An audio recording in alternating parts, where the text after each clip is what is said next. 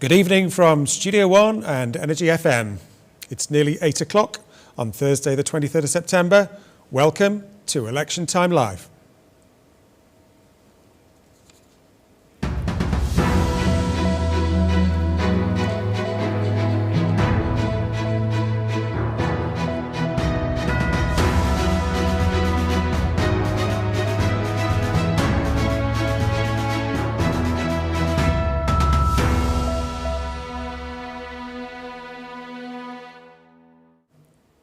Good evening and welcome to Studio One, where over the next few hours we'll find out who will be elected to the House of Keys to serve for the next 5 years.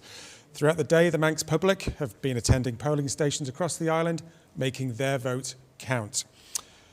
After the boundary review in 2013, this is the second election where each constituency will have 2 MHKs. It means that every voter can vote for up to 2 candidates. But whatever happens tonight, we will see new faces in the House of Keys, as a number of sitting members have decided not to seek re-election. In Middle, Chief Minister Howard Quayle announced his intention not to stand for re-election, and his fellow Middle MHK Bill Shimmons also announced he wouldn't be standing. So that means Middle will have 2 new members. In Rushen, Lawrence Skelly announced he would not be seeking re-election, but has since been elected President of Tynwald following the retirement of Steve Roden. So Rushen will see at least one change. There will be at least one new face in Douglas East, as Chris Robertshaw stood down as an MHK after 11 years. He was first elected in a by-election in May 2010. Everywhere else, sitting members are defending their seats. So first up, we have some special guests in the studio tonight. Some old stagers, if I may say so, gentlemen. We have ex-MHK and MLC, a man I've known for a long, long time, Mr. Alex Downey. Welcome, Alex. Hello, good evening. Radio TT's Chris Boyd, and broadcasting legend, or should that be head of operations for Energy FM and founder of Energy FM, Mr. Juan Turner, the man who signs the cheque. So we have to be very nice to you tonight, Juan. Good evening, Richard. Thank you for coming. Obviously, we are just a few minutes away from polls closing, so we can't talk directly about any candidates. But I just wondered quickly before we get to 8 o'clock, what are your views on how this election campaign's gone?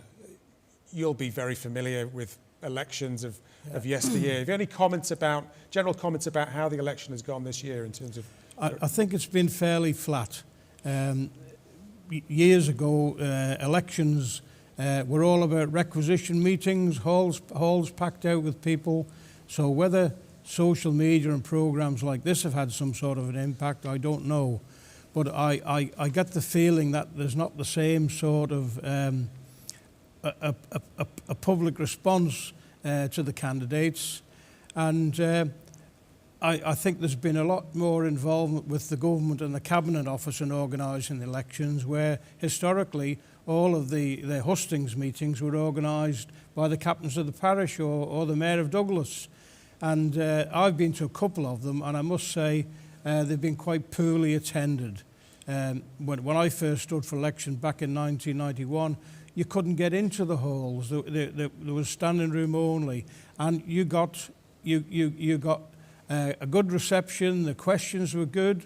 You were heckled, but that was all part of Manx politics back in the 1990s. But it was healthy. It was good. It's where you learnt your skill, your trade, and you learned how to speak to the public properly. Whereas I think today, communication is another area that the modern day politicians don't seem to have. Chris Boyd, Alex is kind of suggesting social media may have sucked the life out of campaigning. What do you think about that? I totally agree, to be honest. That's exactly what I was going to say as well. I've been to plenty of those hustings meetings, and the cut and thrust of debate is everything, and it just hasn't been there, or the sense is it hasn't been there during this campaign. And obviously there's been the shows, like the Question Time shows that you've done, lots of other media outlets have done similar kind of shows. There's much more opportunity now for the voter to find out and to get a feel for their candidate, but there's not that cut and thrust of debate and challenging one another. That just doesn't seem to happen, to actually find out how they respond in that situation. Juan, you've seen many an election despite your tender years. Absolutely. And you're very active on social media, as we know from our political discussions on Facebook.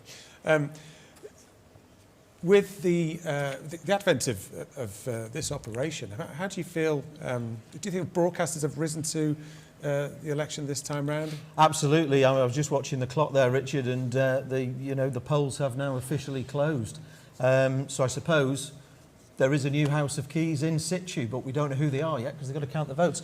Getting to your question, I think very much so. And as Alex said, I think a lot of it now, people are venting their anger through the social media channels rather than going to a lot of the requisition meetings. And it was interesting because I was talking to James, who's the producer of the programme here tonight, and he was saying there didn't seem to be a lot of buzz, but it's really ramped up in the last few days. And certainly when I was driving into the studio here this evening, coming through Union Mills, it was like there was a carnival on at Union Mills Memorial Hall. There was loads of people walking down the road, and they were all clutching their polling cards. So there has been an atmosphere building. They're not serving alcohol, are they? I don't know what's going on down there. Maybe that's an idea for the future. That's how we're going to raise the turnout in the Isle of Man elections, isn't it? Let's double them up as licensed premises. Just before we maybe get on to the merits of certain candidates and constituencies, there have been in the past a number of constituencies where traditionally you could say there's been a very low turnout. I think last time around, Douglas South and Douglas East were been the worst. 40%. I mean, why do you think that is, Alex? Why do you think there's maybe that disengagement from the electorate? To give you one experience I had today, I live in Douglas Central. And I voted in my usual place, which is at All Saints Church Hall. I went to see somebody later on in the day to see if they wanted any transport to go and vote. Now, they live out on the old Castletown Road and out towards Ellenbrook. They used to have their own polling station, which was always in St Matthew's Church Hall. Surprise, surprise, the Cabinet Office, in their wisdom, have now moved that to Domain Road Scout Hall. Well, it's virtually impossible for people to get from that part of town up to Domain Road. And I think by doing that, they actually disenfranchise people. It's happening in other places as well, and you hear stories of people having to walk past one polling station to go to another because that's not where they vote. It really needs to be properly looked at, and I hope after the election some of the candidates in Douglas will really write into the Cabinet Office and say they're not happy with the way the polling stations have been chosen. They're all either in buildings that require a lot of work doing to them, or they haven't got decent facilities in them. Well, it's not just that. That's a lot of public sector buildings. It's not just that. It's the boundaries are causing a lot of animosity, and they were changed in 2013 by Tynwald for the 2016 election. Yeah. And there's still a lot of unrest, particularly in places like Onken, and no doubt some of the guests later on will have views on that. And Malou and that part of the world, and Castletown. Today, I was down in the south, and we've got people from Colby who have traditionally voted in Russian, having to put themselves now into Malou, which really it's probably further away than their original area was. And we had people come to the polling station in Colby who actually had a voting card for somewhere in Russian. So it just this big push they had to try and get 2 seats per constituency, irrespective of where the boundaries were, I think in some areas has been wrong. Onken is a classic where people living in Lakeside are represented by the bulk of people in Laxey. All that said, the anecdotal evidence that I've been hearing today is that the polling stations have been busy right through the day.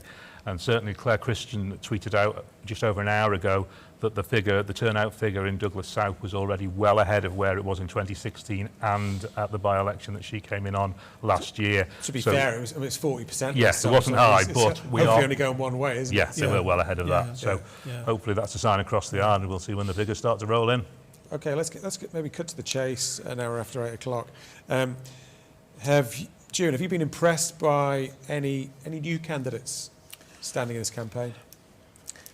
Well, I mean, as you know, Richard, we've been involved in the programmes down here where we've had virtually all the candidates through the studio telling us what they want to do. It was quite interesting because I think a lot of the programmes were recorded earlier on in the hustings season, And I kind of wonder that had we shot those programmes a little bit later, maybe they would have been a bit more fired up, because they'll have been to a few requisition meetings, had a few disagreements and fallouts, and quite possibly it might have been a different debate. Yeah. But I am hearing a lot of the same that I've heard over the years, you know. Grow the economy. If I had a pound every time we said we'd grow the economy, then we'd be very, very wealthy. We'd have a booming economy. Yeah. Very few of them have actually answered the question on how they're going to do it. And quite frankly, some of the ideas have been complete pie in the sky. And, you know, whether that's going to resonate with the voters, we will find out over the next few hours. But there's a few that have stuck out, but I think I've done my predictions. I don't know whether I should go on the record we'll keep the viewers in suspense a little bit longer. Maybe a bit longer, but I do fear that we could be seeing, there's a couple of established MHKs which I think could well be not re-elected tonight. Well, that includes ministers as well, doesn't it? I mean, Chris Boyd, I guess everyone's got their eyes on Faber and Peel because the two sitting members are both ministers, and it's a very strong field down there this time around. Very strong field, and both of the ministers have had, shall we say, a difficult time in terms of the last couple of years of their administration. Geoffrey Boot and Ray Harmer have both had issues, and obviously Kate Lord-Brennan not standing down from Ledgeco is in fact the point, isn't it? Standing. That caused an issue.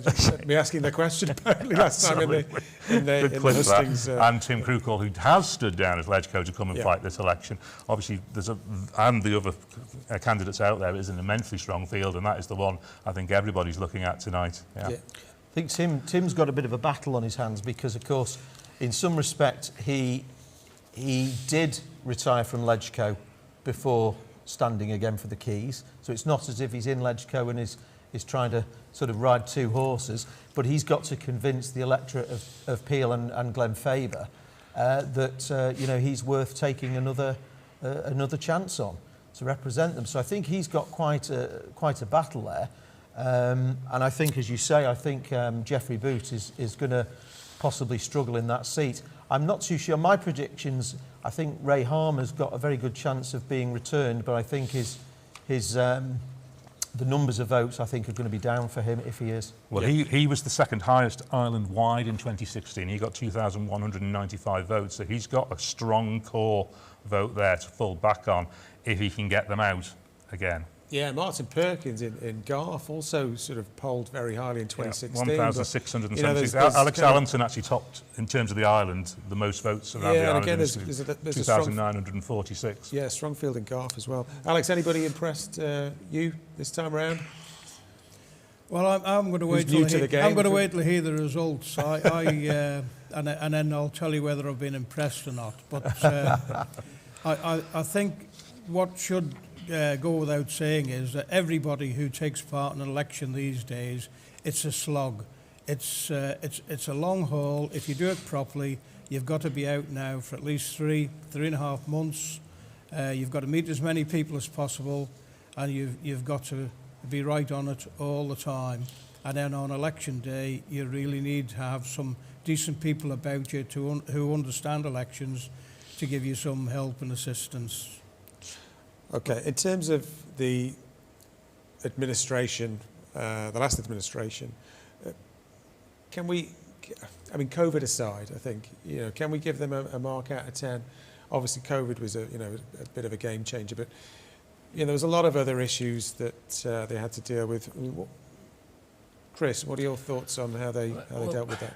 COVID has ruined the last couple of years of Howard Quayle's attempt to do something with the administration, really. All he could do is firefight from the point where COVID came in 18 months ago. But there have been a lot of major capital projects that, in the eyes of the public, don't necessarily seem to have achieved what was expected of them in terms of time, delivery, budget, any aspect of them. There are a lot of things that seem to have gone wrong. And at the same time, the perception that you get is that we were just talking off air before about student levels at Ballacameen, for example. Where's been the forethought of 5 years ago, we're going to need to do something about the school population and what we do to address that? Where's the forethought with things that are coming down the tracks? It just doesn't seem to have been there. Dewin? Well, I've been quite critical of the last administration. In fact, I was critical of it when I was on Legislative Council. And people were surprised when I'd actually given them quite a sort of a fair ride over their handling of COVID, because you look at what was coming, and no government anywhere in the world has probably got it right, because things were changing so fast. It started off obviously as this thing that was going on in China, and everybody was sort of treating it with a bit of sort of dismissing it, and then, you know, sort of almost pointing at people who were wearing face masks because that was happening over there, and the next minute it's in Europe, and then it's here in the Isle of Man. So I think on whole, I don't think they've done too bad. They were a bit slow getting support to businesses. In fact, a bit slow. I think they were very slow. The UK set a very high bar with things like cancelling business rates and all of those things. I think they could have done a lot more here in terms of the likes of business rates. But they've done what they can in terms of the rules. I'm glad they relaxed them when they did last year, and we were able to enjoy pretty much the rest of the year in our own little bubble. Time will tell, because we can all look back and say how we should have done things, and this should have happened and that should have happened. But I certainly don't think their handling of it has been a disaster. Sure. Okay. Alex? I would say that initially they got off to a very good start. They got the vaccines organised and so on. But typical of Isle of Man government, instead of having what's practical and what's easily usable or what's within the resources, they go out and they start to spend lots of money on the airport, converting that into a vaccination centre, the same down in the old ShopRite store and things. Whereas our counterparts in the UK and other countries were utilising church halls, museums, some other public buildings. I think if somebody ever analysed the cost of all that and providing these facilities, we could have spent that money in lots of other ways on education or in health or whatever. But in fairness to them, they really got organised on the vaccines. But sadly, for whatever reason, I think they did open the borders far too soon. And I think when we got this other wave of COVID in, that's really affected quite a lot of people. And I'm surprised today, we've heard that there's been another couple of fatalities that have been hidden within the government's figures. It's come out again today. I think there's still people who are suffering with it and catching it. It hasn't really gone away. And I think the message that government should be sending out every day is, clean your hands, if necessary, wear a mask. If you go and shopping, sanitise your trolley and so on. It's still there. And then I hope in the next few months, when most people who are considered to be at risk go and have their flu jab, there's an opportunity to get their booster jab for COVID when they're either in Boots, the chemist, or wherever they go to have it, or the doctor's surgery, so that you haven't got all this carry on again, going to a vaccination centre and booking in there. If people are in getting a vaccination for the flu, it should just be a matter of course to get a booster for your COVID. Chris, something that I get told quite a bit from various sources is that often the government tends to over-engineer solutions to problems, whether it's called job creation. and they've been very, very good at that. And since I left politics, there's been somewhere in the region of 380 new jobs created within government. Now, I'm not saying we don't need people, but if the economy and the rest of government's responsibility is progressing at that sort of rate, well, they should be looking to farm more out to the private sector and give other people out there an opportunity to do certain things for government, who perhaps have a better work ethic, or who are not constrained by some of the issues that government are constrained with. For the promenade, for instance, I would have thought that given the way that job has gone, we would have been having a 2-shift system where we'd have been bringing people in at 6 in the morning, working till 2, and then 2 till 10, and the same outside Braddon School. Why does everything have to not start till 9:30, quarter to 10? I actually trialled that system when I was on the DOT. Yeah. with the scheme that was up the back of the cat with no tail. Yeah. We did the split shift Well, you system. had grief from John Horton then every well, day yes, of the week. there was, because it was a long split shift, but it got a 32-week programme down to 8 weeks or something like that. But I think what they've done is, though, they've expanded the civil service with all the paper shufflers, as I call them. Yeah. So the people down at the delivery end have been reduced in numbers, and that, I think, is the biggest problem with the last administration. And that's where this all ties back to what the candidates have been saying, because there's no point in just reducing civil service unless you've got other jobs for them to go into, because all you're doing is paying them benefits and welfare, and it just goes in a different way. So you need to have the job creation schemes before you can start to reduce that civil service. But all we're seeing is every administration comes in and says we're going to reduce the civil service, and at the end of that administration the numbers have gone up. Yeah, I think there's quite a few candidates who are going in on a sort of smarter, smaller government. But that only works if these people have got other employment to move to. So you need that job creation. Well, I've got an interesting story I tell, and I won't name the department, but when I first went in as an ML... Come on. OK, it was a department that became DEFA. So that narrows it down a bit, doesn't it? Yeah. And I was assigned a role, and I got this memorandum from one of the civil servants, and it said, very nice, welcome to the department. It said, when I started this job 8 years ago, whenever it was, there was just me. Now I've got a team of 10. Now, I'm sorry, but that sums up exactly the problem, doesn't it? And I thought, well, actually, that's nothing to be proud of. There was just me. Now I've got a team of 10. And they eventually did whittle that down during my time under Minister Shimon. But I think, you know, if we've got that mentality right across the civil service, then we have got problems, because, you know, it is just job creation. Well, sitting as outside, somebody who's not been involved in these departments, it always seems that we try to go for the Rolls-Royce standard of everything. Yeah. And the Rolls-Royce standard costs. Do we need the Rolls-Royce standard in absolutely everything we do? Well, do we need government to be achieving that standard? Are we getting a Rolls-Royce service? No, exactly. but just to come in on the back of there, not only are we not getting a Rolls-Royce service, but where do you bring the whole level of consultants in? Because they're the ones who seem to be making the decisions, and sadly, some people who I have respect for within the civil service are quite prepared now to step back and say, well, not my decision. If it goes horribly wrong, it's somebody else's issue. And I think this is part of the culture that's crept in right across government.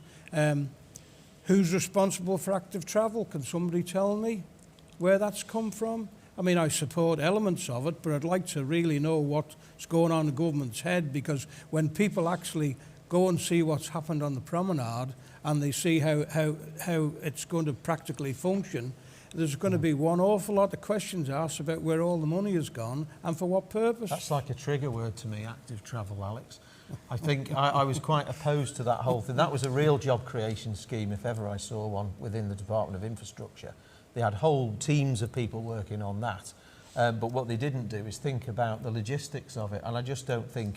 I think the whole thing's a bit of a waste of time, because people who want to do it will do it anyway. Well, I thought they resurfaced the appeal to Douglas Railway Line so you could ride your mountain bike into work during. I don't think we've got a clip of that, but well, I'm sure we can find one. I'm sure you can, yeah. But you know, joking aside, there is a role for it, but I don't believe our roads are fit for a lot of it, because what you end up is loads of queues of cars chugging along behind cyclists on all the main roads. So we're building all these things, but then they're not using them. Yeah. I think the complaint, Chris, isn't it, that active travel is fine, but the motorist seems to be getting hammered from a number of directions.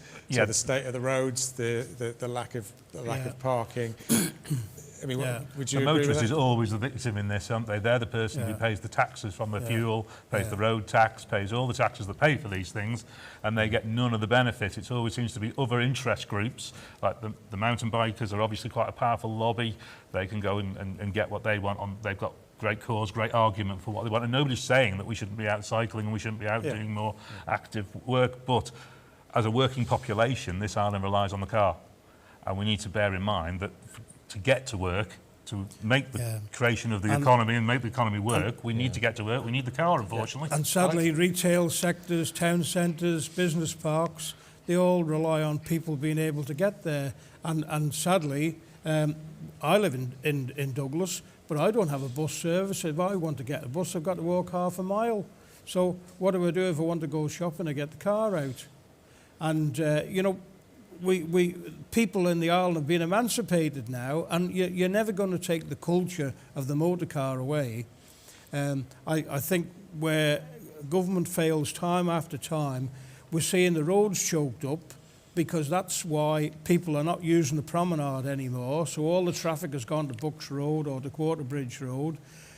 I think it must be many, many years since there was an actual traffic management survey carried out, because everywhere is just grind to a halt. We've got traffic lights that are, they don't talk to each other, they don't work in conjunction with each other, there's no proper flows. Things are just grinding, as I say, to a halt here, and mostly it's down to the fact that there hasn't been the proper investment or examination into where we're going to go with all these different places. Around about the time June came into Tynwald, David North proposed a flyover to go across the valley, the other side of Braddon Bridge. If they'd had that now, you wouldn't have half the traffic at the Quarter Bridge, because all the north-south traffic would have gone up through. I think you must think I'm older, actually. Avoided. That was before my time, well, Alex. It was, but I mean, there were things that were floated at the time, and they weren't really expensive to do. Not when you look at the sort of money they've been spending now on the promenade, which at the end of the day, in my opinion, a lot of it's going to be dead money. Chris, it's not going to work for itself. Chris, just talking about roads for a second, I mean, you've got strong TT connections. Obviously no TT for a couple of years, and it hopefully shows. returning next year. Yeah. But yeah, I was just going to say, what's the level of investment going to be required to bring the circuit up to the required standard? Because having driven on a number of parts in the last week, it seems to me that needs to be quite a bit of work done on You a can few be sure areas. it's being monitored. Gary Thompson's been over a couple of times. He will have had a look round. Lizzie Conviga, the Deputy Clerk of the Course, she's over here the whole time. She will be looking at it. They will know which pieces of road they need doing, and that money will have to come if we're going to have a TT. So there is no choice in that sense. It has to happen. Yeah, and pro or anti-TT, you know, it's the TT course that is the priority, isn't it? Yeah, I know that's a bugbear with a lot of motorists Yeah. as well, is why does the TT course get all the investment and then everything else your car suffers on. But the TT, as we've seen by not having it these last couple of years, we're desperate to get it back. We need it back next year for the whole sake of the island and the economy. We talked a little bit about candidates who may have stood out. Has anybody seen any or heard any new policy ideas of interest or interesting policy ideas from the candidates? I noted during the 12 constituency question time events that I was surprised that tax wasn't raised at all, apart from the ambition from some candidates to keep the 0% corporate tax. Yeah. However, a lot of candidates had wish lists, but these wish lists need to be paid for. And I personally didn't hear any kind of big ideas about how we're going to generate more tax revenue. There was one candidate from Douglas South, Gerard Higgins, who has been an insider in the civil service, and he has some interesting ideas that maybe we're floating the boat. We'll see whether or not he gets a chance later on this evening, but at least he came forward with some ideas and some alternatives, having been on the inside and understanding what's needed, which I think is the key. I think, as you say, a lot of people are coming up with wish list items, but you need to actually make them workable propositions. Definitely. And that's where people are falling down. Yeah, I think there's too much... panic's the wrong word. We seem to be very quick to jump to the tune of outside influences, and I think, and we've got shortly we'll be running an interview with former Chief Minister Tony Brown, who I went to speak to earlier on, and I know he raises concerns. He's got some very interesting things to say in the interview, which, as I said, we will be showing shortly. But you know, I don't think we should be just jumping to the tune. Let's wait till other countries start implementing these things first. Absolutely. But the Isle of Man seems to have some obsession sometimes. We're the first, you know, with our international reputation. And one of the candidates also mentioned that all about climate change. And I think it was a question you put, Richard, which was, OK, whatever these policies we're going to bring in, how are you going to make sure that they don't impact the poorest of society? And one of them basically said, well, sort of that doesn't really matter because our international reputation is more important. Well, I mean, that's a shocking position to be at. And linking to that is the exploitation of the gas. which I don't know how much gas is in the territorial seas. You know, who knows? There's all sorts of... a lot. Well, there's potentially a lot. Manx Independent article. So, but what they're all terrified now of saying, let's go and get the gas because, you know, climate change, we can't touch the gas. But meanwhile, we're being ripped off by countries all over the world because we still need it. So why don't we exploit that for the now? Absolutely right. As a pathway to going green. But if it's there, we need it now, we need to use it now and think of the economic benefit, which will be worth millions. To add to that, by the time we do exploit the gas, the scientists will have come up with an idea where you can actually burn the gas, utilise the gas, but you can encapsulate any heat loss. And this is happening with other technologies in Europe now, with cryofication and things like that, and plasma. That's all coming into play. And hydrogen is another issue. But I think, as Ewan said, we would be extremely foolish if we ignore a resource that the Isle of Man government and the people of the Isle of Man has bought and paid for from Crane agents to leave that gas there and not be able to either utilise it in some way ourselves or allow somebody else to take to pay us the royalties for it and them to utilise it. Particularly as we're still buying it in. I mean, that's just the bizarre thing. We hope so. Let's hope that the current crisis that's developing in the gas industry isn't going to mean that the Manx government might have to step in and bail our gas company out. Well, the CEO of the group that owns Manx Gas was on the radio today saying that, you know, that initiatives would be in place to help Manx Gas customers who have, I think it was in Howard, affordability issues. So we can only hope that we don't get in too much of a situation. But obviously, you know, gas prices have been high on the agenda for the last 5 years. Well, not only that, it's going to affect electricity prices as well. So I think what government should be looking at here now is trying to put measures in place where they can actually assist people who can't afford to heat their homes during the winter time. I think that's the point, Alex. This inversely affects the poorer, so they need the help. Chris Boyd, I think we understand that the next administration will have a really big decision to make about the future electricity generation, power generation in the Isle of Man. The power station is coming to the end, fairly needs the end of its life cycle, and a decision needs to be made in terms of, you know, lead times and building a new power station. Do we self-generate, or do we sort of just plug into the national grid? Just to come in there, I think there's a possibility here for a mix. In my opinion, there's no reason why we shouldn't be linked to what's going on in the Irish Sea at the moment. Get some wind energy through Biscombe, imported into the Isle of Man through the subsea cable, which I'm told is capable of carrying about 70 megawatts. We could invest in some wind energy ourselves, but bear in mind, when the wind doesn't blow or it blows too hard, you cannot utilise it. But if people want to go down that route, but tidal energy costs an absolute fortune, and it's very, very, very, very expensive. So I would think another interconnector cable, some wind energy, and let's see how things go.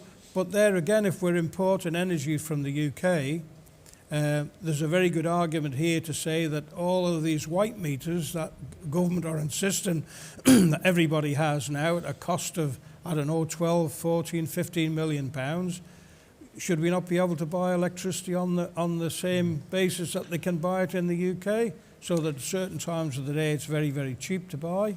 You know, we're having the worst of all worlds. We're having all these things pushed onto us, and yet at the end of the day, the consumer in the Isle of Man here is really paying over the odds for most things. The Isle of Man has become a very, very expensive place to live. Beautiful place to live, but people cannot afford really to live here like they used to do a few years ago. And just to finish on that point, in my opinion, in the last few years, the cost of everything here has been dumbed down, and labour costs and so on. So we're in a situation now where we're talking about paying people a living wage or a minimum wage or whatever. But At the same time, we're still putting money into the other end by helping people with allowances because they need a top up. And likewise, all of these people who are low paid at the moment, there's no way they're ever going to get a pension in their own right other than the government pension. So when they get to pensionable age, we're having to top their allowances up as well. So the taxpayers picking up the bill for all this. You'd be far better off finding a level where people can live comfortably. They can either save for their old age or get a proper pension fund, and then we won't have all these issues with Social Security and benefits. Thank you. I don't want to stop you in full flow, but earlier today, Ewan, you spoke to former Chief Minister Tony Brown, who had some interesting comments to make. Just before we go to that clip, because Chris and I are going out to one of the counts very shortly, and I know you've got more guests coming in, so I'm sure some of these subjects are going to be chatted about over the next couple of hours. But just before we go to that clip and before Chris and I go, I know Chris has got some interesting stats from last time, so if maybe we quickly go through that and then we're going to head out on the road. I think Richard's covered most of them, actually. I think I was just going to go through the candidates who are defending, shall we say, the highest vote counts. And some of them you might think have maybe not had a great 5 years. Some of them have had a great 5 years. So it'll be interesting to see how these pan out. Alex Allinson got 2,946 votes in 2016. The Ramsey constituency seems particularly tight in this election. I don't think he'll get anywhere near that vote count. He might still get through, but he won't get anywhere near that, I don't think. Ray Harmer, we've already discussed, he got 2,195 votes out in Peel in 2016. Ewan Watterson got 2,087. Traditionally, Ewan Watterson always polls very well down in Rushen. We'll see how his count stands up tonight. And Martin Perkins, as you mentioned, Richard, 1,767. Those who got scraped in with the fewest votes in 2016, and so potentially have the least vote to fall back on. Claire Barber came in with 561 votes in 2016. Graham Crageen got back in with 991. He scraped in, and Julie Edge came in Oncombe with 953. So all three of those under 1,000 votes, they managed to get a seat in the House of Keys. We'll see how that plays out tonight. One interesting aspect that we did pick up from 2016, obviously with the first time of having the 12 two-seat constituencies, was the very huge variance in the level of plump voting. The most used or unused votes were in Peel and Glenfaber in 2016. 1,285 unused votes amongst those that voted, which means 39.4% of the electorate plump voted for one candidate. Yeah.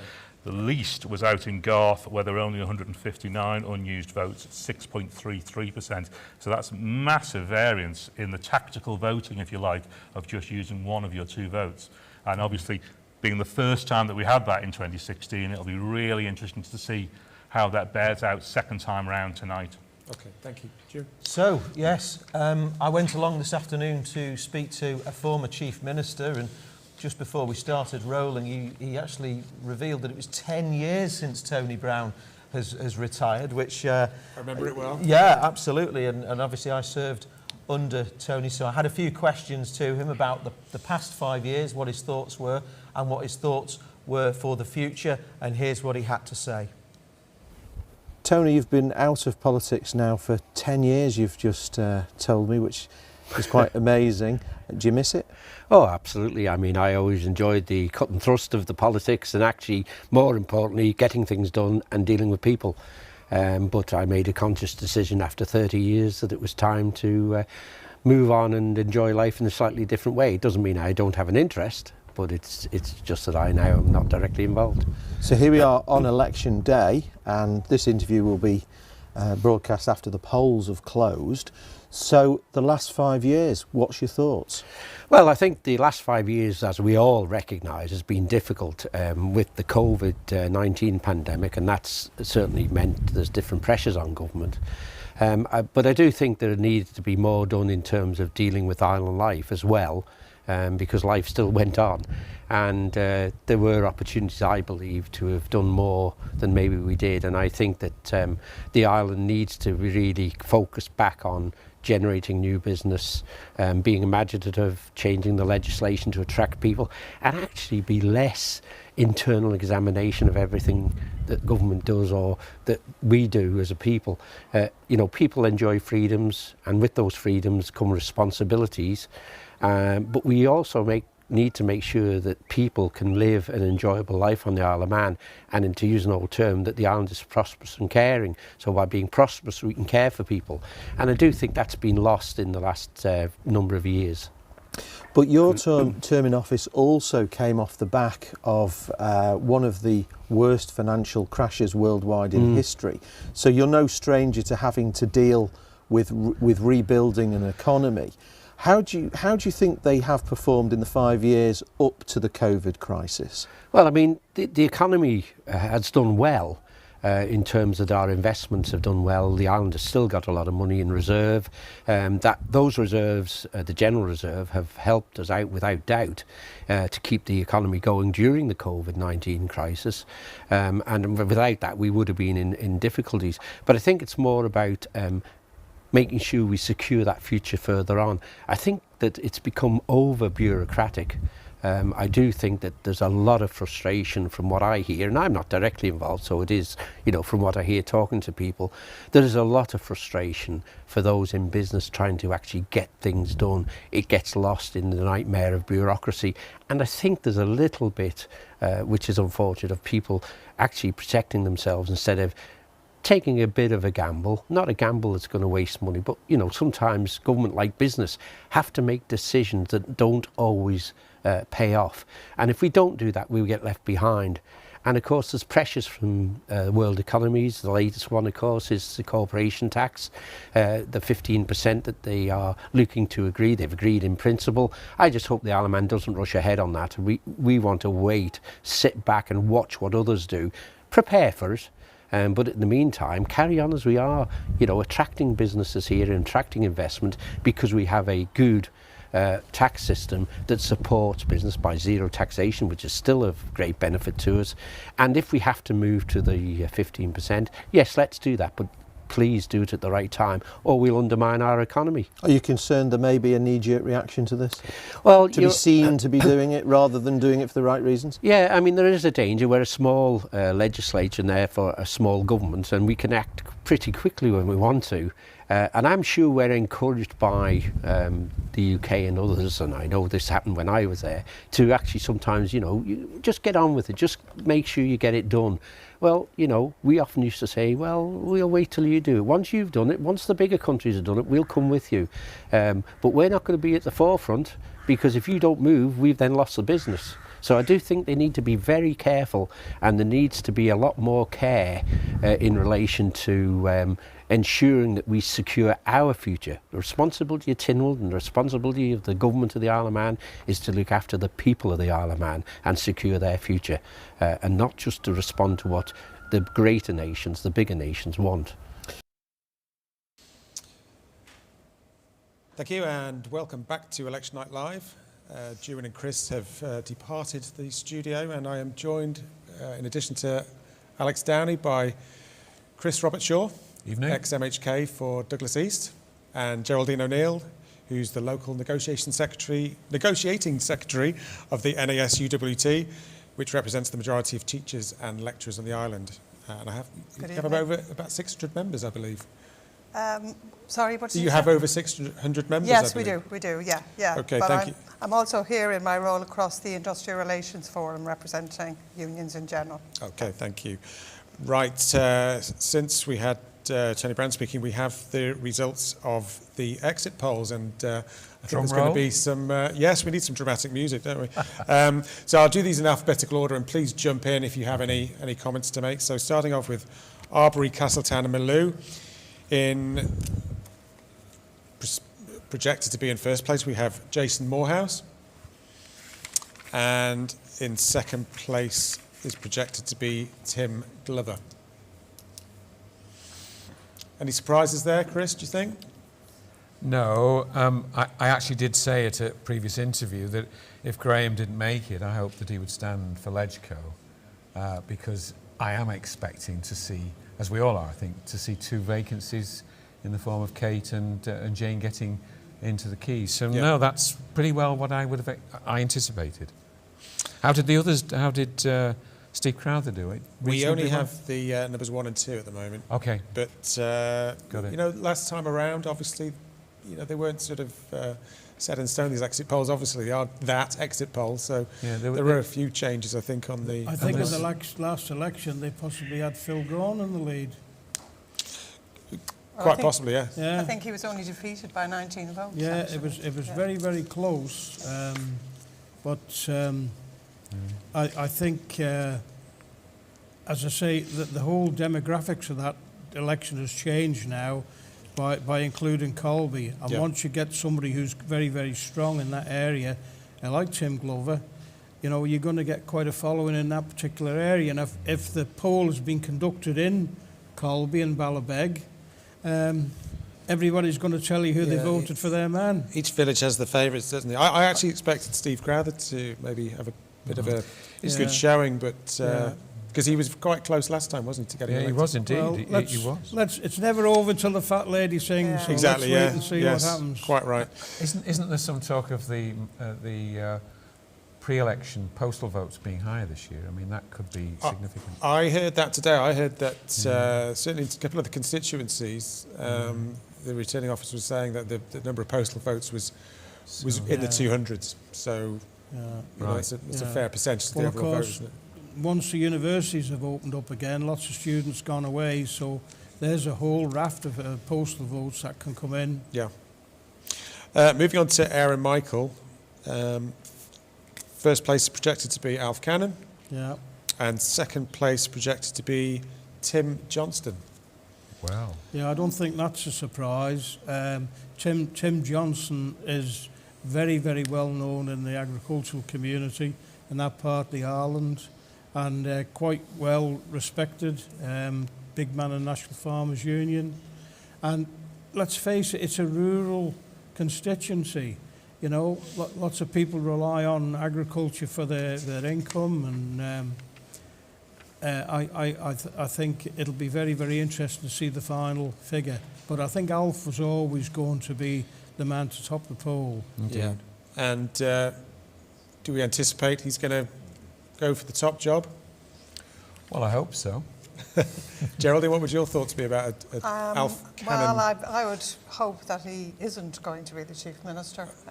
We were in dispute for nearly 18 months and found him to be less than sympathetic to frontline workers. So we would hope to see a change in the old guard in Comen. We might move on to that Well, later. I think he would have got the top job last time.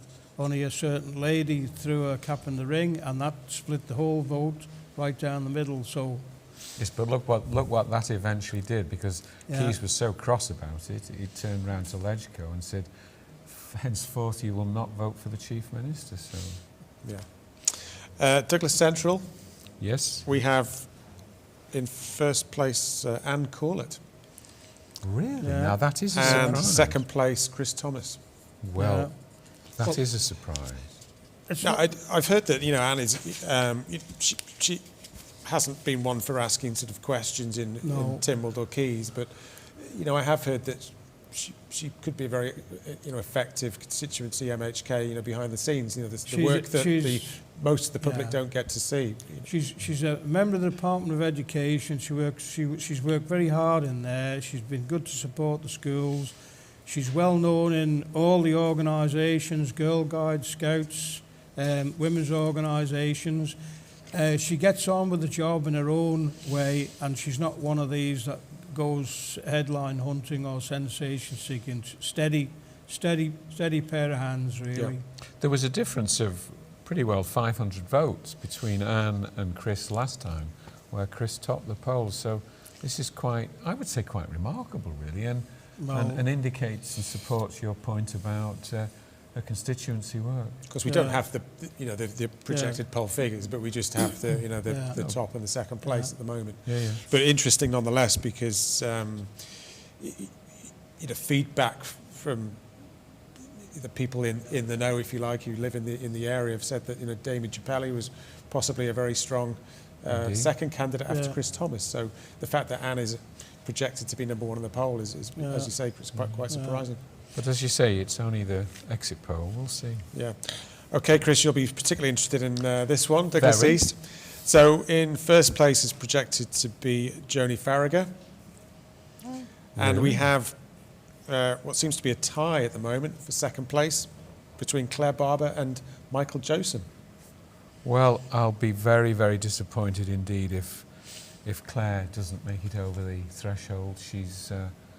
I worked very closely with Claire. We didn't always agree about things, but I hold her in high regard, and I'll be very sorry if she doesn't actually come good in the final outcome. Yeah. Geraldine, any thoughts on that? I'm very glad to hear about Joni. Yes, very glad to hear that. I support the policies of the Manx Labour Party, and I would like to see some new blood in there. I would like to see 2 women elected in a constituency in the Isle of Man, which would be historic. Would it? Yeah. I would like to see that. So let's see what happens. I hope Claire makes it. I really do. Well, we will find out maybe in a couple of hours. If it's that close, obviously we might have to go to a recount, and then it's we'll have to Well, I'm used to get the that. sleeping bags out and wait for the result, won't we? Well, let's get the official count out of the way first before we talk about a recount. Douglas North. Status quo, is it? David Ashford, top. John Wannenberg in second place. Really? Right. Oh, Well, that's another surprise. Yeah, I mean, I live in the constituency, and John's actually put up pretty strong showing. That's the feedback I've been getting. Ralph has, has been a very effective constituency MHK. I wonder if his membership of Treasury, because it's not been a very visible role, if you like, has maybe cost him. And John is a very sort of quite a charismatic John character. is quite well known in the business community. That's There's right, lots of business community, round table, Manx Sporting Club, all these other things. And they're the people who will make the day for you if they come out and work for you in the election. That's what it's all about, getting your man over the line. That's right. Okay, Douglas South, you might get your wish, Geraldine, because in first place we projected to have Sarah Maltby, and in second place is projected to be Claire Christian. Right. well, then we might get 2 constituencies and have 4 women. Again, Great. disappointment. Paul worked very, very hard. Only just squeezed in last time. I thought he had a chance of securing his position further, and I'm sorry to see that that's not the case, or would appear not to be the case. But this is indicating quite a few changes. It is, and It really is, more than I thought. Yeah, we said earlier on the programme that there is a feeling that there's an appetite for change. Most definitely there and is. an appetite Most to change definitely. what's perceived to be the status quo Yeah. within sort of And Tim I Walker. think, if you don't mind me saying, going back to what was said earlier about the hustings and all of that, for younger people and younger voters, the different types of things, the sort of thing you've done, all of that has been fantastic, and it's given people a much wider view of how people interact, and I think that's what younger people want to see. Yeah, thank you. Okay, Garth, in first place projected to be Daphne Kane, No surprise. and second place Martin Perkins. Yeah. Really? Yeah, so I actually felt Garth was going to be quite a competitive constituency. I thought Andrew had a chance of getting into second place. Well, he's quite a well-known figure in the Laxey community, and if you can sort of generate that substance of votes in Laxey, then you've a reasonable chance of getting in. And Martin's been involved with a couple of sort of issues, particularly in relation to OFT, so that could have damaged his standing in the community there. But it looks like it's going to be as it was, but with the polling reversed. Do you think Daphne's on the pathway to if these results of poll projections are correct, do you think she's on the pathway to a ministerial role? I hope so. Quite possibly, yeah. Yes, know it Daphne depends who's has chief been minister. really good in her first term, and she's had an awareness of the issues for ordinary people, just not businesses, but also ordinary people. I think if you assume that the 2 front runners for chief minister Alf and Alex, I think you would see two quite different Council of Ministers. So I think it's perhaps a little bit early for us to. Yeah, it's dwell something I on wanted to touch on later on in the Okay. programme, actually, once we've gone through the polls, Yeah, because I did want to sort of address the Chief Minister role and who we think might be... Sorry, I don't want to jump ahead. Sorry. That's okay. So Glen Faber and Peel. Kate Lord-Brennan is projected to top of the poll. No Hooray. surprise there, I am no. so pleased about that. I am delighted. And Ray Harmer projected to be in second place. And that's, it seemed to be between Ray and Tim. I don't know whether that will prove to be the case, but Yeah. But she's run a very impressive campaign. very impressive. And, she's obviously been a very impressive member of the Legislative Council from She'll just grow and feedback. grow, Kate, into that role, I believe. It's all hypothesis, obviously, but because of that experience she's had in Legco, if she did get elected to the Keys, could she potentially be a minister as well? Well, People my have view, in the past, haven't they? my view on that is that, I mean, and I've had this discussion elsewhere in recent days, that the determination of Keys to recognise that our gender balance was shambolic up to very recently, and that Keys encouraged more women to come to consider Legco, and then for them to realise they had a chance to engage even more closely in Keys. I've said, and I repeat it now, that it's opened the door to a better gender balance in Keys itself. Yes, And I'm hoping tonight we're going to see two first-class candidates, both in Kate and in Jane, becoming members of the Keys. Yeah. Okay. In middle, we have Jane Poole-Wilson. No surprise No there. surprise. Topping the poll, there, no. projected to The top the poll. second one will be the one that Go will... on. Well, Come on. the middle voters seem to be hedging their bets because in joint second it's Alison Lynch and Stu Peters. Right. That was always going to be touch and go there. So they can't decide at this stage. Apparently, I've got no detail around these, only the sort of the rankings. But you've got Jane out in front with Stu and Alison tied for second. So potentially another recount.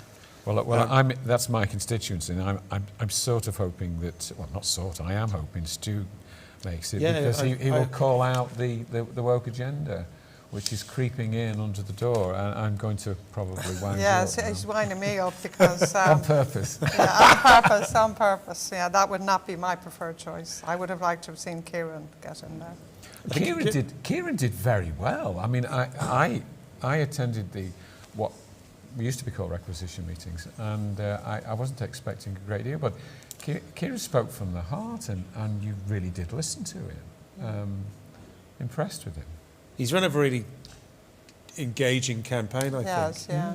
And I think the hope was, well, we don't know yet, but that would sort of maybe trigger the younger voter to get out. I think it also begs the question too, that which I would like to see in the future considered, is that you have one constituency MHK, candidate, and you have one all-island candidate. Because I would say, in my personal situation, I would only have voted for one person.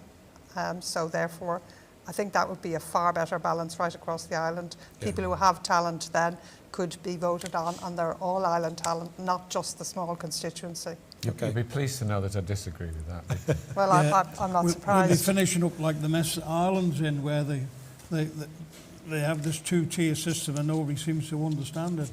Well, actually, proportional representation is an excellent system. Proportional representation was very good in the Isle of Man until... It failed. Until it wasn't. They allowed people to plump, and then it just destroyed the whole... It just didn't work. The whole system. And it was unfortunate, really, because I think if they'd just stayed with that system, you would have probably had a more accurate election result. Richard, have you got any idea of the turnout at the moment, or it doesn't indicate that? No figures, but we had the kind of the feedback from Chris Boyd earlier, who's mentioned that Claire Christian had tweeted that turnout in Douglas South anyway was looking pretty high. It's always been very high though, Douglas South, possibly one of the best in Douglas. Kate texted me a little earlier. It was about 7:10, and there was a queue right down the road of people getting into the polling station. So it may not be just one constituency. It might be might be a reasonably good turnout.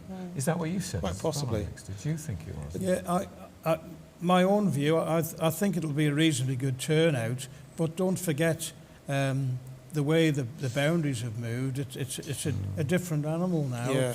I mean, one reason for a potential high turnout could be people's drive to instigate change in Tynwald, and the projections are that we'll have 10 new members, and five losing their seats altogether. I think it's really getting the young vote out, though, is the thing that needs to happen here. Yeah. And we're going to have online voting here, you know, in the future to get young people to vote. You're not going to get them out. Okay, Onken. No surprises? No surprises, no change. First place, Rob Callister. Second place, Julie Edge. No surprise, did it? So we had quite a lively debate here with the Onken candidates for the Studio One question time a few weeks ago. I think Rob started slowly when he first got elected, but he progressively got better and better. And I've said recently that he got to the position where he could hold Tynwald in a debate where he had a particular interest, and I was quite impressed with that. So. Yeah. I know he gets a bit of stick for his weekly blog, but... well, he's promised to stop that now. But does it, I mean, Gerald, does it actually provide some insight into the just repeating what actually government really say. I have to say I find his brand of politics quite aggressive when he doesn't agree with you. I don't find him a person who actually is able to see another side of an argument. I have great respect for Julie. She challenges, she's well informed, she knows exactly what she's talking about, and she is there to question, and especially to question things that need to be questioned in relation to accountability in government. So applauds to her. Yeah, I think Alex, that's as much as I should she's say. been a thorn in the side of Coleman, especially over the last 5 years. She has been a bit of a campaigner, and I mean when she went into the post office, she knew it was a bit of a poison challenge, but she's actually taken that on, and sadly the post office, in my opinion, is suffering from what a lot of other places in government are. There are too many suits, too many managers, and at the end of the day, the work ethic and the delivery ethic isn't there. And I was chairman of the post office some 15, 16 years ago, and the profit then was over £5 million a year. And we had a super workforce. They were well paid. I introduced job and finish. You couldn't ask for anything more than the postman actually did. It was a pleasure to go into that place and see the way they work. But it's all been whittled away and it's changed, and you haven't got a happy place now that you used to have a few years ago. And I think that's reflected. And what's happened is we've allowed every Tom, Dick and Harry to come into the Isle of Man, open up a parcel service and steal all the business. Yeah, I was going to move on to that. Geraldine, there's been a lot of new competition. Yeah. It's, the lucrative parcels business for the post office, hasn't there? Yeah.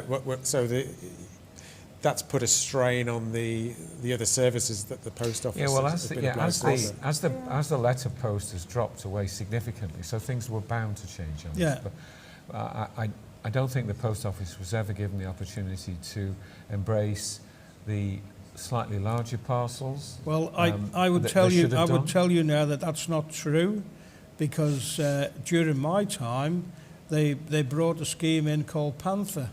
And it was very similar to what UPS, DHL, TNT, all these other people have. And the vision then was one van went up Athol Street or the end of town and collected for everybody.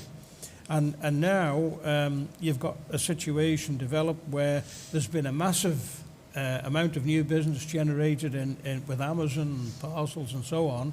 And yet we've got a post office that seems to close at lunchtime on Friday and doesn't get going again until Monday lunchtime. I mean, if you're in that business, logistics business, and customers are out there, they expect to see the Hermes van come round on Sunday morning delivering. That's what people expect now. So you've got to accommodate that, and really there's a culture change to come. But at the end of the day, I think you've got some very good people in the post office, lower and middle management, and people on the cold face who would actually prepare to take that on.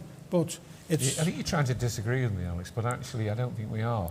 I was arguing that some of this business that has gone into these private logistics companies that are employing people on 0 hours, etc., should by law, legally, have been transferred to the post office. So the same arrangements with letterpost could apply to small parcels, and then let the bigger logistics companies run bigger, huge parcels rather than the small ones, the post office. Well, what's happened is in the post office, the actual terms and conditions that they used to be employed on have been dumbed down, and lots of the old stages, when they leave, they're replaced by people who are on a much lower pay scale.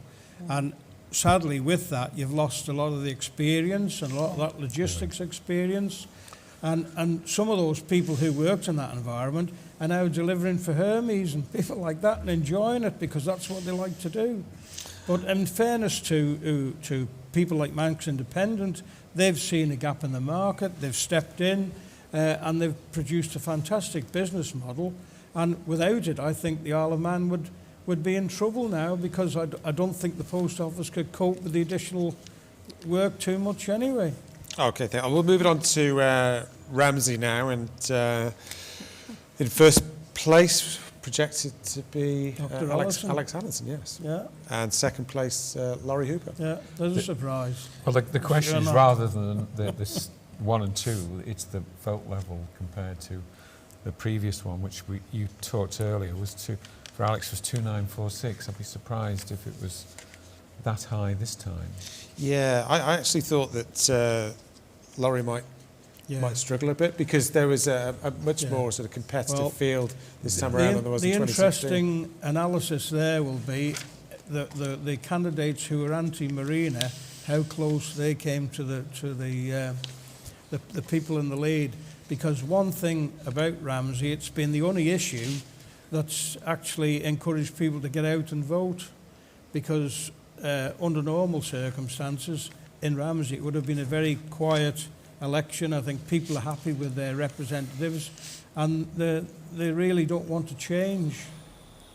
So you've got that to consider all the time when you work these figures out. Yeah. And finally we have Russian, first place, projected to be June Watterson, yes. Words out of my mouth. And in second place, interestingly, Andrew Langan Newton. Wow. Yeah. Right. So, green issues are, have come to the fore over the last sort of 2-3 years in particular. And although it doesn't look like at the moment that the Green Party candidate in Peel, Leo Cousins, is going to make it, Andrew Langan Newton has had, built himself a reasonable profile, I think, hasn't he, in the constituency, and in he's well informed, and in business circles within the local community as well. Yeah. So is that 10 changes then, Richard? Is it? Yeah, 10 new members, right, and 5 incumbents losing their seats, and also projected that 3 ministers will lose their seats, which is Mr. Baker, Mr. Grugin, and Mr. Boot. Yeah. So, could be a pretty radical new House of Keys if projections are anything to go by. Well, what is even more interesting is when they have the vote for the Chief Minister then, because with quite a few of the old guard missing, it might be the new people who decide who they're going to have. Well, let's get on to that, because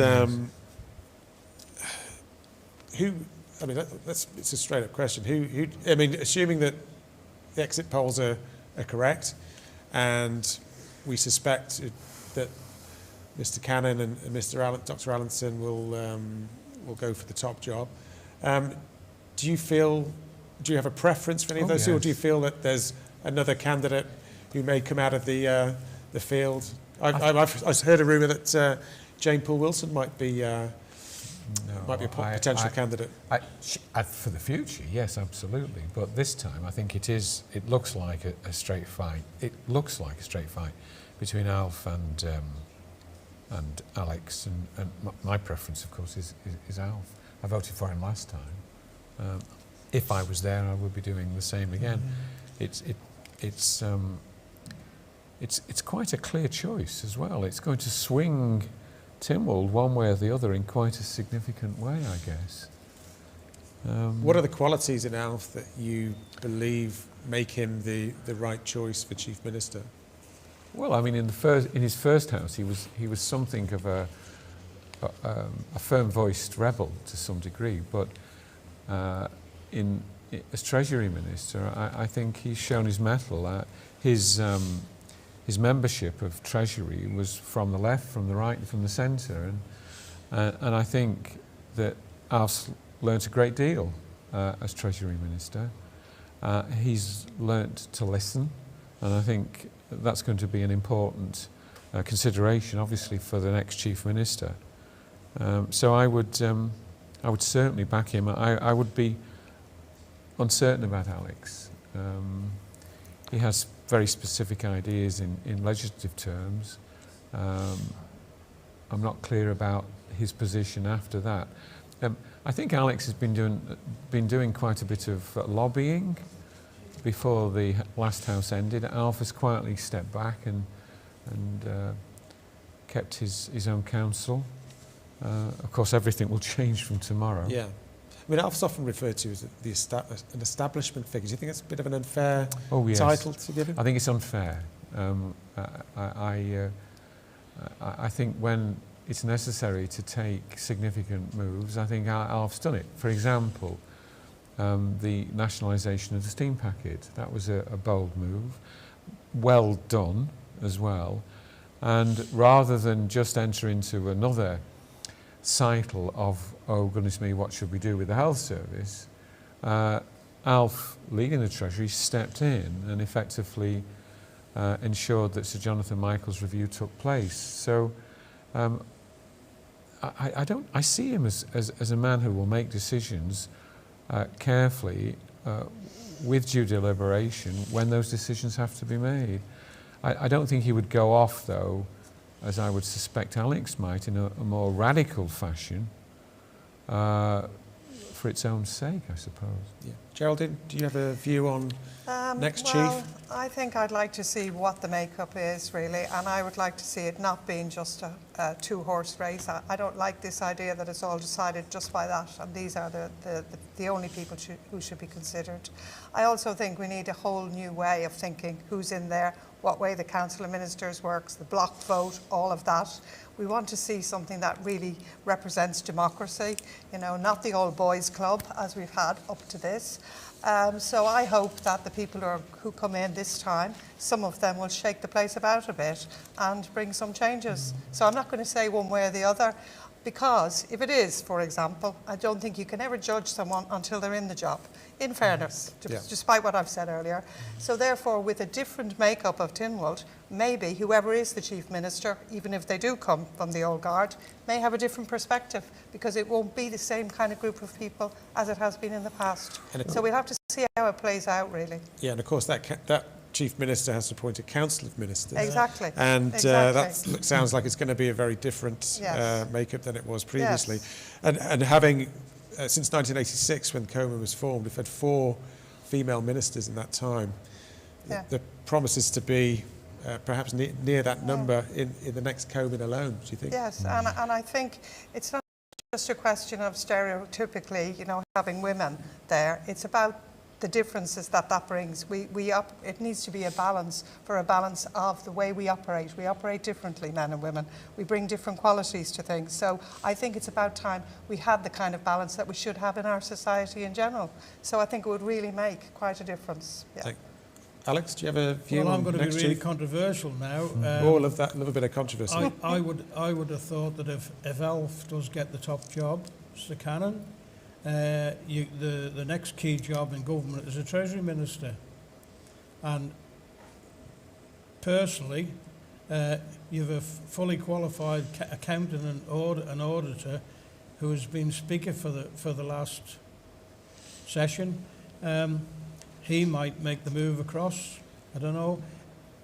he would probably be a good Treasury Minister because he's intelligent, he's got a good brain. It's quite forensic, isn't he? Pardon? It's quite forensic. Yeah, but you really want somebody now who's got to get a grip of the purse strings, because there are so many threats facing the Isle of Man. We've got so much money that we've expended on all sorts of different things.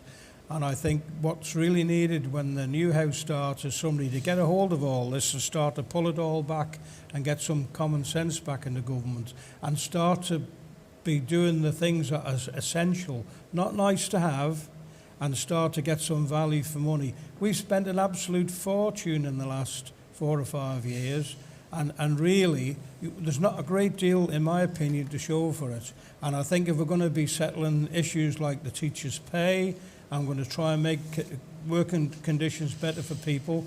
You know, we've got to get that money in from somewhere, and we cannot keep recruiting people into government and spending all sorts of money out on all these nice-to-haves without a real person in control there.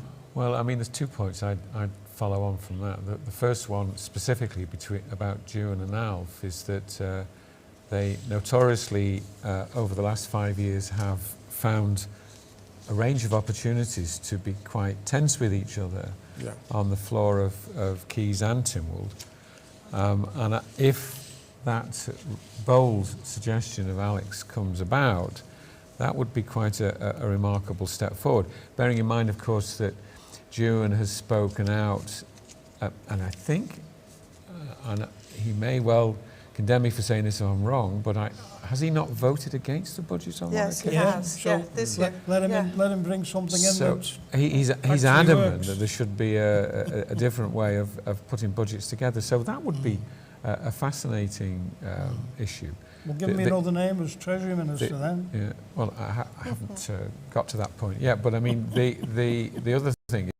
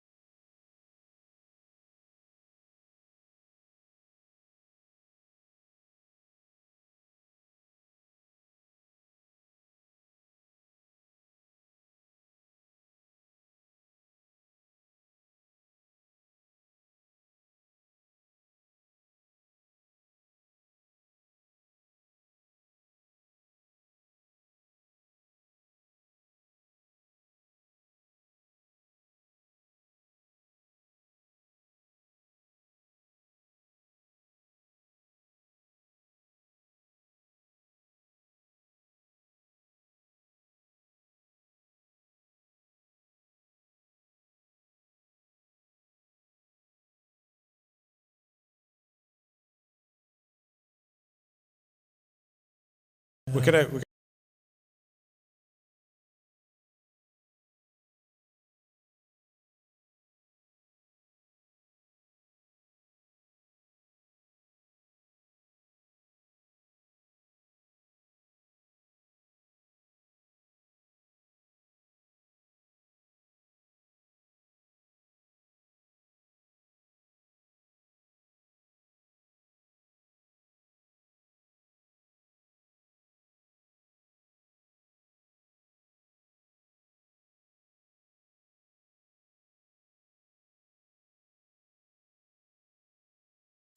NAS UWT capacity, you put out a manifesto for candidates ahead of the election. Yeah. Do you feel that education has been near the top of candidates' agendas this time around? Just to say, we put out action really, because obviously of recent, issues that we've had in education. I think what really has to, provide, be in jobs and to provide for the economy. So I think it's massively important. Gone into teacher training, but have decided to stay in the UK, or is it? That's only part of it. We're actually going to have to attract people who want to come on and off island as well. We're not going to be able to do that. So we're in a very competitive market now with a shrinking teaching population. I mean, one is difficult. Other jurisdictions do it well. Other small islands do it. Jersey and Guernsey do it far better than we do. We need to stop thinking always in terms of, this is going to cost something and we don't have the money for that. If we don't invest in this, then that's actually going to affect the long-term future of the island. So I think really, I hope in this group of MHKs that come in, there is a realisation of this issue. Okay. Anybody? I'd just like to add to that. I mean, if we don't attract good teachers into the Isle of Man and we don't build up that skills base to at least the same level as it is in the UK, we're actually doing a disservice to young people coming up into the Isle of Man.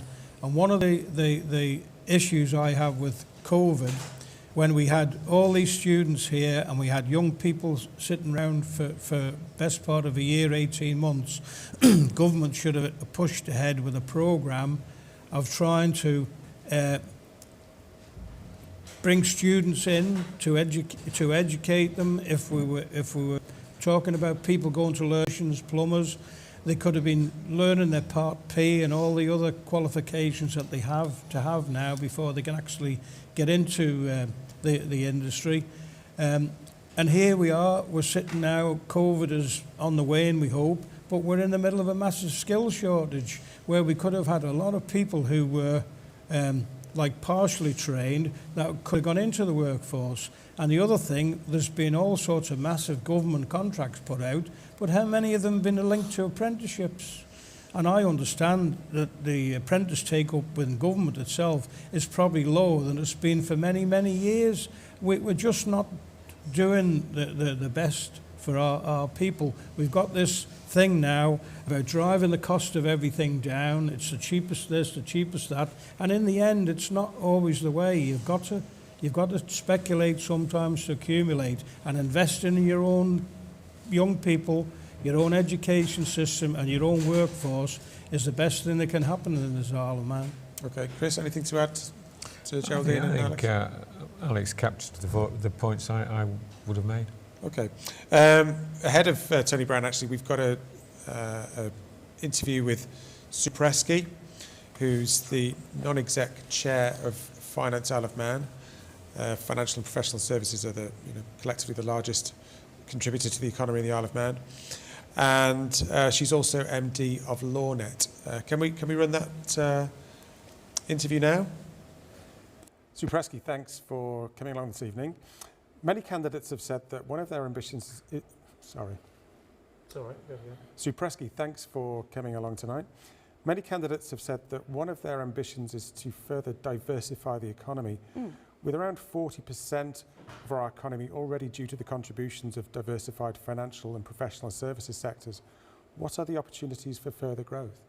Okay, as you mentioned, financial services and professional services sector in the Isle of Man contributes over 41% of GDP currently. We're considered a fairly mature sector, but that doesn't mean that we're sitting back on our laurels. We're constantly challenging ourselves and looking at new opportunities or improving efficiencies and client experience, bringing new jobs to the sector and importantly growing the Isle of Man economy. There are a couple of new propositions in flow in this already developed sector, and two of the ones I'm just going to mention now are InsurTech and employee benefits. Now, first, InsurTech or insurance technology. Our largest and oldest sector and also the biggest contributor to our GDP is the insurance sector. It employs more than 2,000 people and contributes about 19% of our GDP. So insurance technology innovation is accelerating at an unprecedented rate globally, and our insurance sector is ideally placed to become a platform for development. We received significant funding in April of this year, and we have established a working party with private and public sector, looking collaboratively to see how we can work also with regulators to look at innovation and promote and develop a collaborative links with other international insurtech and fintech hubs worldwide. We see this as a key development on the island. Another one, which I'll just quickly mention as well, is in employee benefits. The Isle of Man is well regarded in the pension industry, and we're looking to see how we can use this expertise and attract new businesses.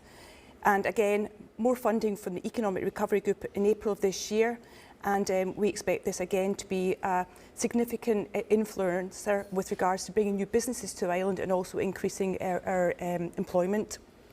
Great, thank you. And adapting to increasing regulatory pressures that are, a fact of life for businesses operating within the financial and professional services sectors in the Isle of Man, would they welcome further changes if it meant staying at the forefront of standards of best practice in international cooperation in relation to tax compliance and transparency? Okay, right. The Isle of Man is already at the forefront of international tax and compliance and well renowned for this. We offer regulatory and political stability, which is ultimately important, and it's important that we remain competitive internationally. So we need to work to ensure that we remain competitively international and remain compliant. Okay, thanks. How much are skills shortages and access to suitably qualified people proving a challenge to business? Do you have, or does industry have a view on how this can be rectified? Yeah, okay. It's probably one of the biggest areas of challenge, and not just within the financial and professional services sector. And it's not just graduates and school leavers. We can demonstrate a breadth of opportunities available within the financial services sector. We currently have about 270 vacancies, and that's vacancies that we know that need to be filled. That's not necessarily vacancies that would allow them to expand further or to develop. So the biggest needs really is to have experienced and qualified people. It's the highest priority across the finance sector, and we need to create a long-term strategy, and it's actually a project that we're working within Finance Agency at the moment, together with the other agencies and also with departments in government. The problem we've got is other areas of the economy are struggling. The working age population needs to grow to help facilitate the economy, and we have an ageing population, so we need to look at rebalancing that ageing population. But it's the biggest area of concern within the financial services sector at the moment. Okay. With government's ambition to reach net zero emissions by 2050, are businesses concerned by the potential rise in costs in fulfilling this aim? Only time will tell if it's going to be more expensive or not. The Isle of Man government and the businesses recognise the role the island has to play in reducing global temperatures, etc. And we have to view climate action and protecting the environment as central to everything that we do. It's a high priority again across the finance sector. We need to ensure that we create that long-term strategy and implement it. And to deal with the rising costs, we need to acknowledge an ageing population again and look to increase working population and exchequer income to try and balance that out. But again, it's something that we can't ignore. Okay, thanks. Despite the massive growth in online working and the massive decline at present in business travel due to the pandemic, is it still important to the sector that the island enjoys a healthy number of air links to key hub airports in the UK and Ireland? Oh, again, a very highly topical question. From a business perspective, the island has demonstrated that financial services and other businesses we can continue to serve clients and successfully do this by the use of new technology. We had to adapt very quickly, but I believe we did. We were fairly agile in doing that. But while there's no doubt we can continue to work, we're a service sector. We need to see our clients. We need to visit other jurisdictions. We need to have our imprint there. So it's very important that we are still able to have a key location, London being the ideal one, but also have an international hub as well, that we can go further afield. Sure, thanks. And appreciate everything you've been telling me here, but what would the industry feel is the key issue for the new administration to address? Is it one you've already highlighted, or is it something else which they feel is top of the list? Yeah, I think the thread going through all of this is that we need more working people to contribute to the exchequer, to allow diversification within our industries and to bring new skills and techniques. So certainly I would say bring people to the island to work, and also to continue to develop proposition to make sure it stays at the forefront in anything that we do. We need to keep that drive and ambition and energy, and we need to also make sure we keep up that jurisdictional awareness.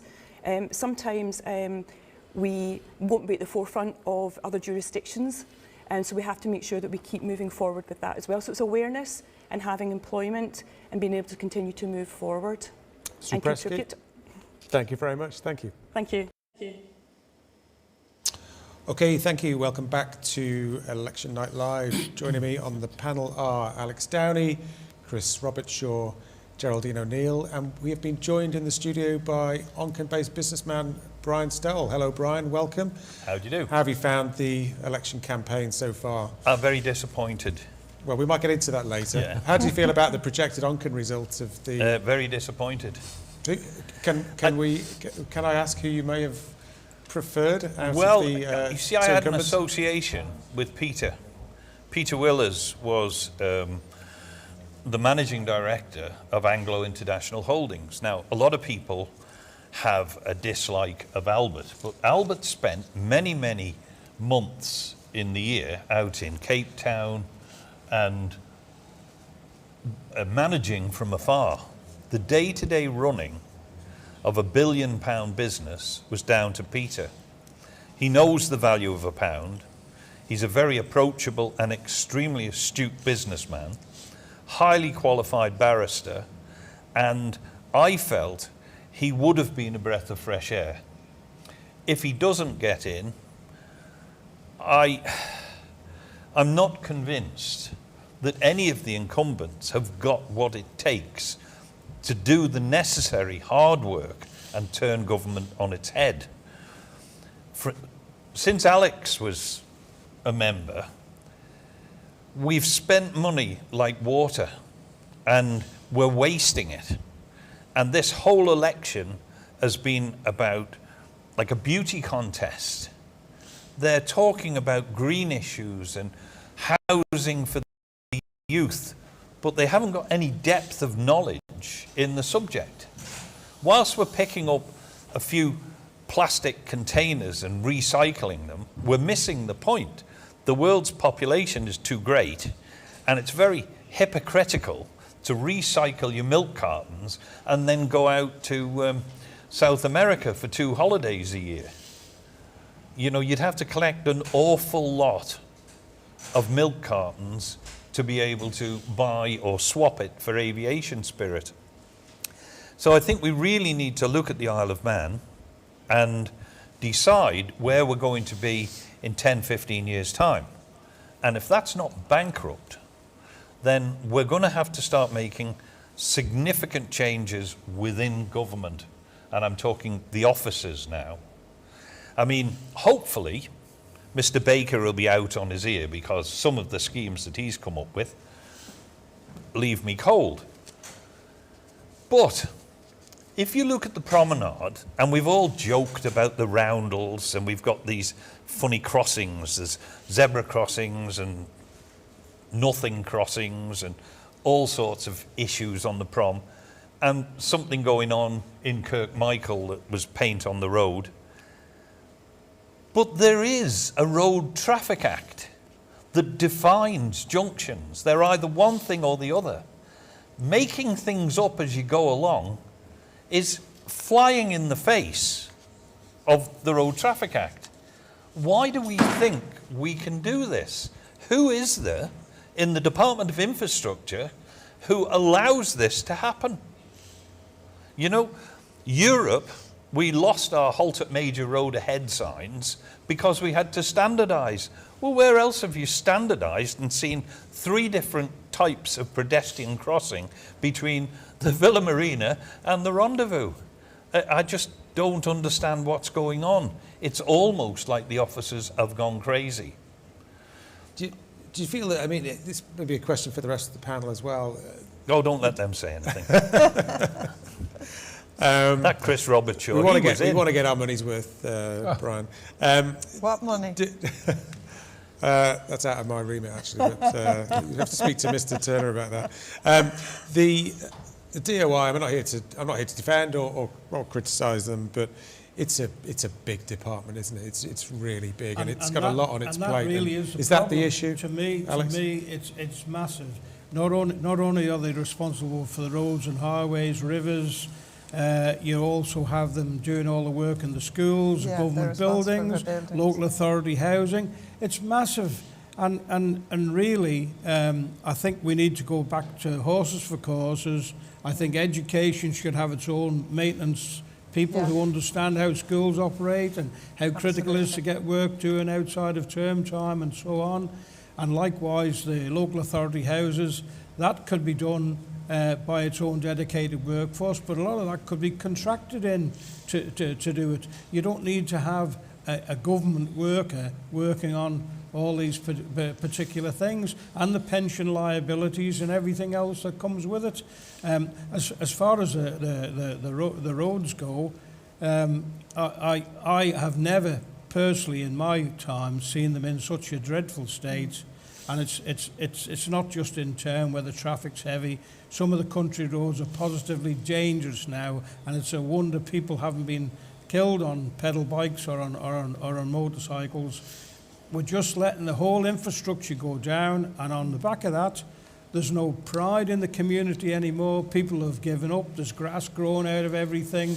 The whole ambience of the Isle of Man and what we were proud of several years ago has just been lowered and lowered and lowered, and people have just got so demoralised with it all. And I think one of the jobs of this next Council of Ministers is to actually raise the spirits of local people, get us thinking more about community work and what we do and pride in our nation. But when you go past government buildings and the windows haven't been cleaned for months and furniture's tatty outside and things, the paint's flaking off everywhere, that's not what the Isle of Man's about.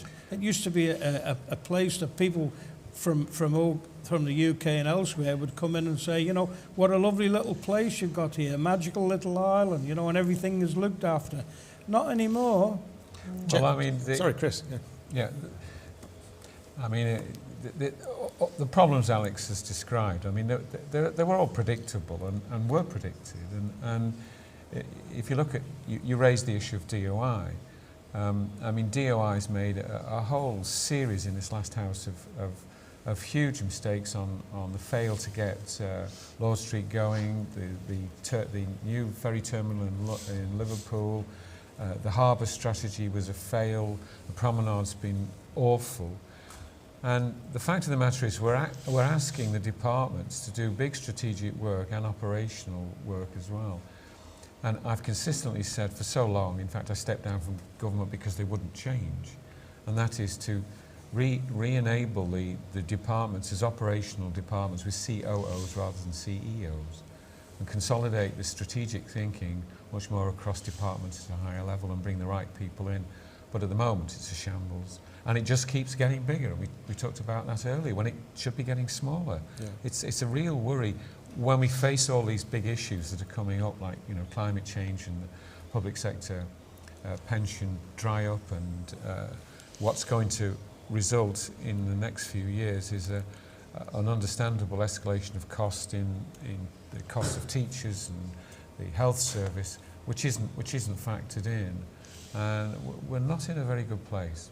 Geraldine, anything to add to Chris and Alex's comments? I would think really that, you know, what we're having is reactive government instead of proactive government, and it's really what we want to see, you know, in our roles as well. We want to see MHKs that would be proactive and not reactive, and we've seen it through COVID, and we've seen it in education with the DOI running buildings or whatever. You know, even windows don't open in schools. We're being told now we're going to have CO2 monitors everywhere, but we have windows that don't even open, and nobody even knows, you know, how that runs. When I came back to live on the Isle of Man, because, you know, I was born in the Isle of Man, I came back in 1997. I remember how good the roads were, how good the structure was. For us, coming from Ireland at the time, you had potholes that you nearly sank into.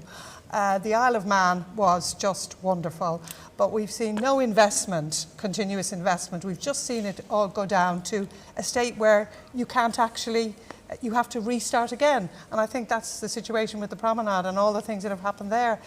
It's not, there's been no strategic thinking, and there hasn't been the leadership to give the strategic thinking.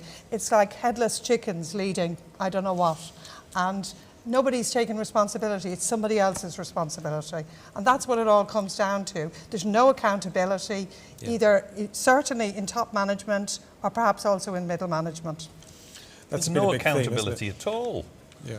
You know, we can go on and list all of the schemes that have gone awry completely, from the new power station, which is now halfway through its life cycle. So there's £400 million. Richmond Hill. They're sick of digging up Richmond Hill. What the heck has gone on there? Has to be something wrong, and somebody should be carrying the can for that. Douglas Promenade, apart from it being a joke, I mean, it's like a gypsy encampment. There's more colours, there's more blooming tongues sticking out. It was dreamed up by school children, I think. But quite apart from that, they keep digging up the bottom of Summerhill and other areas time and time again. And we're trying to address the green issues. Well, there's nothing more pollutant than tarmac, because apart from anything else, you have to pour heat into it before you deliver it. And that's a major carbon producer. And we're just throwing it down, picking it up, messing it around, costing a fortune. I drive along the promenade and there's tons of materials on store. Are they going to build another promenade somewhere? I mean, and is the new Pandolino train going to go along the promenade in the future? Because we've jumped from the little tiny tracks, because the horse trams, while they look substantial, they're a little go-kart. They don't weigh very much and they trundle along dead easy. But we've put national rail tracks in. I really don't know. I mean, maybe they'll last longer than the last set, because we only got 120 years out of the last ones. These ones will last a lot longer.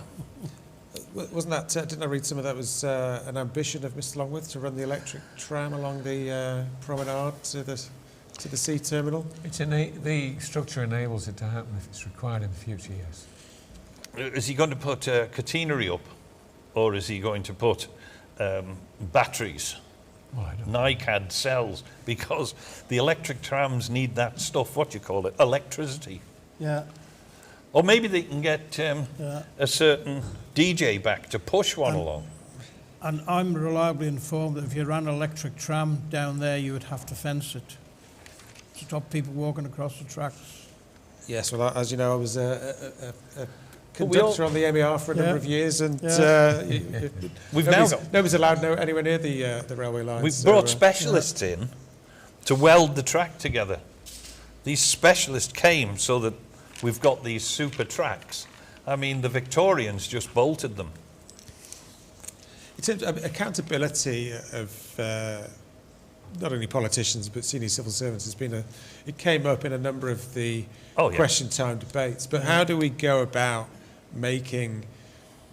I mean, politicians, you know, some are going to get voted out tonight. That's it. Ultimately, I think to have fixed-term contracts is what you need. Yeah, I was going to say, Geraldine, fixed-term contracts, is that a potential solution in terms of, you know, you're coming up to your 5 years and you I get don't even know whether it should be 5 appraisal. years, to be quite honest. I think on the salaries that CEOs are on in the Isle of Man, remember we're not even the size of, you know, a medium-sized town in the UK.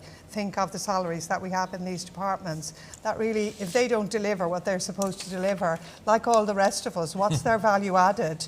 Yeah. And then they should be held accountable in that job.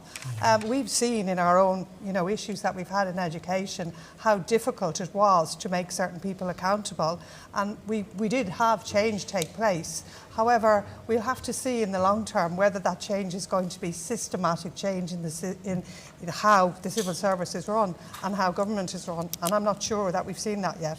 Well, I mean, if I can just come in on this thing about what a department should and shouldn't do, and at the moment we're asking the departments to be both operational and strategic at the same time, and then bestowing the appropriate authority on a CEO. And that's where the departments are consistently falling down. And you do need this restructuring of government. I mean, we've been talking about it from the scope and structure right the way through, single legal entity, one whole government and all these sort of things, but we actually won't take the steps to do it, and we'll have to. I mentioned earlier that we were going to show the second part of the Tony Brown interview because he sort of touches on this subject. Just before we get into that VT of the interview that Ewan Turner did with Tony Brown, just to note that there's a second count underway in Douglas South. So things may not be as clear cut as we originally thought. So we had Sarah Maltby and Claire Christian. Unless it's 1 and 2. between the two. Oh, quite possibly, yeah. Yeah.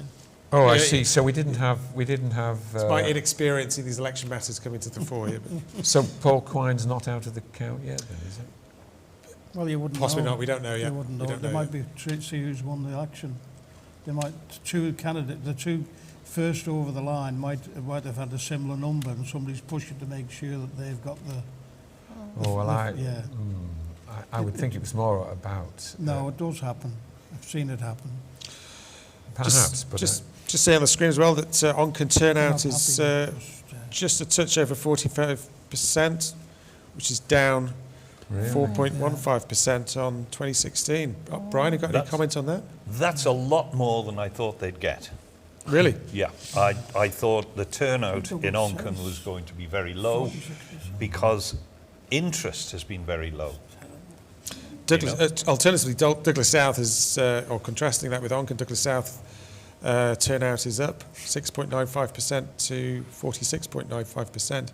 So that kind of ties in with what Chris Boyd's feedback was earlier. He basically tuned into down on Claire. the by-election or down on the general? The by-election was low. Not sure. I'm assuming it's the general election. General election, yeah. But we can get that. Yeah, it's on 20 down on up on 2016. Thanks. Okay, are we going to run the Tony Brown VT? Have we got that? Okay, thanks. So here's second part of Dewan Turner speaking to former Chief Minister Tony Brown. If you were going into the job as Chief Minister tomorrow, what would you say the priorities are going to be on your desk next week if you were going in today? Well, I don't think there's any doubt the need to get to grips with the housing. The housing issue is a big issue for the people of the Isle of Man. I have to say there have been changes made which are causing real problems for many young people and not so young. In fact, I mean, and I've mentioned this before, you've now got a situation where a person goes in to try and get on the public sector housing list and they're told they earn too much. So they go to the bank and they say, I'd like to get a mortgage to buy a house, and they're told, you don't earn enough. And all they've done is push them into the private sector where they're paying more in rent than they would have done if they got a mortgage. Now, we need to resolve that. Government's done it before. In my time, you know, we gave substantial grants to let people and help people get onto the housing ladder, first-time buyers and second-time buyers, and we should do that again. Government shouldn't just step back and say it's the private sector who are going to provide the mortgages, because they'll never do what government can do. We're a small nation, and the most important thing is to make sure people are housed properly. The other important thing is to make sure people have good jobs, and if there are opportunities, training and everything that comes into that, and it is going on, but maybe we need to do a bit more. I'm not really sure. I don't have all the ins and outs of it. But one thing I was always keen on was using our ability to make legislation to make the Isle of Man attractive. And I'm talking about good quality legislation, high standards, and making sure that we can attract business to the Isle of Man. But you know, the Chief Minister and his ministers have got to lead and make sure that they bring business with them, and importantly make sure that the senior civil servants know this is the direction we're going in. And also, you know, just get them to accept sometimes they may make decisions and they may not work out how we hoped, but it's better to make a decision and made some decision to move forward, and if it fails, then not to have made a decision at all. And I do think those things are important. So as Chief Minister, as I did when I was Chief Minister, I got my team together. I made sure the team knew exactly how I wanted to operate. This issue about silo mentality is, and you've been there, is really a bit of a nonsense. You know, the Chief Minister is there to make sure there isn't one. And if there is any problems between ministers, which is natural, they're all politicians, then, as I did in my day, you sat around the table and you sorted it out. So single legal entity, is that a bit of a red herring? Oh, I am very concerned about that issue. I'm one of the ones who is. I remember talking to a very knowledgeable Attorney General who took us leaps and bounds into modern day, and that was William Kane, and he was always concerned about the legal entity. At the moment, if there's an issue, you can sue a department of government. You can't sue the Isle of Man government, and that's a big advantage to the Isle of Man. You know, having a single legal entity will not stop what they call the silo mentality. It will not change that aspect of it, because statute gives responsibilities to departments. So whether you're a single legal entity or not won't affect that. It won't affect how it operates. But what it will do is take us into a whole different field of potential dangers, which I believe are not in the island's best interest and always have done. Thank you, and welcome back to Election Night Live. On the panel tonight are Brian Stowell, Geraldine O'Neill, Chris Robertshaw, and we have swiftly, by a sleight of hand, replaced Alex Downey with Barry Murphy. Welcome, Barry. Thank you. Barry's been invited. He's been, dare I say it, very politically active over the course of the last administration, particularly, as many of you will know, in terms of the lobbying, his lobbying of government over gas prices. So welcome, Barry. Thank you, Richard. Thank you for your time. Chris, just going back to the words of Tony Brown, you've been a very active proponent of single legal entity, and you said that in terms of the Alan Bell administration, that his administration had suffered at the hands of departmental fiefdoms. Now, as you heard from Tony Brown, he's very much against the concept of a single legal entity. You're very much for. Can you just... Well, clearly from what Tony says, he doesn't understand what the single legal entity is. The single legal entity is it. I mean, Tony refers to the concept of the Isle of Man government. In legal terms, there's no such thing. There are only a number of legal entities which are the departments, and effectively the minister is the department, but in reality the power lies with the CEO. And if you trace back any of the things we talked about earlier, you will constantly find the same root cause problem, which is that strategic issues emerge from operational departments rather than being developed cross-departmentally with the right and appropriate support and advice and consultation. And we constantly keep hitting brick walls. So I'm completely at odds with this and utterly frustrated with a world where increasingly politicians are appearing more and more to be window dressing to the power of the bureaucratic process. If you had a single legal entity, you would still have a minister in each department, and in my world you wouldn't have all these departmental members with silly little delegated powers making them feel important. You would have a minister and a deputy minister. And they would be responsible for the operational delivery of services. That's what they're there for. The Council of Ministers as a whole, and Tymel beneath it, seeking appropriate advice, would form the big strategic decisions rather than them emanating from operational departments and then later finding how wrong they are. I mean, I can't capture what I'd like to say in this programme because it's too short, but in essence that is... plenty of time, Chris, I think. They haven't started counting in Peel yet, apparently. Well, if you look at the harbour strategy, which Tynwald agreed was an £80 million project, it was completely flawed, and it's now a silly proposal in a dusty cupboard somewhere in DOI. We've failed for 30 years, I think it is, to get something to happen at Lord Street, because DOI operationally don't know how to deal at that level, because companies coming in would only touch projects for 30, 40 million pound or more. DOI were allocating officers to that who were more capable of putting together a tender document for office furniture. I mean, it was that ludicrous. The approach on the promenade was initially to see it as a road renewal programme when it was a major engineering project. And I've said publicly many times, the Liverpool landing stage problems, or the terminal there, was effectively us sending a third division team across to play an away game with a first division team. I mean, and they were talking about millions and millions of pounds there. And then when you look at the various reports, the Beeman reports that have looked at education and DOI, the Sir Jonathan Michaels reports, they're all trying to migrate to the issue that when at a general election people elect people to represent them, that those people gather together and form a high-level strategic policy mind as to where they want to go. Now, if you, and many people say, well, the way we can get the electorate's voice forward is to have party politics, but it doesn't work in just having 24 members. In the UK, party politics have behind them cohorts of think tanks that form a range of policies that are then presented to the people.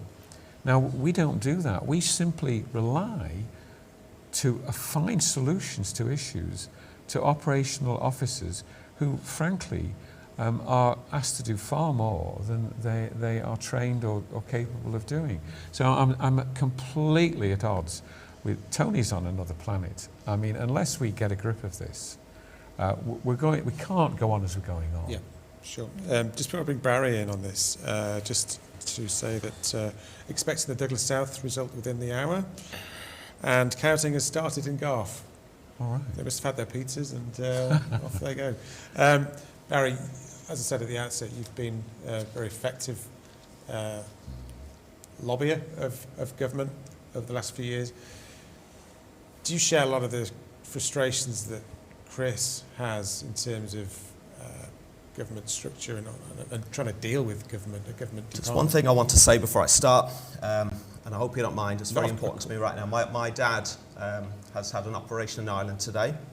My dad is quite elderly and he's going to wake up tomorrow, and I want him just to know that we're all thinking of him, and safe and fast recovery. So good evening to my dad in Cork in Ireland right now. I have found things very frustrating for the last 5 years, but I'm a very patient kind of a guy, and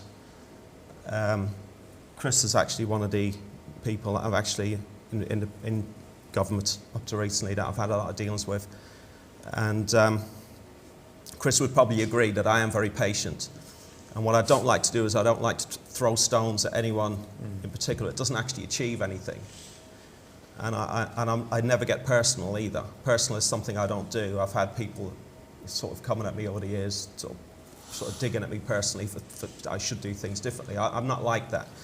But yes, it can be very frustrating, and things take a very long time. And I think, looking back over the 5 years, it's nearly 6 years now, but we're actually sort of, the whole gas scenario is actually coming to an end, although if you watch the news over the last couple of days, it seems like problems are only starting again now. Yeah, but it's breaking down ministers, really, is the problem that I found. It's very important, I think, in government, in the Keys and in Tynwald, that we have backbenchers, because we need to have people shouting from the sidelines. Because as a member of the public, or a member of quite a large Facebook group, I can shout as loud as I like, and I can send emails here, there, and everywhere. But most of the time, my success has really been focusing on the backbenchers who can shout in from the sidelines, put pressure on the ministers, because unless you can get the ministers on board, it's so frustrating. That's my experience of it. It's funny, as some of you may know, I worked in government for 11 years. I joined in 2008 and in a sort of PR marketing role. And one of the core messages in 2008 was that this is an inward investment message, that ministers are accessible and ideas are listened to and actioned quickly. So it seems that we may have lost some of that advantage, if you like, that we offered to inward investors, let alone residents with issues. So it's probably true. I think the gas situation, of course, was probably a lot more complicated, maybe, than just getting ministers on board. You know, either way, you know, we're dealing with a monopoly, a very powerful monopoly, and we're dealing with a government that uses a lot of gas. I think half the gas annually that's consumed in the Isle of Man is actually consumed by the Isle of Man government. And some members of the panel would probably agree that actually know more about figures than I do, that the government actually gets a very, very good deal for gas here on the Isle of Man. And probably, in fairness, probably too good a deal for gas on the Isle of Man, which actually one would have to question whether or not the deal is so good, whether there's been an element of cross-subsidisation that domestic customers have had to suffer. And one of the very good things, of course, that's come out of all of this is curious. The Communications Utilities Regulatory Authority, which was set up earlier this year, after the ongoing failure of trying to reach, government trying to reach a deal with Manx Gas. So going back to what we initially said, it wasn't probably simply a case that I or anybody else couldn't get a voice or a message across to the ministers. It was much, much more than that, much, much more than that. It was a question of, there was a lot of different questions, because initially it was banding, and then there was the consultation, there was the report, who commissioned the report? The report which was commissioned back in 2016, 2017. And then, of course, the findings of the report, and then the report went back to Tynwald, went back to the Keys, and there was much discussions. And what we then found is there was so much wrong with gas supply, gas distribution in the Isle of Man, and it was a question of how much we were going to try to fix, or how much I could actually try to fix, with the help of some very good people in government, including Chris, I must say. Well, I can only confirm categorically that government is paying a significantly lower price for its gas than domestic consumers. So it's going to be very interesting, isn't it, in upcoming months as we enter further and further into this gas price and therefore electricity price crisis, as to where government pitches itself on the fairness agenda. And I think people like you and I from the outside will be watching it very carefully. Exactly. So it could be the first big test for the new administration. Could well be. Geraldine, just go back to the point about single legal entity. I mean, do you have any... Which side of the fence do you sit on? Well, you side with Chris or Tony Brown? I really agree a lot with what Chris has said. But I think it's not just simply the ministers, and the ministers' accountability, or the ministers running the departments operationally.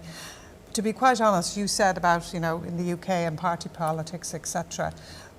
What we don't have here often are people who have actually, the knowledge in the specific areas as ministers, and therefore they're relying on civil servants to provide them with knowledge. And sometimes, I know in our case particularly, sometimes those people have no knowledge whatsoever of that situation, which leads then to a very dysfunctional relationship, because they're relying also then on civil servants who are not professionals in that area. And we have lots of difficulties in, as Chris says, totally agree with that, in operational and strategic. Very good, civil servants are very good. I deal across departments now quite a lot in the Industrial Relations Forum. They're very good at doing policies and flowcharts. But the operational impact of policies has to be put into place by the people who have the professional ability to make that run. If you don't have that, and if you don't have that joined up thinking, then that's where we have huge problems. And that's where we set problems in the Isle of Man, is because we don't have that coming down from the top. And it causes problems all across government. And to solve that, I don't know what the solution is, really, except that we're talking about too much civil service or too much, big government, but we need government that does have the calibre to deliver, and that's what we need to get right. Otherwise, we can't do this change. And if I can follow on to that, what we've ended up with is, to follow on Geraldine's point, we've ended up with a government where each department is supposed to deliver operationally, but also supposed to deliver strategically. So that's where we create these ever-growing fiefdoms as government tries to constantly respond to all the demands placed on it. Whereas, if you ensure that the operational departments were there to deliver the operational side of it, in strategic and higher level policy terms, you would put teams together specially to address a particular area. You would engage operationally with the department.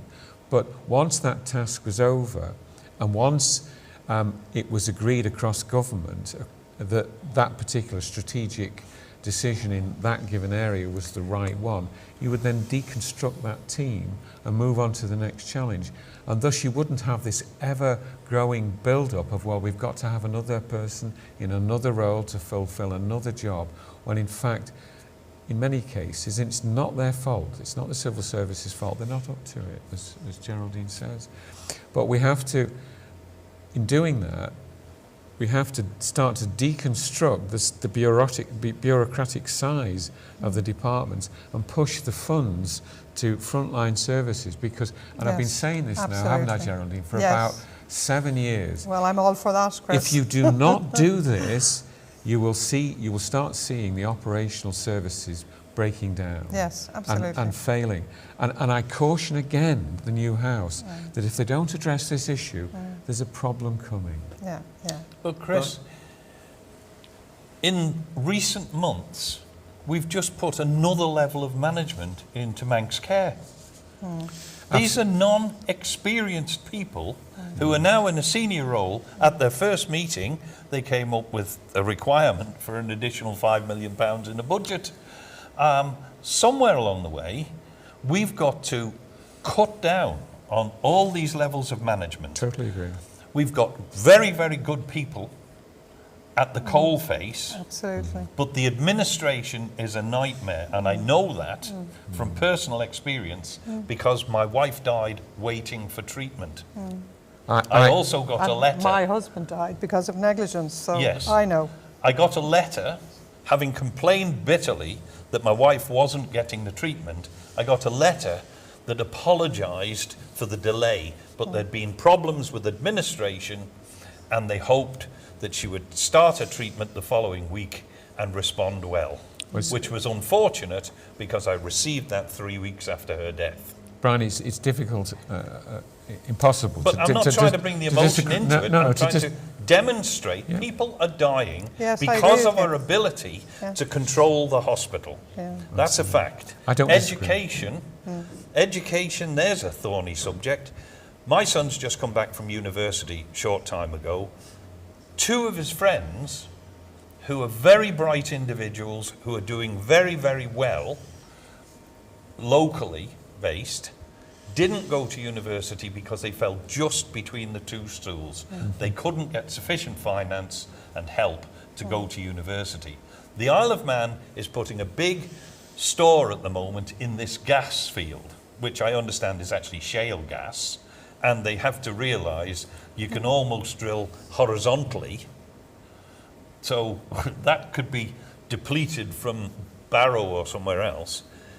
The island needs a natural resource, and the only thing we've got at our disposal is a good educated workforce. You want to build the Isle of Man, educate the people, raise the standard, and attract business here because we can offer them that. Okay, well, I'm going to try and agree with a tremendous amount of what you've said, but I just challenge you on Not all, I hope, Chris, that would be very disappointing. Yes, well, I don't want to disappoint, but I just want to challenge you on the gas field that please do not write off the importance and the potential for significant change that gas field has. That's all I would ask of you. I'm not going to write it off, but you've got to look at it analytically and you have to understand it. And what bothers me, so many of our political members get put into the position, right, you are a pilot, and he goes to work the following day, he hasn't even bought himself a copy of Aviation Guide. He has no idea,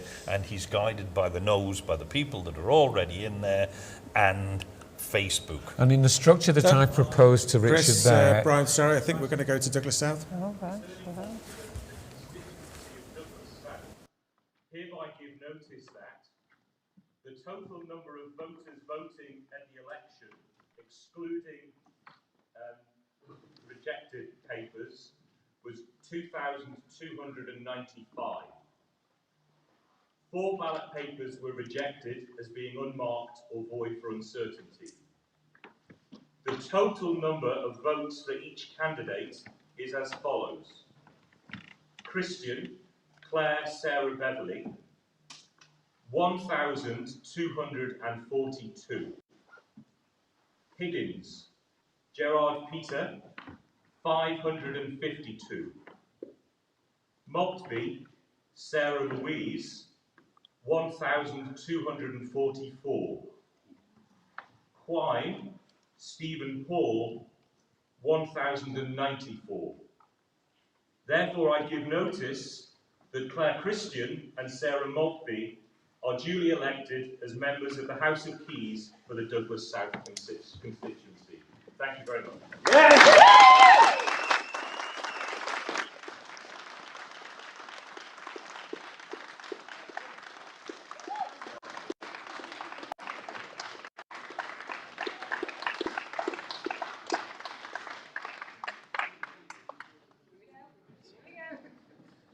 Chris says he's got to go in a minute.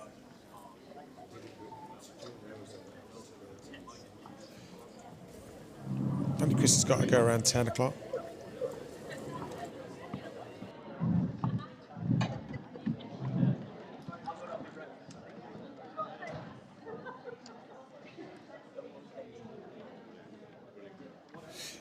Yeah, Chris is saying he's got to go. Oh, yeah. Let's just go to a quick commercial break. Thank you.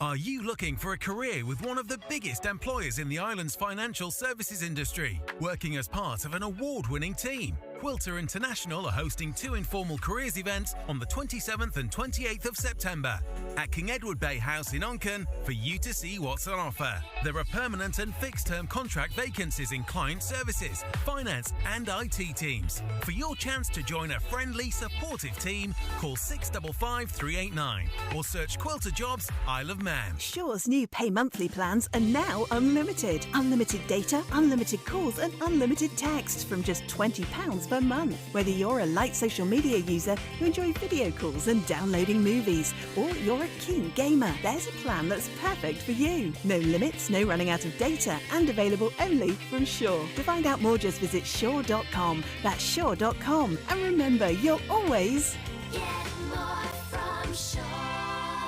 T's and C's apply. Meat lovers. You're invited to meet up at the Meeting Steakhouse Douglas. And make sure you turn up with an appetite for UK and locally sourced excellence. Beef ribs, tomahawk, T-bone, fillet steaks and more. Cooked to perfection on a real charcoal grill unique to the island. Then carved right at your table. Great food, fine drinks too. This is a meeting no one wants to miss. The Meeting Steakhouse Douglas. Click meeting.im for more details. For bookings, call Douglas 628 353. We can't wait to meet you. Snuggle up and ease into autumn with Paradise & Girl. We've a great selection of sumptuous sofas, stylish dining furniture, beautiful bedrooms, and much more.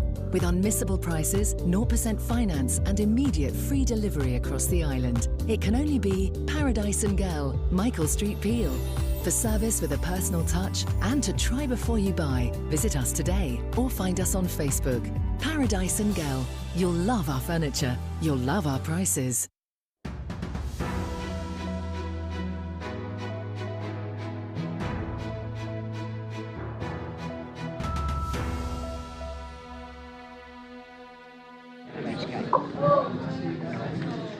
Oh, I think it's very early to say that, but 5 years is a long time. I really enjoyed it. It's been fantastic to meet you as well, and I'd just like to thank everyone.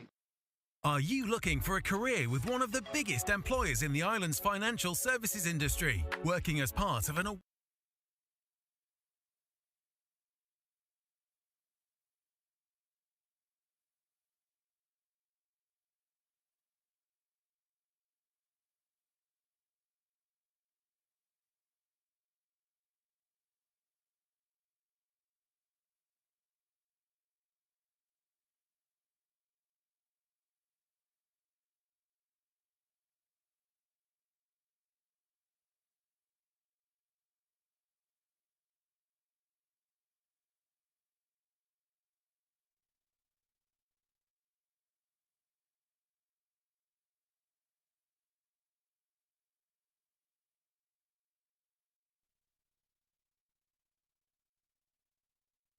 I did my pilot training with Paul, so we were quite close for a short time. He put his heart and soul into it, and, you know, it's going to be like a kick in the teeth, but unfortunately that's politics. I guess it's one of the risks, isn't it, of getting your seat in a by-election. Yeah, you don't have the time to absolutely engage perhaps with the community as you'd wish if you're there for a 5-year term. And to be honest, that's very close there. Really, the three candidates are so close there. That's why it's going to be very tough for him, really. Yeah, and David Cretney, obviously, being the father of Sarah Maltby, very strong base of same support as Alf Cannon for Manx Labour. Yeah. So, maybe not totally unexpected. Just before we get to the next result, which is due to be Onken the way things are going, I just want to move on to another issue. Now, the legalisation of abortion was a key legislative and social change within the first 2 years of Howard Quell's administration. Potentially, according to the number of candidates who've subscribed to this, the decriminalisation of cannabis could become a key social issue in the next administration. What are your thoughts on that? I'm totally for that. I think that would be a really good move, and I think also if we're going to look at production in this area too, that would also be a big earner for the Isle of Man as well. It's been legalised in so many states. It would cut a lot of the issues of drug addiction and the cost of dealing with addicts on the island. I think it would be a really good move. Yeah. Brian?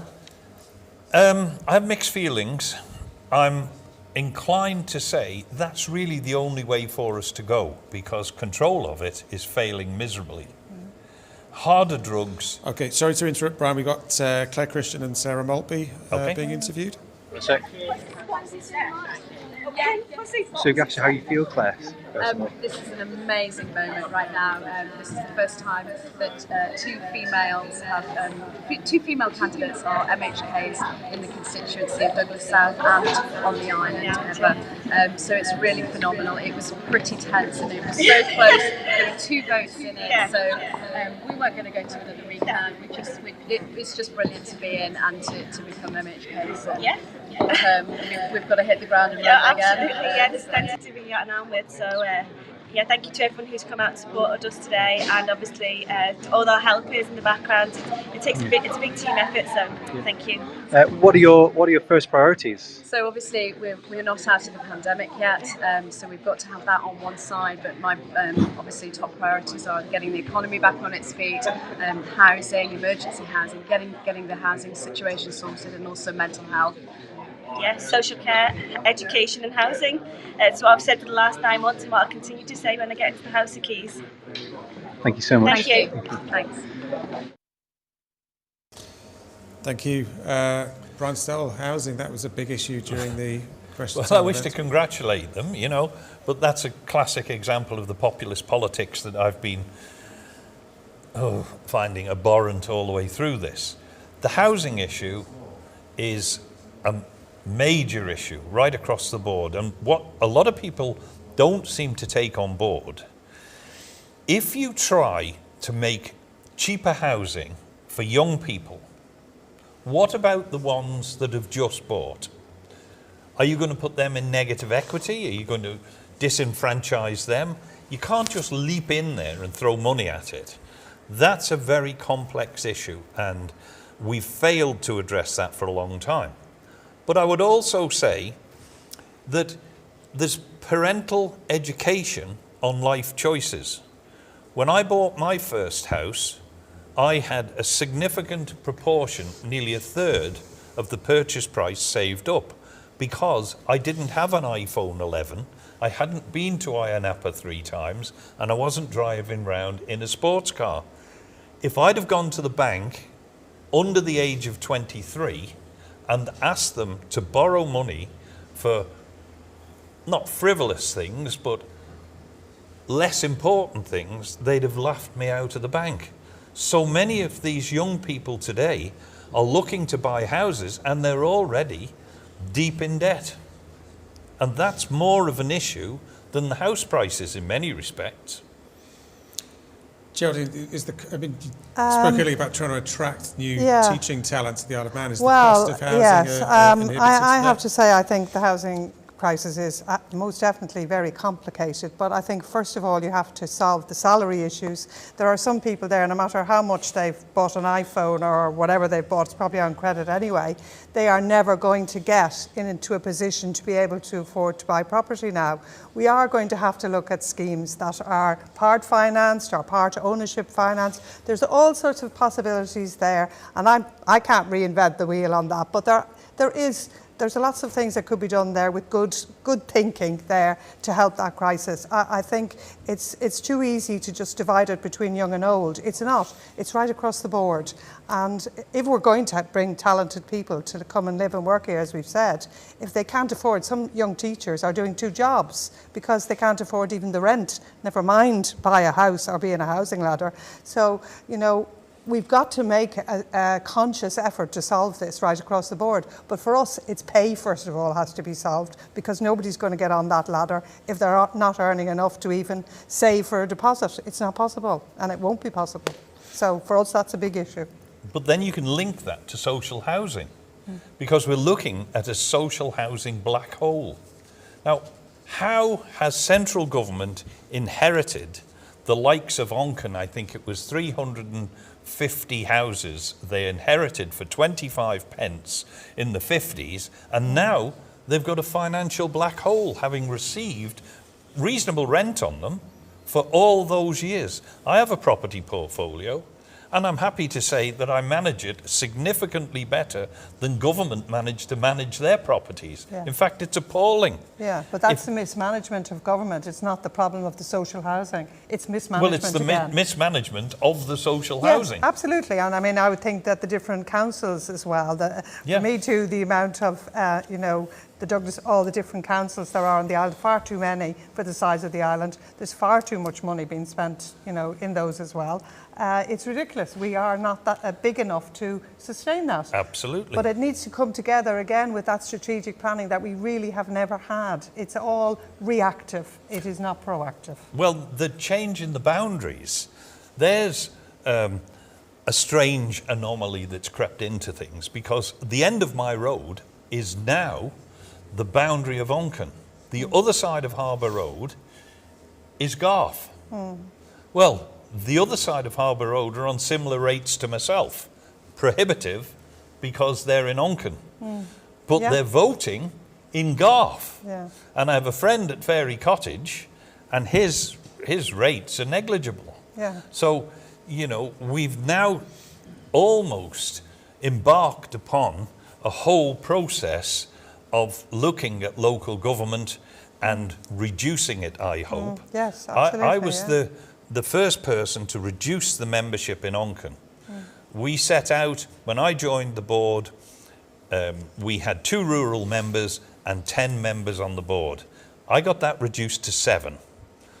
Wasn't easy. I wish I'd got it down to 5. And the sooner we get to a 4+1 and an all-island rate, absolutely, yeah, then that's, a more fair and equitable system. And a more fair and equitable society. Society, yeah, absolutely. And we've got all sorts of anomalies in the situation where you've got people who have got very expensive houses because they've been, in their working life, been able to buy these nice homes. Maybe one or other partner has passed away, and electioneering out King Edward Road is heartbreaking, because there are people out there that are in very prestigious properties and cash poverty. And they're cash poverty. Yeah, yeah. And the only way out of their situation is to start thinking about moving, which isn't a realistic possibility at that time in life. You could say they should have moved sooner. If you're going to apply that logic, then the kids shouldn't have bought the iPhone, and I shouldn't have bought Manx and overseas shares. But that's another matter. And I think the speculative buying of property too by investors on the Isle of Man, that's come up quite a lot over the course of this election. That's really affecting where people are buying just on investment. It's not for the residents of the Isle of Man. I think we do really have to have controls on that. And again, other islands have that. We need to have it too. I have to be careful what I say there, because I do own a number of properties. I can understand that, but you actually live here then as well. There's a difference between, you know, and you can't actually get rid of the market. I'm not talking about doing that, but I think there has to be some kind of balance there, you know. Well, Mr. Baker managed to get rid of a lot of the market by trying to introduce the proposed bill. And that's forced an awful lot of landlords, particularly elderly couples that had an additional property left to them, the threat of 2 years imprisonment and £50,000 fine if they don't comply with some ridiculous suggestions that have been put forward by virtue of the fact that they made 120 odd amendments to the proposed bill once they started talking to the Landlords Association and still haven't managed to get it through. So that's coming back to the next House again. I just want to move on. The result from Douglas South, although there was an increased turnout, it was only from 40 to just under 47%. Still very low. How do we get that engagement with the electorate? Brian, we touched on this earlier with the other panellists, but what do we do to engage the electorate, to encourage them to get out and vote? The vast majority of the electorate sadly look upon politicians as people who are going there for the money and to line their own pockets. A lot of people say to me, I'm just not going to bother voting. Why should I? It makes no difference. Well, when you get things lying in abeyance for years and years and years, I saw somebody on that little clip, and I remember a meeting with them who was at that time a minister. I was with Albert Goubet and myself, met with him and Mr. Ball, and we were looking to purchase the Summerland site. Summerland we've inherited from the 70s. It's still there, it's still an eyesore, and it's making no progress whatsoever. And Castlemona as well. And the Castlemona Hotel, dreadful. I mean, the Castletown Golf Links Hotel, lying as a derelict. Yeah. I mean, the site next to the AXA building that used to be Loch Promenade, that's been a mess for decades. Now, unless we actually start doing something and moving forward and coming up with schemes, not necessarily throwing money at them, but putting the encouragement in for them to carry the schemes out. We'll have something vibrant in the Isle of Man. Absolutely. You know? Yeah, I think that's what, you're quite right. But I've said before, I really do think we need to capture young voters much more than we are. So we need education, really, and as an educationist I can say this, the knowledge of what Tyndall means and what MHKs do is very limited. We really need to educate our young people to know that actually, you know, their future is going to depend on the people who become members of government here. And unless they see the connection between that, then you're not going to get them involved.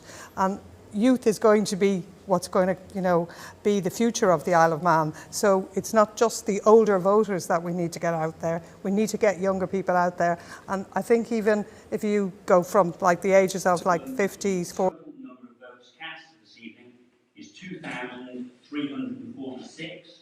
Which is percentage turnout of 45.05%. There were 11 spoiled papers. The number of votes cast for each candidate is as follows.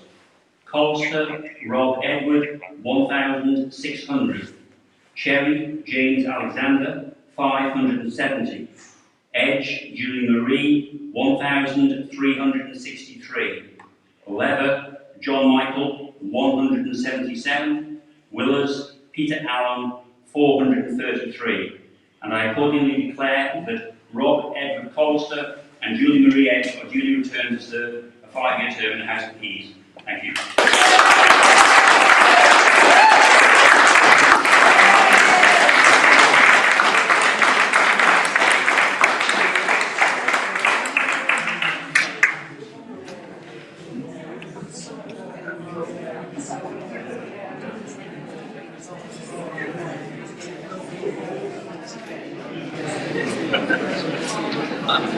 I'm over the moon. I mean, it's been a very long day for everybody. I want to take the opportunity to thank the returning officer and his staff for doing a wonderful job.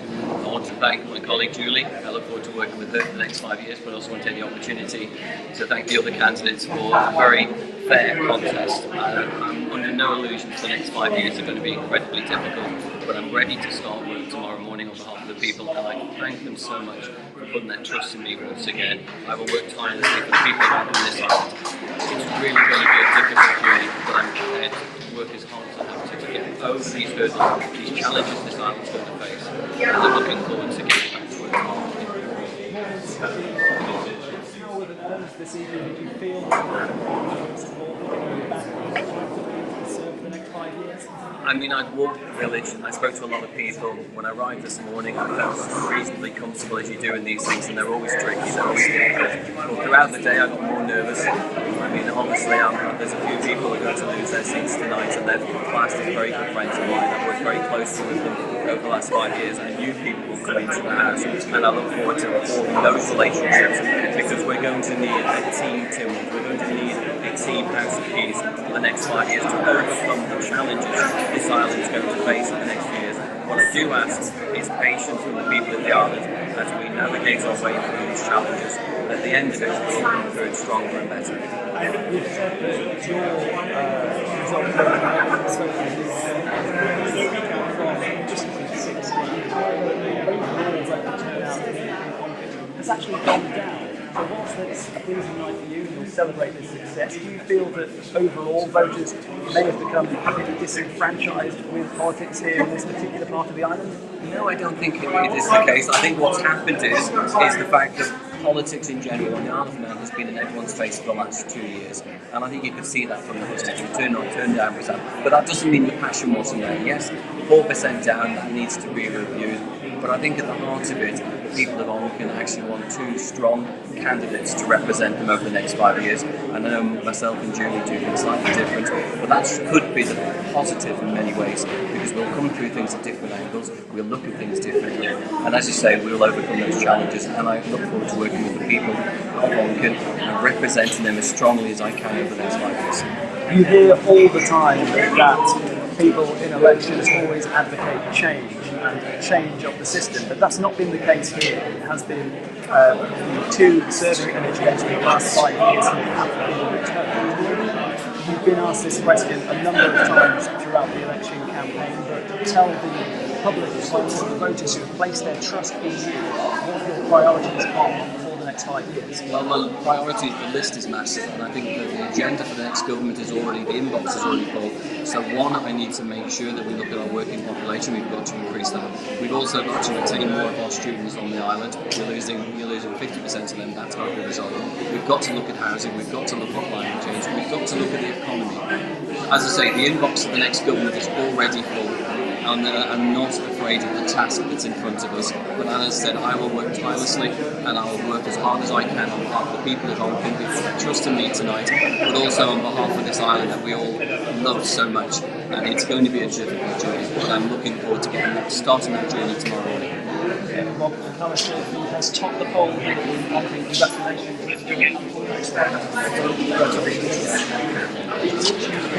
Julie, first of all, congratulations. Is this vindication for you on a personal level, because you were elected last time out as a Liberal Value candidate and you put the party in 2017, but you have been returned here with more votes than last time as well? I think that proves, and I thank all the people of Onken for putting their trust in me. I think it proves that I still delivered on my manifesto pledges to them, and just really thank everybody for coming out today and voting. I wasn't the first to leave Liberal Bannon, and I probably wouldn't be the last. You say you fulfilled many of your manifesto pledges last time around. What do you hope to build on when you continue working and start everything tomorrow? So I'd love to really build on some of the work that I've already started with regards to the structure of the civil service. There's a report to be back in the next administration from the Policy and Reform Minister.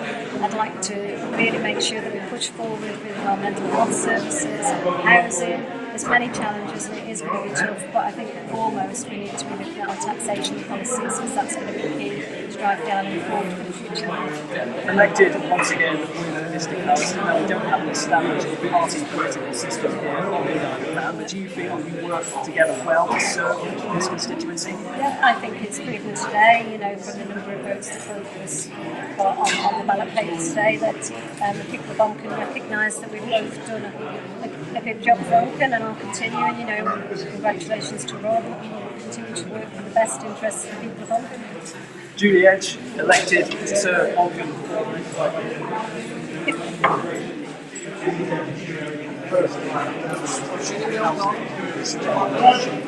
Some of your feelings at this moment. Okay, welcome back. We are just going to go to a quick ad break. Thank you.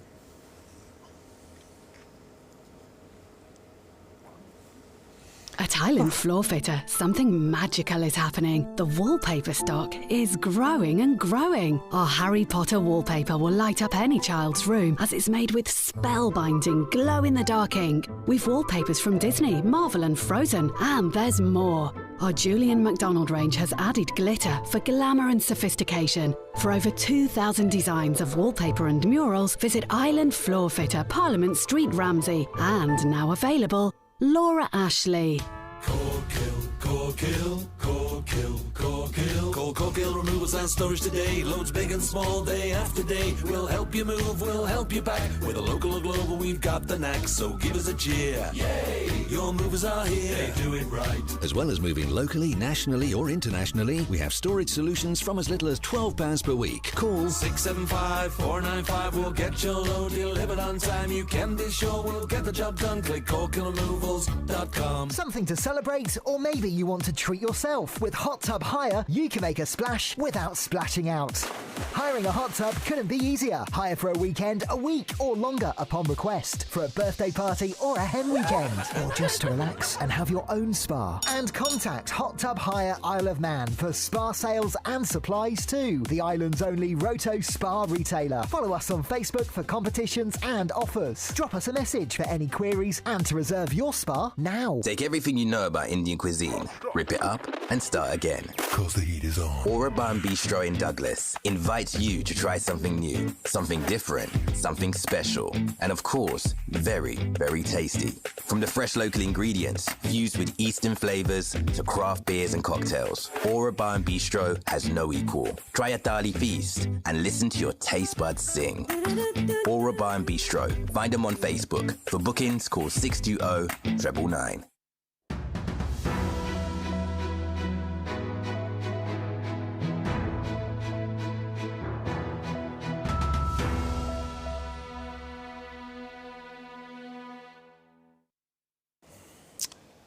Hello, welcome back to Election Night Live. I'm joined in the studio by Onken-based businessman Brian Stell. Brian, you must have you obviously got a keen interest in the Onken result there. Probably wasn't what you were wanting, but fair play to Rob and Julie for getting it. Yeah, I should congratulate them both because, you know, I like them both as people. Rob and I have had long debates and disagreements. My issues with Rob have been circulating around his closeness to Baker, because I've been involved in a number of meetings with him and Baker. Tim Baker, the current Minister for Infrastructure. Well, hopefully, not the current Minister, but I hope the people of Kirkmichael and Ayr see sense. But yes, Rob's in for another term. I want him to be more positive and more forceful. His manifesto was, I will work with government to provide housing. I will work with government to make better roads. I will work with government. Start leading government. Start getting a grip of things, Rob, and let's try and get out of this rut. The island is in a very vulnerable position. Our reserves have been depleting at an alarming rate even before COVID. And now with COVID, you know, Mr. Cannon is putting a brave face on things, but the situation isn't great. It slid through almost unnoticed, the removal of the block on us going into deficit. And nobody seemed to mind the fact that we've done that. That was the first time, as far as I'm aware, in our history that we've started living on credit. And I just don't like that. I'm of advancing years now, and I don't want to leave a debt legacy to all the generations that come behind. In terms of more local issues around Onchan, what are the key issues within the constituency which you think were impacting on the electorate? Right.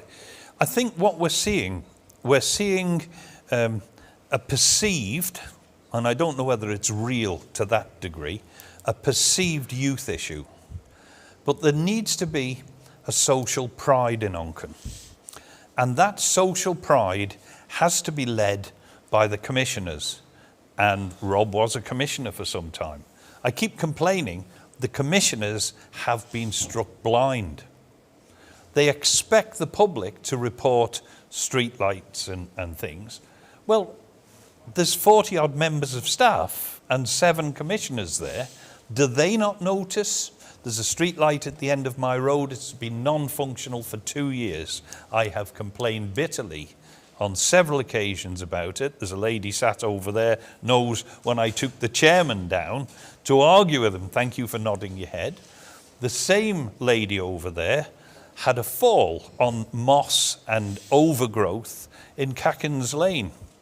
Quite a serious one that involved a hospital treatment.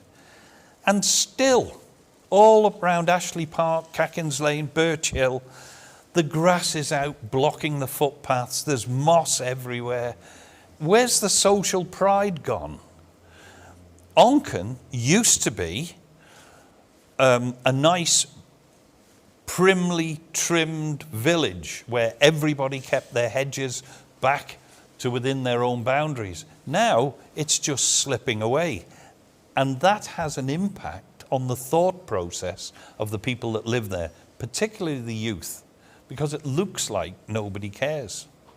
So getting that civic pride back, is it commissioners first and then Tynwald, or is it kind of other way around? Well, I would say starts with the very simple stuff, the commissioners. Everybody in Onchan is paying for a street light. Just get them working. We pay contractors, get them to do their job. I mean, there are street lights that are from the Groudle Hotel, which has been closed for many years, up to the end of Groudle Village. You can't get there unless you're carrying a torch. So why have we got 5 street lights out in the middle of nowhere, which are costing the ratepayers, and we can't get the ones to work on Royal Avenue, for God's sake? So I feel very strongly that we need to restore the civic pride, and that comes from the commissioners getting on top of the litter and the overgrown hedges and the weeds in the footpath, and try to raise the standard and hopefully raise the expectations of the people who live there. Just go back to more national issues for a moment. You attended the Onchan Question Time event, and I did. They were very similar in terms of candidates giving out a number of wish lists of what they'd like to see, but not many solutions in terms of how they are to be paid for. And interestingly, nobody raised the issue of tax and how to increase tax receipts to the government to pay for this stuff that we need to pay for public services. I mean, have you seen anything amongst the candidates in any constituency this time round which have excited you or thought, yes, that's a... No, and I'm very, very disappointed that the candidates aren't appraising themselves of the situation. If you want to talk about recycling, and just about every single one of them has done, then do some research on it. It's up to the new people coming in to look at that, and it is a very, very complex subject.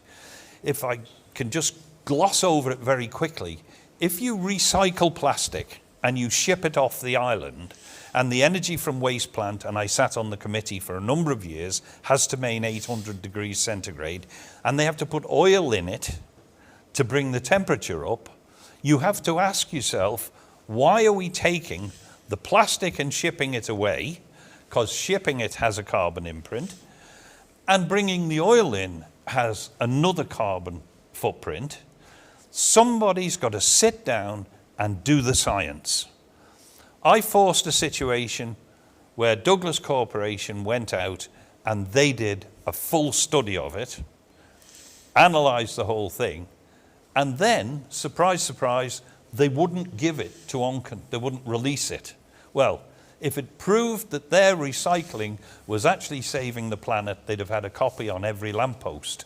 But they've now got another division in there, and management and personnel, and it's empire building.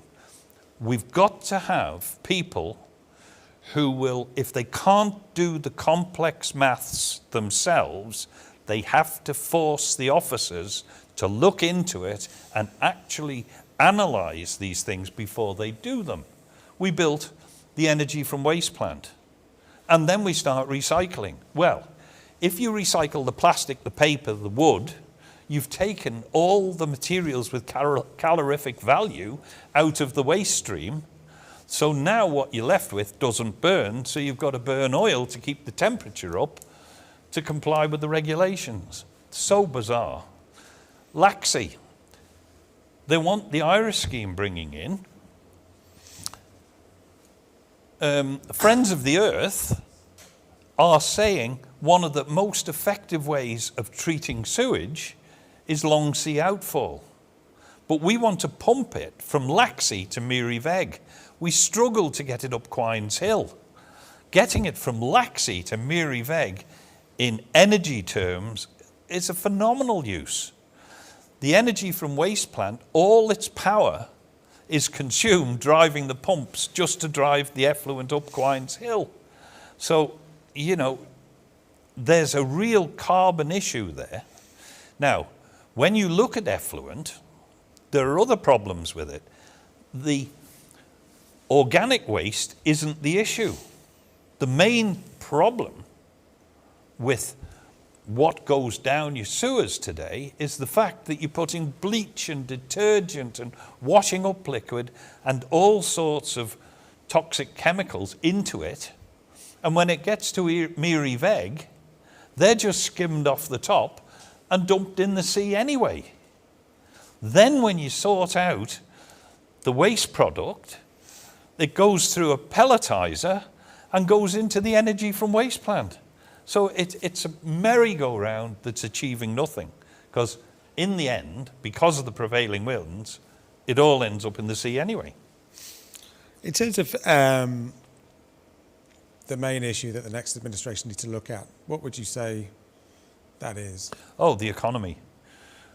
You know, we have borrowed money and we have had so many schemes. I mean, there's been so many capital schemes embarked upon in the last few years, from the hospital and the power station and the promenade and all the other things, the energy from waste plant. This all has to be paid for. The whole reason that we ended up with Manx Utilities was purely to bring all of the assets, the power stations, the reservoirs, the houses, bring the whole lot under one umbrella. Otherwise, the MEA was overtrading, effectively bankrupt. So we've got real issues financially that must be addressed. We've got real social issues that have to be addressed. The hospital is in turmoil. There are extremely good people at the coalface, but I've had dealings with them more recently with somebody that's been treated from cancer, and believe me, it can be a nightmare. You can go through that hospital and you can get first-class treatment. But if you're not one of the lucky ones, you can have all the best nurses in the world, but your case gets kicked out into the long grass. Somebody very close to me was very lucky. They were diagnosed with cancer at a routine screening. By the time she got away to have her first therapy, she was at stage 3.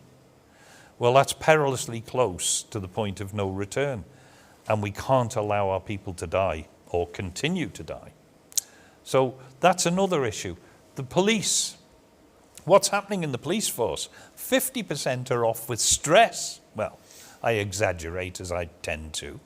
But there's something radically amiss when you've got so many officers not producing. Painted a grim picture, Brian, but well, go back to the economy for a second. Okay. We heard from Sue Presky earlier, representing financial and professional services sector. It's about 41% of our economy. We've got e-gaming and ICT at probably another 30-odd%. So a lot of candidates said, well, we need to diversify the economy further, but do we need to do that really because of the costs of trying to launch a new sector in the Isle of Man and attract investment into that? Or do we need to say, look, let's just look after what we've got and maintain and consolidate that? Okay. If you want to attract business, whatever the business is, you need to attract businessmen. Now just imagine we're trying to attract a businessman from Jersey, and he comes to the Isle of Man with his wife and his children, and he's thinking about setting his business up on the Isle of Man. And he trundles off the steam packet boat. The promenade's been a mess for 3 years. You can't get up and down Strand Street. Half the shops now have gone into liquidation. Summerland's at the end of it. You know, we've got to sort all these issues out to make it attractive for the family to be here. Then, if he thinks that he might start the business, he needs the personnel, and he needs motivated, intelligent, educated people. And if he's got a pool of those at his disposal, he then needs premises for whatever he's going to do. I would like to see more manufacturing on the island, small precision manufacturing, and we do that extremely well. I take my hat off to Triumph in School Road. They produce an excellent product that's world-renowned for the expertise that goes into it. And that's where we should be trying to diversify, because also there are jobs for the future of our young people. And engineering has changed. At one time, it was your ability to work a lathe. Now it's down to the programming and the maintenance and all the rest of it. It's a very skilled technical job, but it's hands-on. And that suits a significant proportion of the island's workforce. We're wasting our labour force in many respects. Saddens me that so many are going off island and staying away. I know there was a big push to recruit into engineering a few years ago by government, and I remember a stat that the plane you're flying when you go on your summer holidays, there's usually some part of it manufactured in Onken. Yes. Which was probably hopefully quite reassuring if you're a passenger on the plane. Absolutely. What about these, so-called vice industries? Like e-gaming, etc. I mean, we don't consider them vice industries, but they carry a certain tag, a negative tag among some people. They do, and a lot of people... Should we look to be sort of... cleaning up our act? No. Yeah, your word, yeah. No, I don't see it that way at all. I mean, I couldn't say that I have, because I was also instrumental in trying to bring the second casino to the Isle of Man. Genting were the people that were looking to do that. And that would have been a real string to our bow over here. That would have been great for us, not only from the economy point of view, but it would have given us a 5-star hotel, which the island is desperately lacking. It would have given us a higher profile on the world market, because we are so often referred to as and the Isle of Man. Jersey, Guernsey, and the Isle of Man, the afterthought. Well, we should be leading the way. It should be the Isle of Man, Jersey, and Guernsey. And how we manoeuvre that position, that depends on the new administration. We also need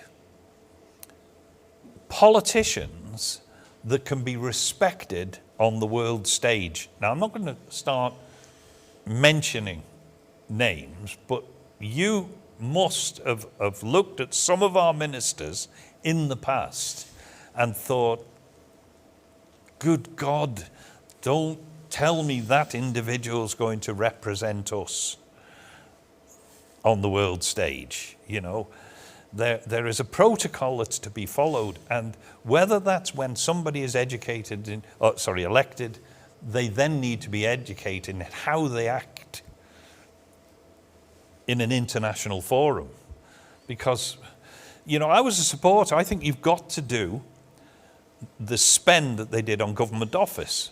No business is going to want to move to an island whose government is working out of an old broken down hut. They need to see stability. We've been here for more than 1,000 years. We're here to stay, and we need policies that are going to run far into the future, almost copper bottom guaranteed. Our tax won't change. Our look towards business is not going to change for at least 10 years. So come to the Isle of Man, you've got stability.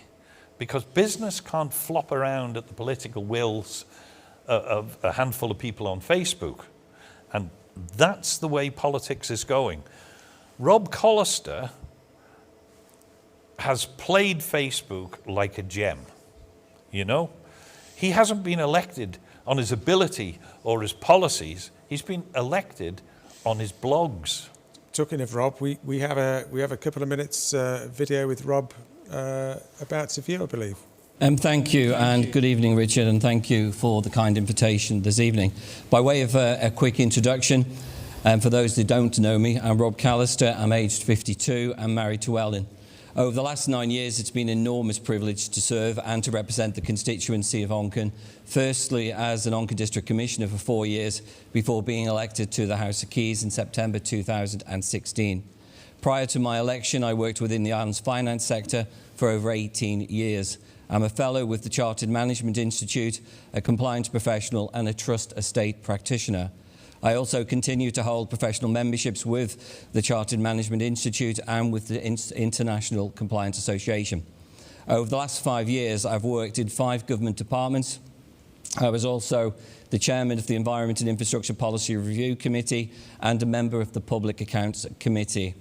I also was appointed the Island's Children's Champion in June 2020. As for the past, the present and the future, the Isle of Man responded incredibly well to COVID-19, and no one could have foreseen the uncertainty and the challenges that we've all faced over the last 2 years. As an MHK, it was a genuine privilege to support and help so many constituents, businesses and island residents through 3 extremely difficult and challenging periods in the island's history since March 2020. However, our focus now as an island and as the community must be on the future and repairing the economic and social damage caused by COVID-19. If re-elected on the 23rd of September, I will continue to be engaging, visible and approachable on behalf of constituents and continue to work for the very best of my ability on behalf of the constituency. Thank you. My name's Okay, that was Rob Callister, who topped the poll in Onken. I'm here with Onken-based businessman Brian Stowell. Brian, we were talking about the economy, and one thing I wanted to get on in terms of how we grow the economy is, are we being proactive enough? And I've got some notes here. So this is from the Economic Recovery Plan presentation. Alf Cannon, who's still Treasury Minister, said we shouldn't be complacent. And that echoed what he said in public in July 2018, February 2019, and October 2019.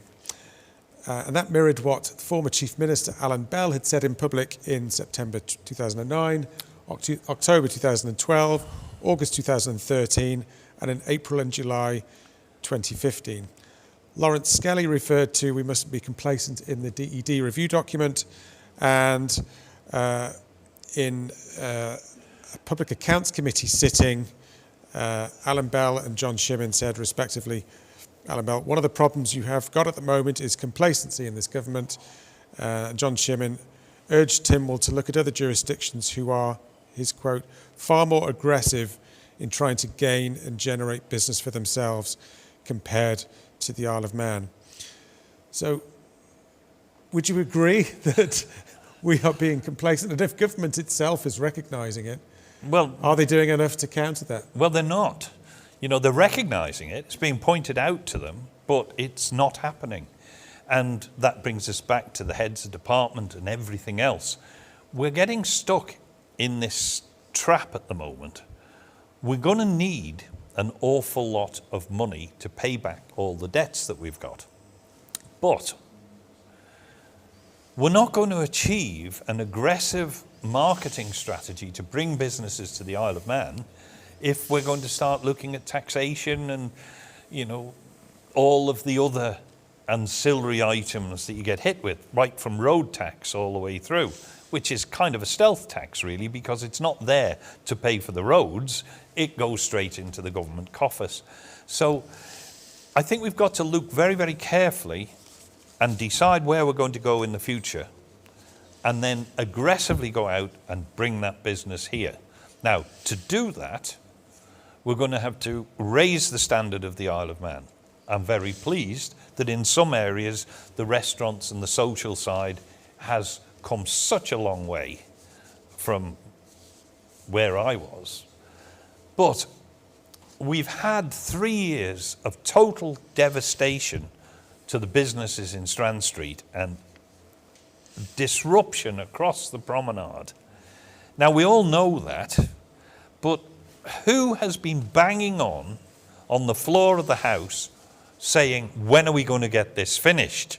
You know, this can't go on. Now, we've had 2 years without a TT. We couldn't have held a TT with the promenade in that mess. I just can't understand how all of the MHKs have accepted this decline in things. I'd like to see a proper strategy put together by people from the Isle of Man who understand the Isle of Man. Don't trawl in somebody from Luton who's going to give us a watered down Birmingham plan. I want to see people get their heads together and decide what they can do. Agriculture is an extremely important part of our future. China is buying up swathes of Africa because it's worried about feeding its people. And our agricultural industry is dying on its knees. I'm not in agriculture, but I own a farm. I happen to be in leisure. But the farms around me are all in terrible decline. In fact, in real decay. And we will in the future need to start producing food for ourselves. New Zealand has a major problem. It has millions and millions of sheep that it's got to sell. Well, we don't have that problem. All we have to do is sell a few thousand and we're laughing. So why can't we market lamb, cheese better?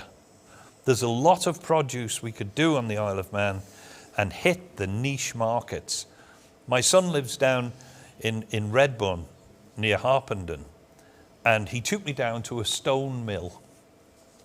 And they're producing home-baked bread with flour from the mill. And people are paying £5 for a loaf. There are niche markets there, and it only becomes a problem when you've got a lot of produce to sell. We haven't. Just going to interrupt you for a second, Brian. We've got result from Arbury, Maloo and Castletown. No signal, I'm afraid, but top of the poll is Jason Morehouse. Really? 1,988, and Tim Glover in second on 1,818. Steve Crowther third on 1,488, and bottom of the pile was Graham Crageen. Any thoughts on that? Well, that's a kick for Graham. I mean, Chris said earlier that he hoped Graham would go for a seat in Ledgeco, but he's obviously not got that mandate from the voters. He hasn't got the mandate from the voters, and it'd be hard with such a bad poll to put himself forward for Ledgeco because, he's carrying that stigma now. If he was going to go for Ledgeco, you could almost say it would have been better for him not to have stood at all. His face doesn't fit down there, does it?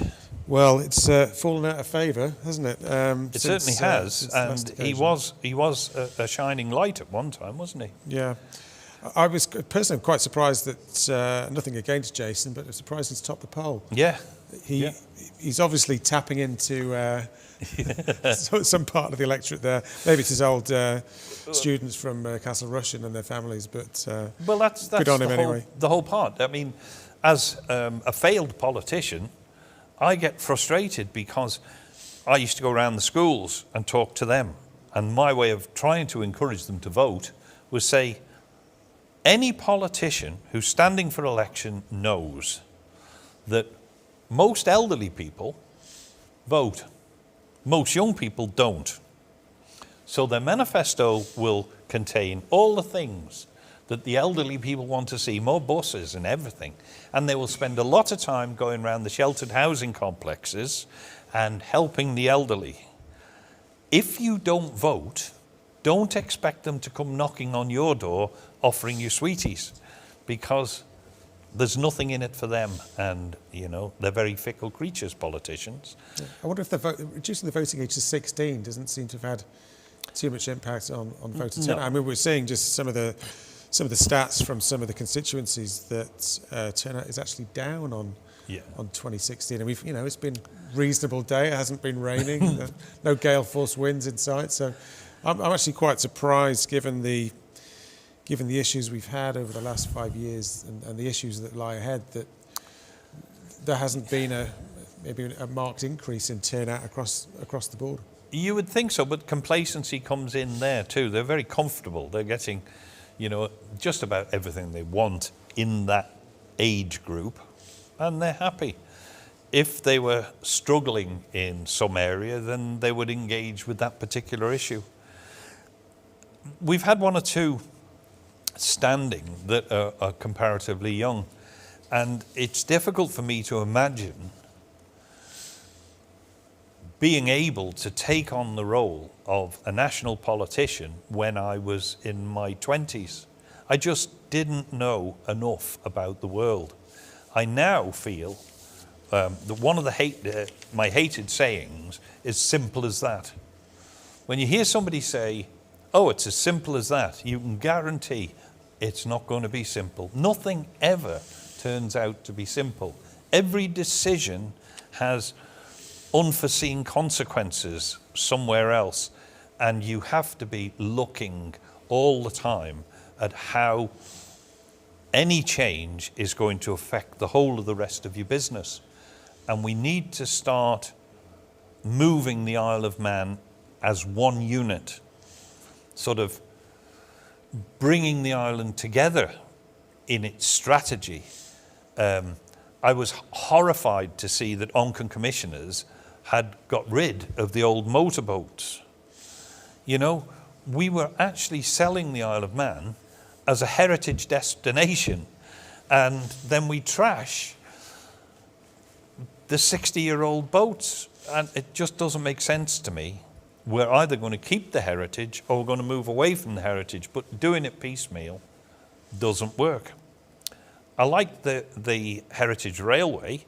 It's phenomenal, the number of people that actually visit the Isle of Man specifically because they have interest in railways.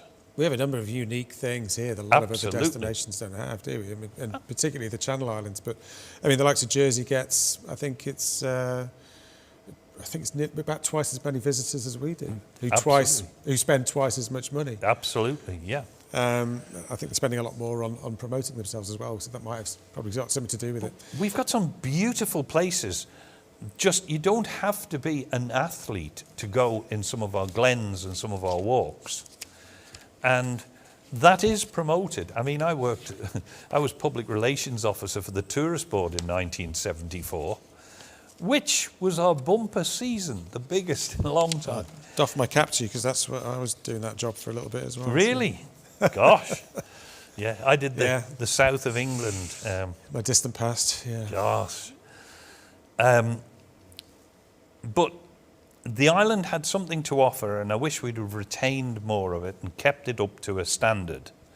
It's a shame when you see decay coming in, and I come back to Summerland. That should never, ever have been allowed to sit in such a mess for so long. There are so many things that could have been done with that site, and it just sits there as an eyesore. Well, there's a lot of sensitivities around it, wasn't there, in terms of... Well, there still because is. of what happened. And yeah, there still is. But yeah, we are, 50 years on now. How long are we going to wait? I'm sorry, but there are areas during the war where hundreds of people died in the Blitz. But Liverpool is back, and they're not leaving monuments to that anymore. And we have to move on. We're expecting the result from Russian very soon. Before we get to that, though, just sort of carrying on the tourism theme. You mentioned before we're desperately in need of a 5-star hotel. Yeah, that's something I'd kind of tend to agree with. And I can't believe that... I don't think we've ever had... Have we ever had a 5-star hotel? We came very, very close. After the fire, I stepped in. I'd been on the board of directors of Mount Murray for many, many years. And then after the fire, I stepped in as managing director. I couldn't get the rest of the board to want to stay with that hotel. We went through all sorts of rebuild things, and there is a major market for 5-star. It made me laugh because Madonna came over and she flew back every night. And the driver, who happened to be a friend of mine, asked her, why do you keep flying back? She said, I can't be seen to be coming out of anything other than a 5-star hotel, because it'll go around all the press that Donna's in decline. So there's the prestige of it as everything. We must have a 5-star hotel, and it's not that hard to achieve. Just getting news of the result from Russian. Is that the 1-2? Yep. So that's slightly different to the exit poll we had. So we've got June Watterson leading or topping the poll on 2,384. Yeah. And Michelle Hayward in second place with 1,386. 1,002 votes difference. Wow, that's a big gap, isn't it? Well done, June. Yeah, I think there were. Well, it wasn't a concern, but the thinking was that because he'd thrown his hat in the ring for the president's position and then not been successful, and then, oh, by the way, I've always been MHK, then that might have hit him at the polls, but it doesn't seem to. Yeah. No. And Michelle as well. So another lady into the House of Keys, which is fantastic. She came across very well actually in the question time events. Feel a little bit sorry for. They're all sort of quality candidates, I thought, in Russian. Right. I mean, 4 of them: Mark Kemp and Andrew Langan-Newton as well. But yeah, that's probably a slightly surprising result in terms of the second place candidate. Yes. Douglas North is apparently imminent as well. I'm not sure if we'll be able to go to that result. John Horton's old stomping ground. Yes, and my constituency, so I've got a vested interest in seeing how this one pans out. Right. I actually expected David Ashford and John Wannenberg to get in. I think Ralph's obviously been the other MHK for a while. And if I'm not entirely sure at the moment.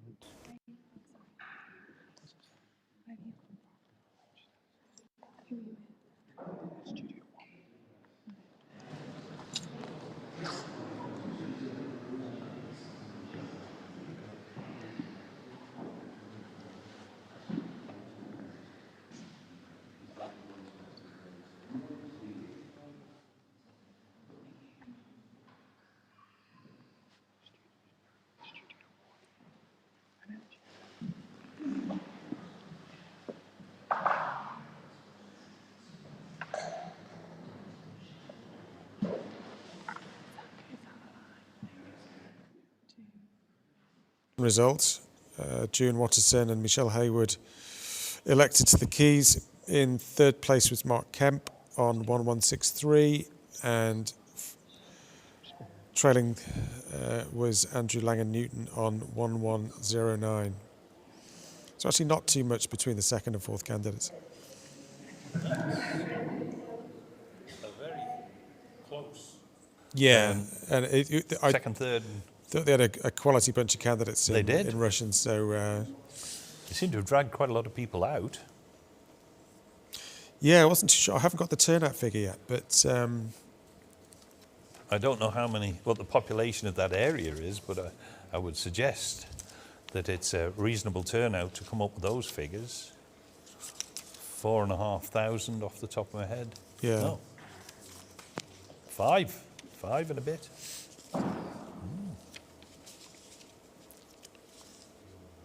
So we're still waiting for the audio from Douglas North. It's all exciting stuff, nail-biting stuff, isn't it? Well, I am literally on the edge of my seat. Yes. I don't think I've moved for about 4.5 hours. So I think my backside's gone to sleep anyway. So it'd be a good time to crack open the beers, wouldn't it? Yeah. Last orders at Studio One. There we go, I think.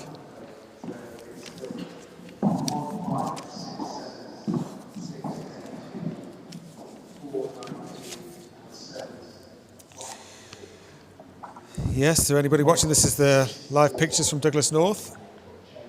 Just about to announce the results.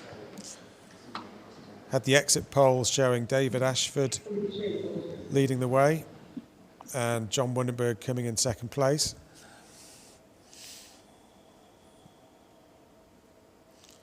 I think that's Ralph Peake, we can see. I'm wondering what the boxes have got the names on for. Did they sort the votes into boxes? Well,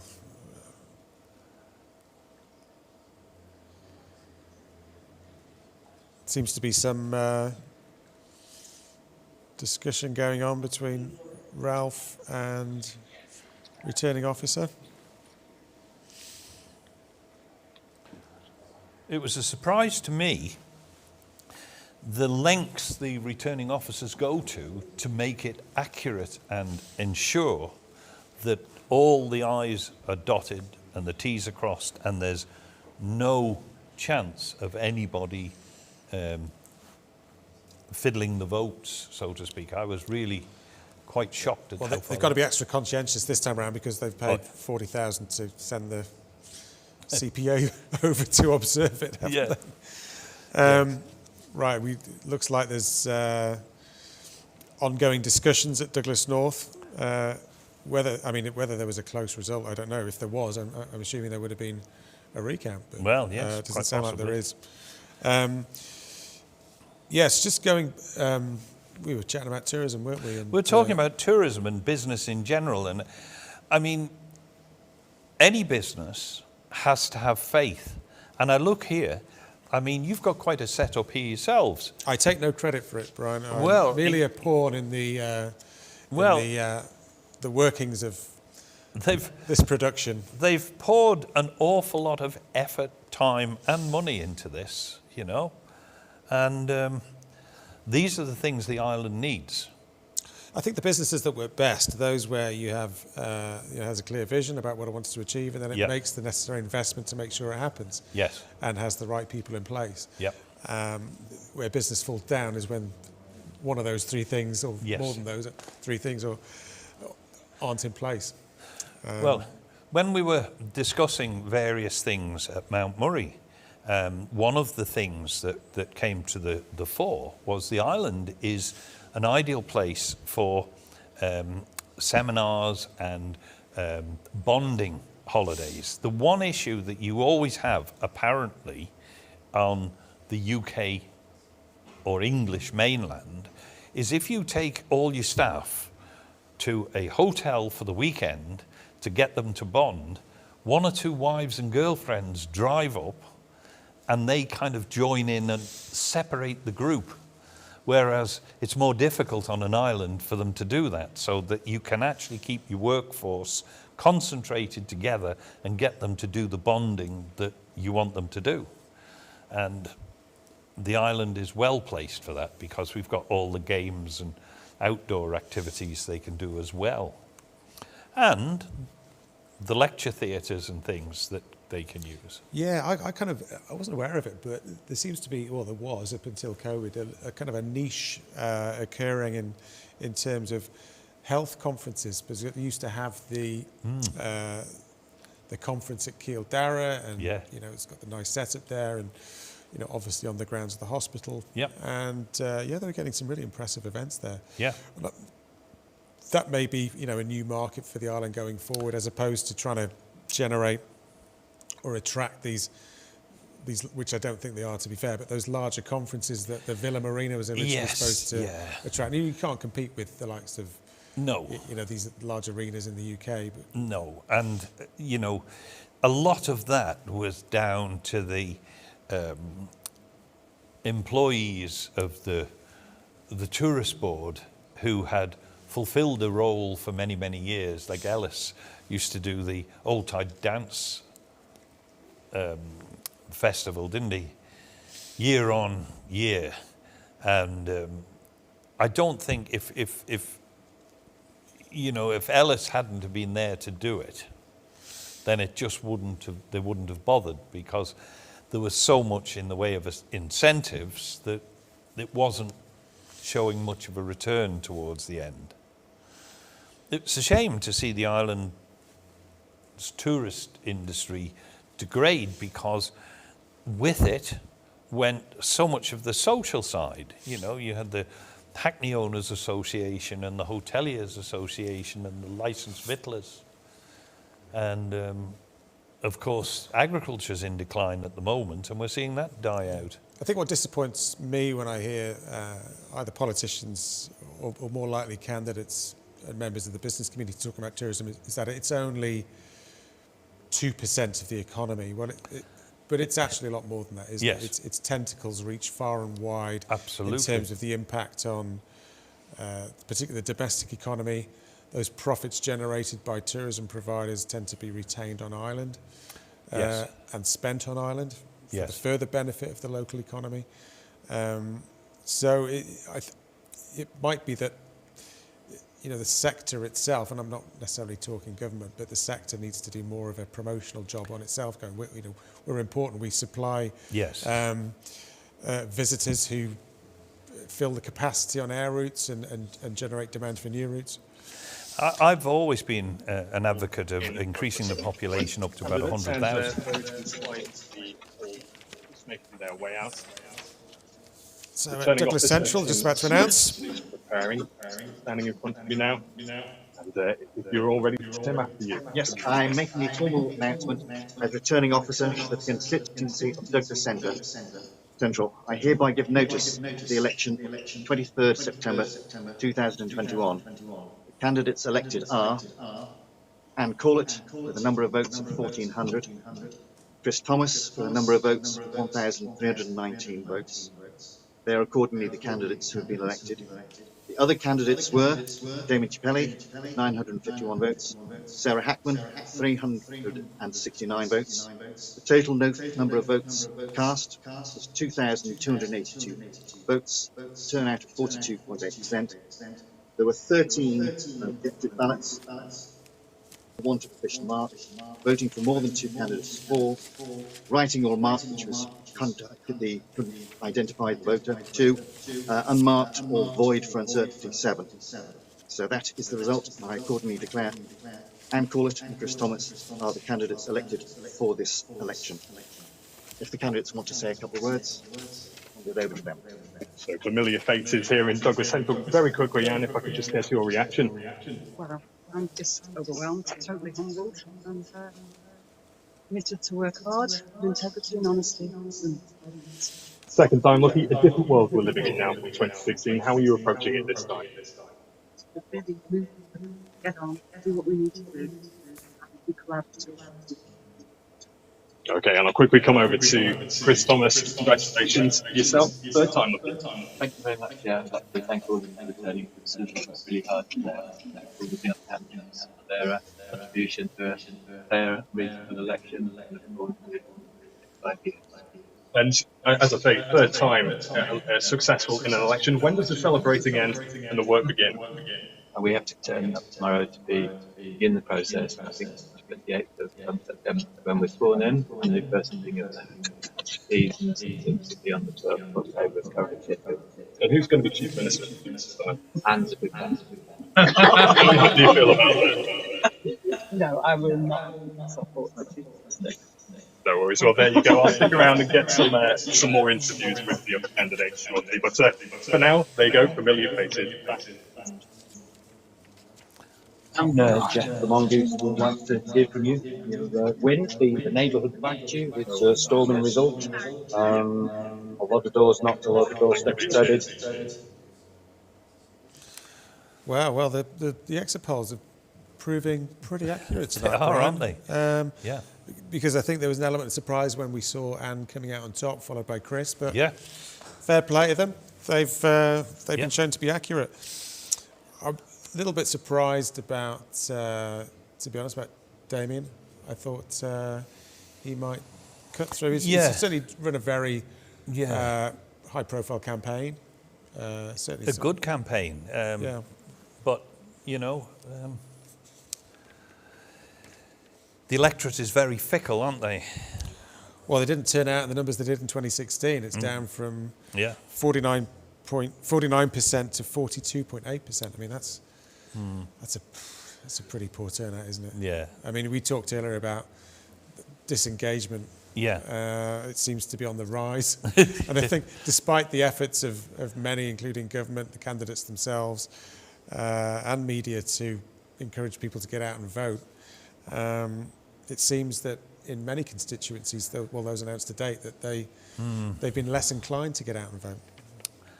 I don't know that electronic voting and various other things have been muted as the way forward. Douglas North. Oh, sorry, Middle. Sorry. Oh. Ladies and gentlemen, I can now declare the results for the House of Keys election for the constituency of Middle. The total number of votes cast for each candidate are as follows. David Anthony Fowler, 163 votes. Kieran Francis Hanniford, 553 votes. Alison Ruth Lynch, 792 votes. Stuart Gordon Peters, 965 votes. J. Paul Wilson, 1,788 votes. I hereby give notice that each of James Paul Wilson and Stuart Gordon Peters are hereby elected. Wow, that's... The Muslim votes whose ballot papers have been rejected is 2,410. The number of rejected ballot papers under each head is 1 for official marks, 0, 1 for more candidates and vacancies to be filled, 1, writing on marks by which votes could be identified, 0, unmarked or void for uncertainty, 6. Thank you. There we are, that's the results here. We get a chance to successful candidates.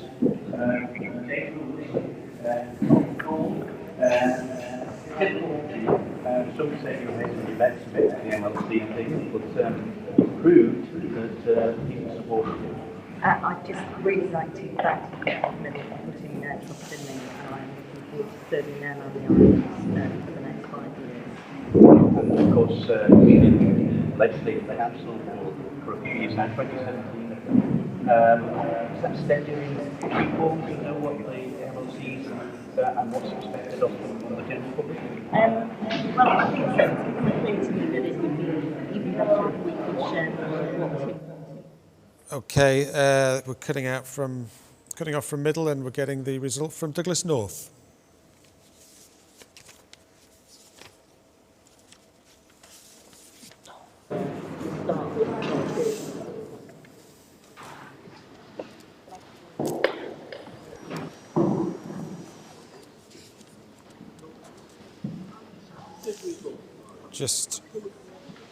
Just to remind everyone that the result from Middle was saw Jane Poole Wilson top the poll with 1,768 votes, 1,788 votes, and Stu Peters coming in second at 965 votes. We're just watching pictures from Douglas North, where the results due to be announced imminently. 30 seconds.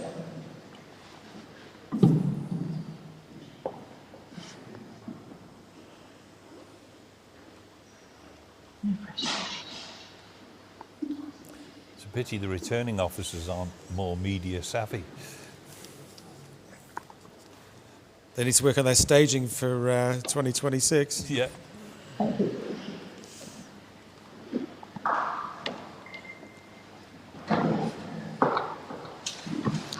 They're waiting for the Stu Peters interview to finish, aren't they? Ah, right.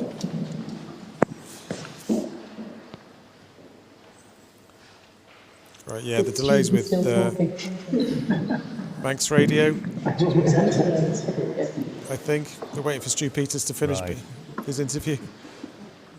James It'd be interesting to see how Stu makes the transition. Yeah, yeah. Certainly the salary will be very welcomed. Yes, we're here in Douglas North, and I have the returning officer Jeffrey with me, and he is now ready to declare. Okay, here's the result now coming up. I, Jeffrey Welcoming, the Deputy Returning Officer for the constituency of Douglas North, hereby give notice of the result for the general election to the House of Keys 2021 in the constituency of Douglas North. The total number of votes given for each candidate is as follows. David John Ashford, 1,567. Kevin Oliphant Smith, 492. George Ralph Peake, 682. John Charles Warrenberg, 753. I therefore give notice that the candidates elected at today's election are David John Ashford and John Charles Warrenberg.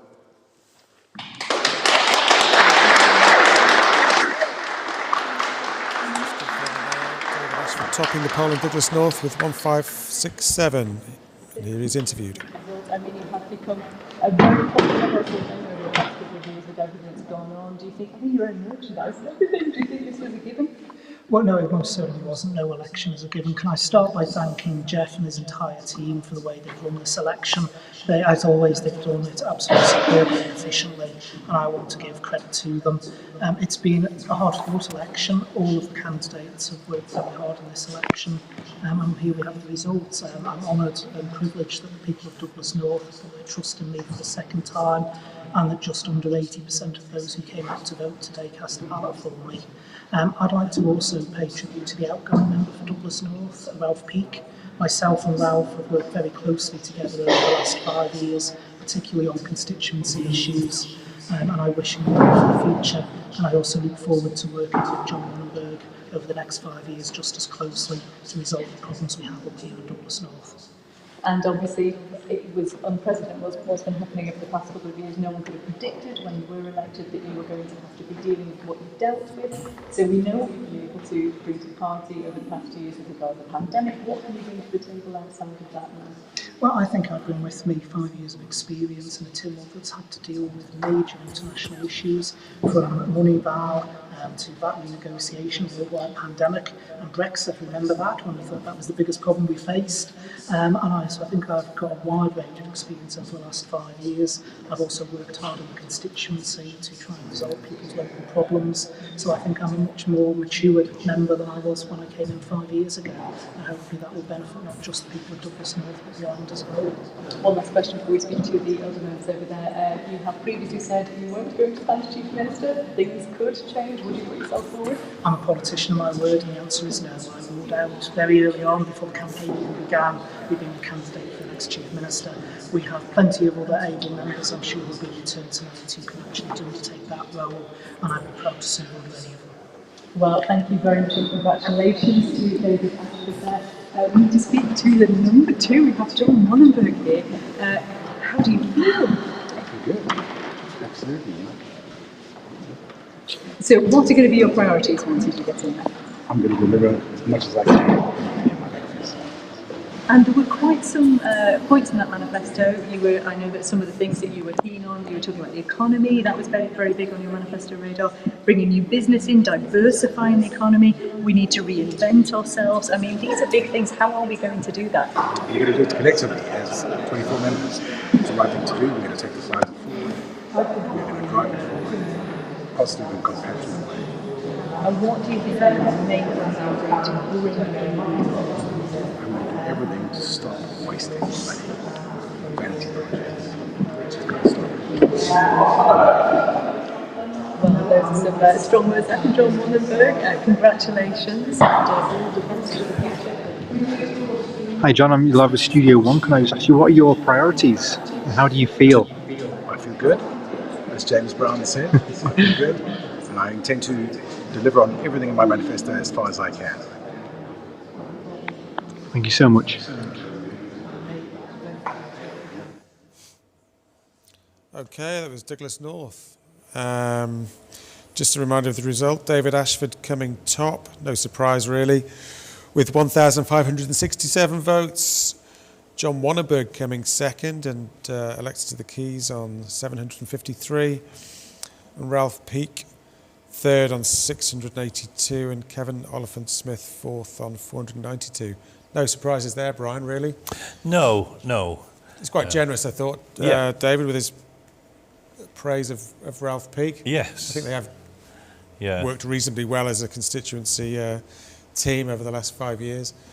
And he quite definitively ruled himself out of the Chief Minister's job. Yeah.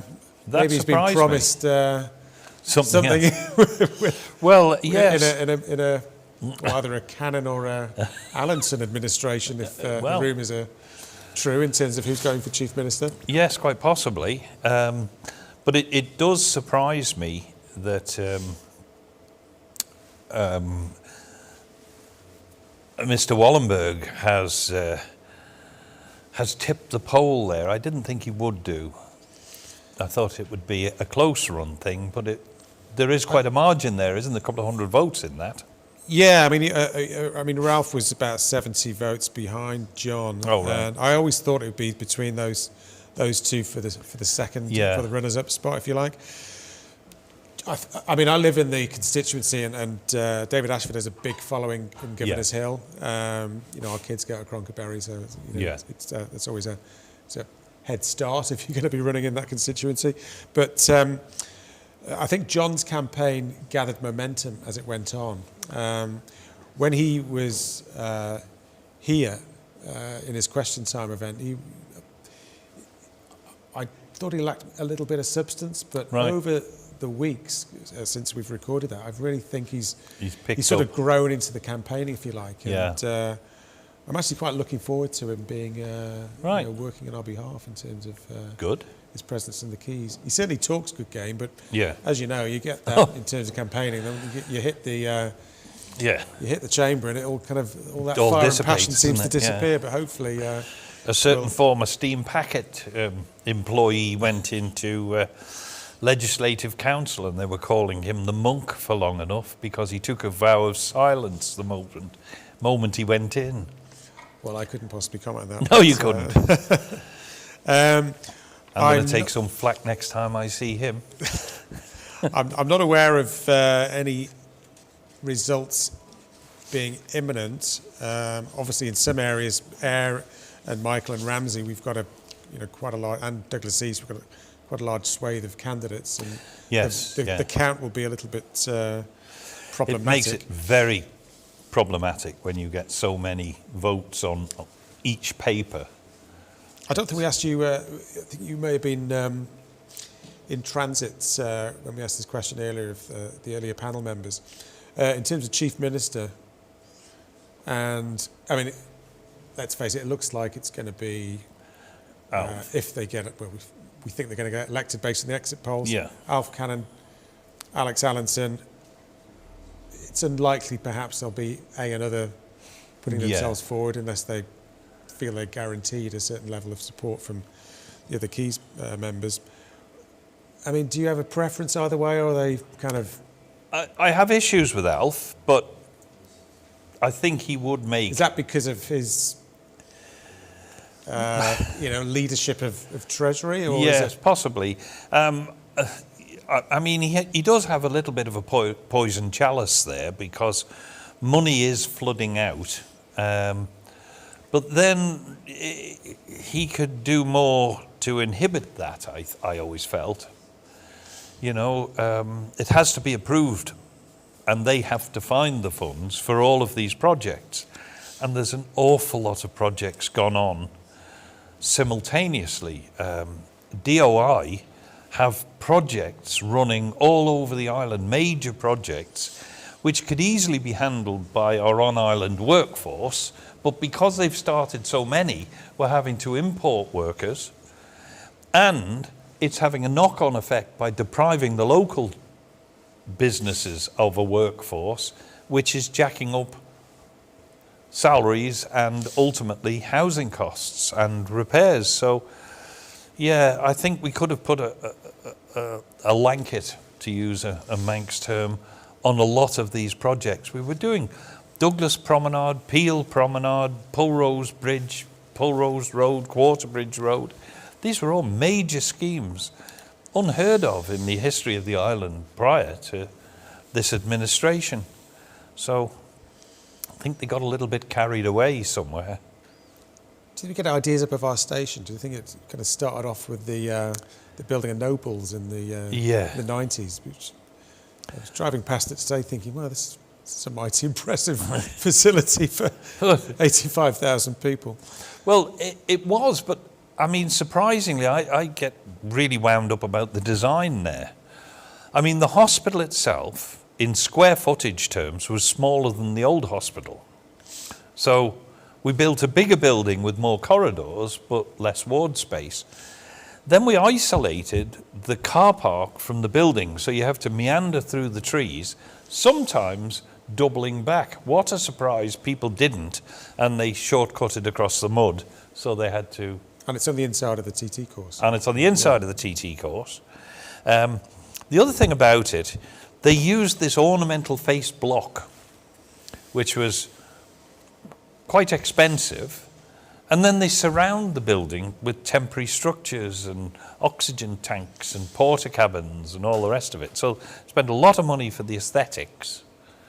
So there were a few issues there, but what made me laugh about the whole thing is the late and the great Harvey Briggs. Harvey Briggs grew up on that farm, and they were evicted in 1935, and he went to the Priest Farm on Whitebridge because they wanted the site for the new hospital in 1935, and it took them a heck of a long time to get round to doing it, but it's done and we just accept that now.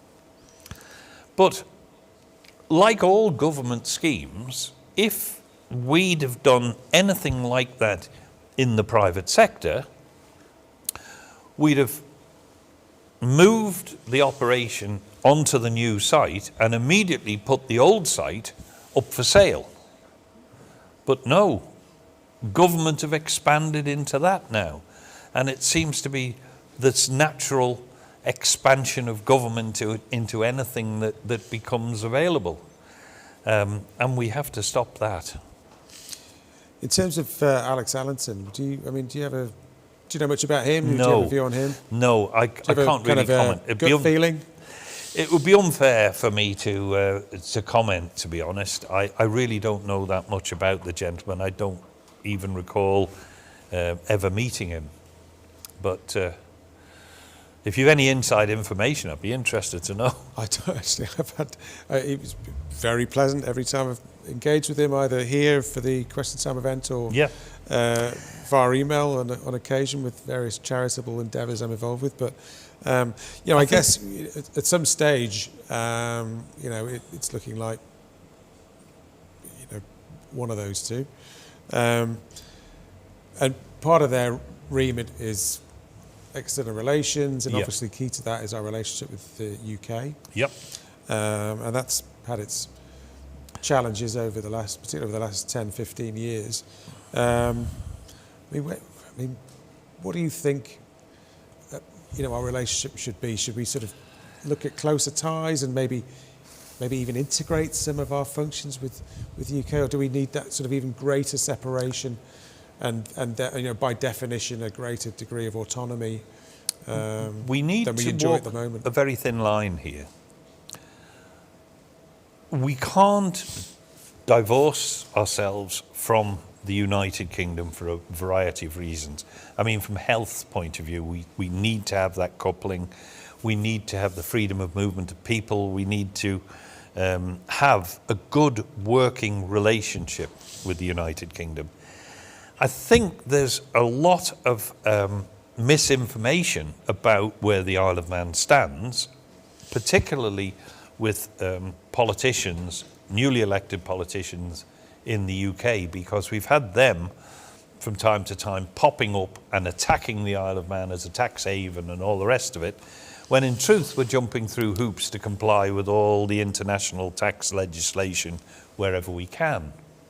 So I think I would have liked, perhaps, maybe you're not old enough to remember Barings Bank going into liquidation, but there was a very prestigious building. I was trying to be complimentary there.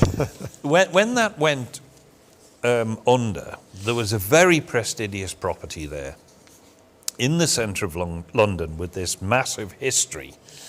And I wondered about the possibility of the Isle of Man actually going down. It was on the market for sale, horrendous money, but that's what properties are like there. And we could have rented out sections of it, but effectively we could have ended up with almost an Isle of Man embassy situated in the centre of London, which would have rentable office space so that our accountants could go and meet clients in that prestigious surroundings, creating the impression that that was their London base, if you follow my drift. I'm not suggesting for 1 minute we should have an awful big presence in the city, but one individual who would be socializing in that area, putting the case forward and acting as an intermediary so that anybody needing information about the Isle of Man, what the Isle of Man could offer, they've got an instant point of contact. And I think that would have furthered our business quite favourably. We used to have an office in central London, I think, in the city, but it was unmanned. Yes. And then they kind of let it go because of the cost implication. Yeah, I think other jurisdictions used to have a manned presence there, didn't they? Yeah. And it puts them on the map. It puts... The city is a very small area. There's a very small, comparatively small pool of people working in the city. And I think that would be very favourable to us, for us to have personal contacts down there, which would further our business nicely. I also felt that we could have offered packages for people who commute quite a bit and need to bring employees to the island. We can't affect the airfares, but every plane ticket has the landing fee built into it. Well, we can't affect the London end, but we could do that as a subsidised thing to make the tickets just a little bit cheaper, to make that link with the city, because that is our link to the world, whether we like it or not. The commercial traffic between here and Birmingham and a little bit more now, but Manchester, it's still nothing compared to London. And London is the financial centre of Europe, whether Germany like it or not. London, very fortunately, was bombed into non-existence, and it's rebuilt the financial sector with the high rise, with the transport links that where Milan and Rome and other historic cities just can't compete. And we need to have one foot in that camp if we want to retain our financial sector, in my opinion. I think we're going to go to an ad break now. Give it time. Here we go. Quick! Summer is here! Sort your garden out! Fencing panels and posts, decorative sand and gravel, paving and decking, even top quality turf. At Man Hire, we've got everything you need to make your garden look amazing. And we're happy to deliver the lot straight to your door. From the big jobs to the small, Man Hire in Braddon has got it covered. Find us on Facebook and get that blooming garden sorted. Well, there's still time. Man Hire, equipped to get the job done. Our island is historic. Our island is unique. There's so much to enjoy about our jewel in the Irish Sea. The captivating castles, stunning landscapes and quaint cafes too. From Russian Abbey to the gardens at the Grove, it's all waiting for you. Explore ancient monuments, Craignish and the traditional crofting way of life, the Great Laxey Wheel or Peel Castle. There's so much to see when visiting the Isle of Man's heritage sites. Discover more today at manxnationalheritage.im.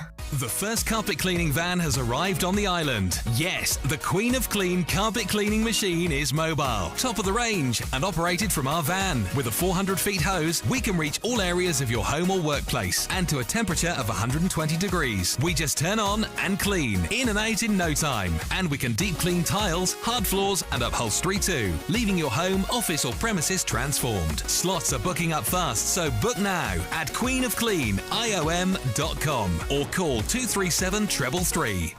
News about the grill pit is getting out. Yeah, great food tastes even better when cooked on one of our grills. For low and slow cooking, for plancha and pan cooking, for baking, roasting, searing and char broiling, and of course for grilling.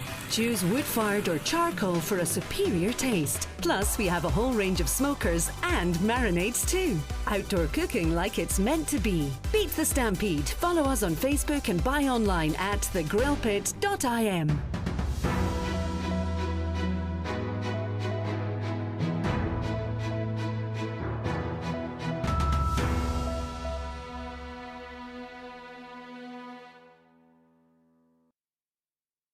Which home and garden store do you go to when you want great prices? Southern Home and Garden Store. Where can you get wild bird seed for only $14.95 for a 20-kilo bag? At Southern Home and Garden Store. And right now, you can get a bag of 440 nails for only $3.95. And we're giving 20% off on Johnson's paints. For homeware and furnishings. And a great range of fishing rods. For great prices, there's only one home and garden store to visit. Southern Home and Garden Store. Balthane Estate, Ballasalla. Every kick, every ace, every apex, every wicket. Nothing beats coming home to a summer of sport on a huge screen from Waltons. We're talking 65, 75 or even 85 immersive inches of pure 4K pleasure from big brands like Samsung and LG, all in stock and ready to go. For a supersized TV deal as well as superb service, it has to be Waltons, the Isle of Man's premier TV and electrical store.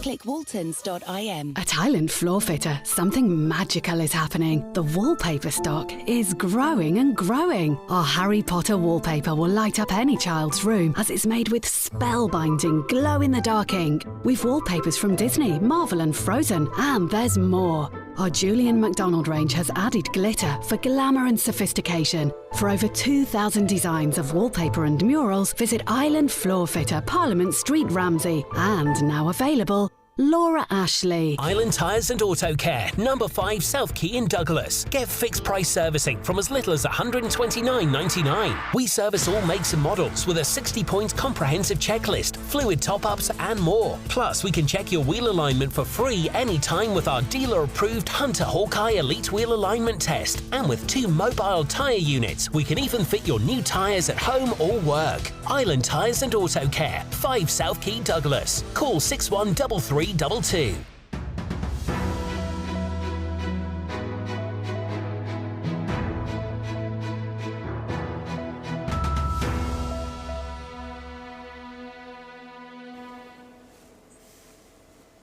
Hello, welcome back to Election Night Live. I'm here with Brian Stoll, and we are chewing the cud over pretty much yes, every subject we can think of under the sun. We've scared text everybody in away. If you'd like us to address your maybe even your personal problems. I'm sure we can. Well, we can cover pretty much anything, can't we, Brian? We can. You know, I've got some terrible personal problems. The bank, for argument's sake, I think I can help. They can't take the money. It's the vaults are full, and they're turning me away. I don't know what I'm going to do. Well, the perfect antidote to that might be an interview with ex-Chief Minister Tony Brown. Our friend and colleague Juan Turner interviewed him earlier today. So here's Juan with Tony. Tony, you've been out of politics now for 10 years, you've just told me, which is quite amazing. Do you miss it? Oh, absolutely. I mean, I always enjoyed the cut and thrust of the politics and actually, more importantly, getting things done and dealing with people.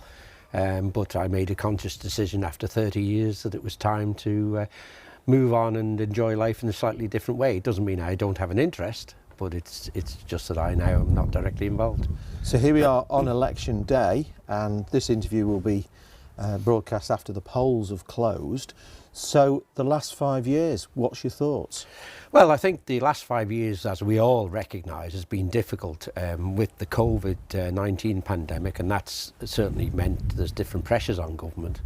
But I do think there needs to be more done in terms of dealing with island life as well, because life still went on. And there were opportunities, I believe, to have done more than maybe we did. And I think that the island needs to really focus back on generating new business, being imaginative, changing the legislation to attract people, and actually be less internal examination of everything that government does or that we do as a people. People enjoy freedoms, and with those freedoms come responsibilities. But we also need to make sure that people can live an enjoyable life on the Isle of Man, and to use an old term, that the island is prosperous and caring. So by being prosperous, we can care for people. And I do think that's been lost in the last number of years. But your term in office also came off the back of one of the worst financial crashes worldwide in history. So you're no stranger to having to deal with rebuilding an economy. How do you think they have performed in the 5 years up to the COVID crisis? Well, I mean, the economy has done well in terms of our investments have done well. The island has still got a lot of money in reserve. Those reserves, the General Reserve, have helped us out without doubt to keep the economy going during the COVID-19 crisis. And without that, we would have been in difficulties. But I think it's more about making sure we secure that future further on. I think that it's become over bureaucratic. I do think that there's a lot of frustration from what I hear, and I'm not directly involved, so it is, from what I hear talking to people, there is a lot of frustration for those in business trying to actually get things done. It gets lost in the nightmare of bureaucracy, and I think there's a little bit, which is unfortunate, of people actually protecting themselves instead of taking a bit of a gamble, not a gamble that's going to waste money, but sometimes government, like business, have to make decisions that don't always pay off. And if we don't do that, we get left behind. And of course, there's pressures from world economies. The latest one, of course, is the corporation tax, the 15% that they are looking to agree. They've agreed in principle. I just hope the Isle of Man doesn't rush ahead on that. We want to wait, sit back and watch what others do, prepare for it. But in the meantime, carry on as we are, attracting businesses here and attracting investment, because we have a good tax system that supports business by zero taxation, which is still of great benefit to us. And if we have to move to the 15%, yes, let's do that. But please do it at the right time, or we'll undermine our economy. Are you concerned there may be a knee-jerk reaction to this? Well, to be seen to be doing it rather than doing it for the right reasons? Yeah, I mean, there is a danger. We're a small legislature and therefore a small government, and we can act pretty quickly when we want to. And I'm sure we're encouraged by the UK and others, and I know this happened when I was there, to actually sometimes, you just get on with it, just make sure you get it done. Well, we often used to say, well, we'll wait till you do it. Once you've done it, once the bigger countries have done it, we'll come with you.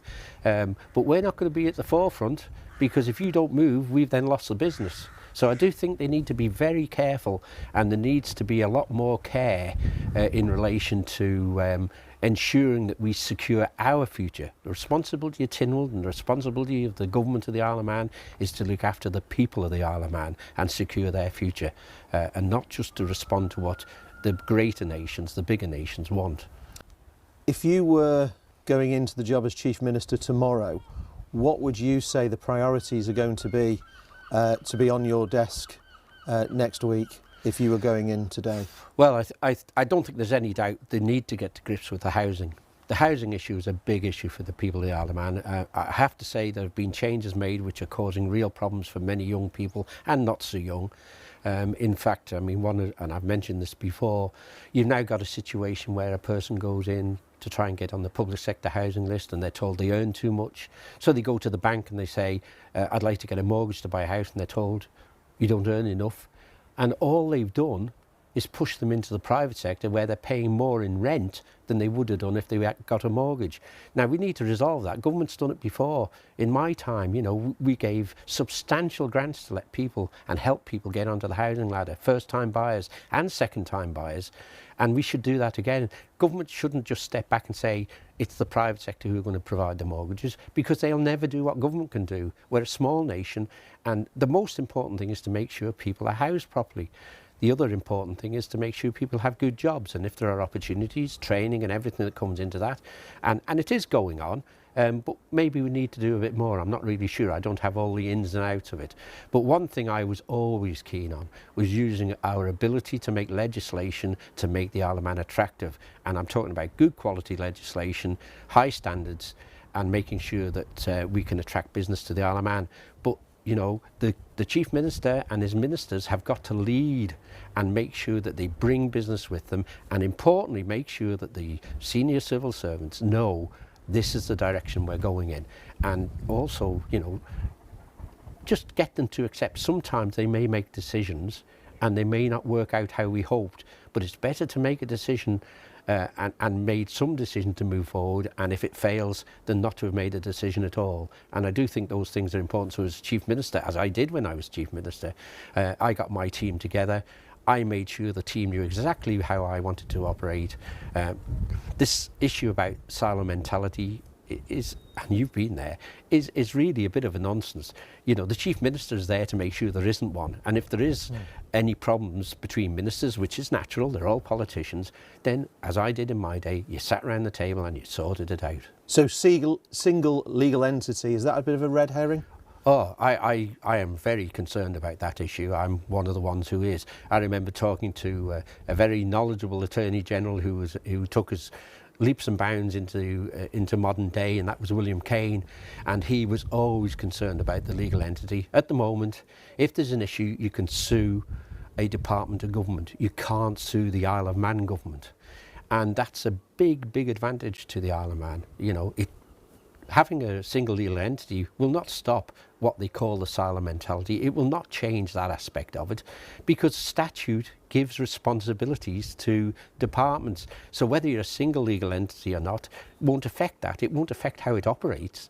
But what it will do is take us into a whole different field of potential dangers, which I believe are not in the Island's best interest and always have done. Welcome back to Election Night Live, and here we are with Jed Power. Jed, welcome, fresh from the count at Douglas Central. We can talk about that later, but if you don't know Jed, he's quite a well-known figure in, well, I guess in terms of broadcasting, if you like. You've got your Jed Power Tripodcast. Was it? I do a bit of YouTube. YouTube, yeah. Messed about with podcasts. I think it's something which a few people got involved with during the COVID experience. You know, we had a bit of time on our hands and experimented a bit, and you know, got in with Derek and Michael, not Derek and Clive, and it's spread from there really. But I've always had an interest in politics, as you know. Fantastic. Delighted to see you here, Jed, because you've got your own taxi firm and you've moved just in behind me, so I can go out, I can have a few drinks now. So right. It's fantastic. I'm all right for a lift home. I'll put the meter on. Somebody tell my wife I'll be late back. Yeah. Okay. So I'm not sure how much you've heard out on the road down at the count, but we've had a few results in already, and there's been a few surprises, I must say. I have been paying attention And yeah, there's been quite a few shocks, hasn't there, really? Yeah, so we got the results on here. Arbury, Castletown and Maloo. Jason Morehouse topping the poll and Tim Glover coming second. I'm not surprised. I'm not surprised. Jason was a good constituency MHK. The Seagull handle never really flew away, if you know what I mean. But I didn't expect Graham. It's going to live with him, that, isn't it? It is. But I didn't expect Graham Cajine to stay in there. I couldn't. Well, he came bottom, didn't he? Oh, I don't know what. Yeah, are the he came bottom. You're going to ask me the figures now, aren't you? But well, Steve Crowther, I think, was about, from memory, about 300 votes behind Tim Glover. Okay. And Graham was at the bottom. Yeah. I'm disappointed about Steve Crowther. I thought he came across, with a lot of energy. He had a lot of passion. And certainly at the question time event he did here, he had a lot of passion. Yeah, and that experience, that experience behind him. But Tim Glover, I think he had a strong team. He's proposed by Miles Walker. You've got the Colby, Arbury, massive behind you. It's quite a weight to bring to the and he had that public profile already, didn't he? So yeah. But the way Manx politics is, personality based a lot of the time. He's going to have that head start, isn't he? I really think that the proof is going to be in the pudding, isn't it? In the next year, what can they achieve together? How strong are they going to be in the House? Are they going to have a voice? What are the department responsibilities that they're going to gain? And what influence can they have on these issues that plague the South? The housing shortage, the boundary issues, things that the commissioners, the local government can't deal with. Yeah, one thing that came out at the Arbury, Castletown and Maloo question time event here was the Airport Technology Park, which is, that was, I did the media release announcing that in 2015 and still not a spade in the ground. So, Tim and Steve Crowther are particularly passionate in terms of kind of what the hell's going on. Well, nothing's going on, that is the answer. And national issues, and it's really going to be a test of their competency. That would be a Yeah. national asset, wouldn't it? Kind of a high-tech business park, over the road from the airport, but probably won't even be ready by the next election, will it? Absolutely, but we're talking about jobs, coming to the island, and it's actually fomenting that, isn't it? How that is the key, and to have something where these are real jobs, real careers. Chris Robertshaw was in earlier, and he actually said, when we heard that Graham didn't get in, he thought, well, actually before the result, he said that he'd hoped that if he didn't get in, he would go for Ledgco. I mean, what are your thoughts about that? Now he's bottom. He came bottom of the polls. I mean, really, I don't know what sort of message would that send out to the Manx public if someone like Graham Cajine, was able to gain, that position, because Ledgco requires scrutineers. It requires intelligent people. I'd say people who've just got that eye for detail, people who are versed in reading tomes of legislation and actually breaking it down and understanding it. And when you look at the great candidates that we had in, so the likes of, say, Jane Poole Wilson, who was a perfect role for, for that position. And I think Kate Lord Brennan would be the same. And I'm just trying to think of the names. The guy, who's a cyclist, green guy. Yeah, what's he called? He's really good. Rob, someone. Anyway, but the likes of those characters who've got that ability, to really sanitise the crucial information. Rob Mercer. That's him. Sorry, Rob. It's been a long evening. I should have remembered that. Okay, we haven't had the result yet from Aaron Michael, but unsurprisingly, the exit poll showed that Alf Cannon was projected to top it, but interestingly, Tim Johnston was projected to get second place. I'm watching this one with interest now, because obviously Alf Cannon is going to be a shoo-in. And 5 years ago, he was head-to-head, 12 votes apiece, wasn't he, with Howard Quayle. And he was nudged out, from the Chief Minister's position. So you've got to think, we're going to have a new team, aren't we? There's going to be some new faces and there's going to be some old faces. And are they going to look at Alf as a future Chief Minister? Or are they going to perhaps pick out someone like Jane Poole Wilson, who seems to be suitable, seems to have the credentials, the deportment, the communication skills, and no baggage. Yes, very impressive. Just hearing that Garth is imminent, so we might have to interrupt you in a second, Jed, to go over to Garth. But yeah, I mean, just going back to Aaron Michael, we've been discussing during the evening the merits of the likely future Chief Minister candidates, Alf Cannon and Alex Allinson. We haven't had the result from Ramsey yet, of course, but he was projected to top the poll there as well. I mean, Chris Robertshaw felt that Alf he's often seen as the establishment candidate, but if you look back at his politics since he got elected, he has a little bit of a radical streak in him, and I suspect that if he did get the top job, then there might be quite a few changes in the likes of, maybe how economic development is structured. Certainly in terms of his manifesto, he's said that he wants to look at maybe the Visit Isle of Man agency. He's got a devolving.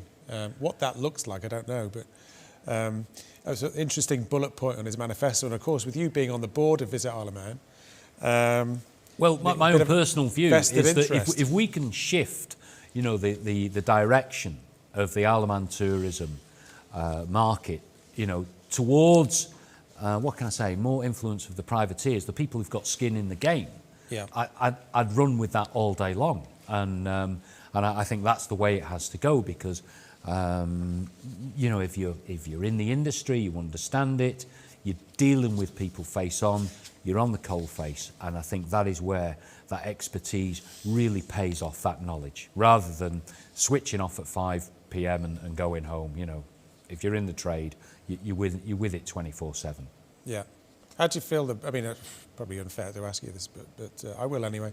How do you feel the board is working? I know the team, obviously. I think it's a very hard-working team, and it's probably out of all the UK, British Isles regions, you wouldn't find a harder-working chosen team. But the board itself, made up of various representatives from across the sector, diverse as it is and broad as it is. I find it quite frustrating at times, because my role is, I've been involved in tourism for 10 years. I've handled, say, over 3,500 visitors to the island, and this isn't just the golfers. This is cruise ships. This is just general holiday makers. Gary Barlow. Gary Barlow. This is all aspects of visitors to the island. So I understand it. I understand, what they want and what they need. And for me, and this is absolutely crucial, for us to progress in tourism, we need to improve our infrastructure in Douglas Town Centre. So we've got an entertainment zone, because this isn't just about visitors. This is about our young people on the Isle of Man who are having difficulty affording housing, and they're having to vacate living here because the nightlife is absolutely garbage. And we've got this issue where on a Sunday you can't go out to eat, and this isn't furnishing our tourism market either. So I think if the government could really have a project like a business enterprise zone for the visitors and for the locals, and make Douglas a much more pleasant place to live, and not just Douglas, other pockets around the island that fit the bill, we can satisfy both needs. So for me, to make money for the island, we need to utilise that steam packet service that we've got, offer cheap fares, foot passenger fares from the north of England, and maybe do something radical, like have beer at £2.50 a pint, because that'll get them over, because the European market's changed. Sounds like Spain, Jed.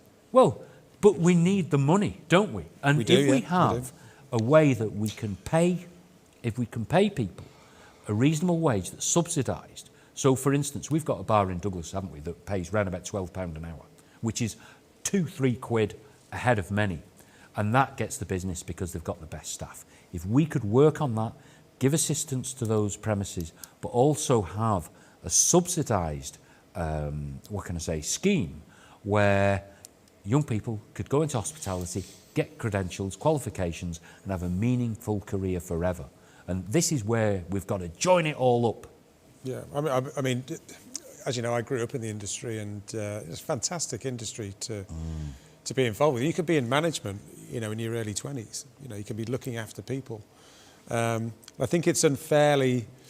It's a bit like engineering was. You remember engineering as a career used to be, it's all dirty overalls and lathes and unskilled. It's not at all. It's totally the opposite. And I think, having a skill in hospitality is, can open doors to any number of sectors, not just hospitality. And it's a bit of chicken and egg with the, you talked about nothing being open on a Sunday.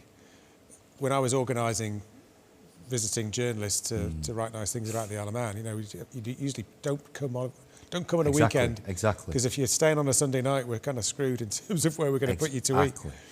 And we've got a real asset here on the island. Why would the visitors come if the thing's open? Exactly. And we can do it. We can do it. And there's some good people. I mean, you look, say, at what's happening up at the bungalow there. I don't know whether you've popped in up to the Victory Cafe. And you look at that, and what a great facility that is. And why can't we replicate that in town? And why can't we subsidise and help and assist? Because it puts money in the economy and it has it spinning round and everyone benefits. So, for instance, the golf holidays, golfing tourists spend more than any other visiting group.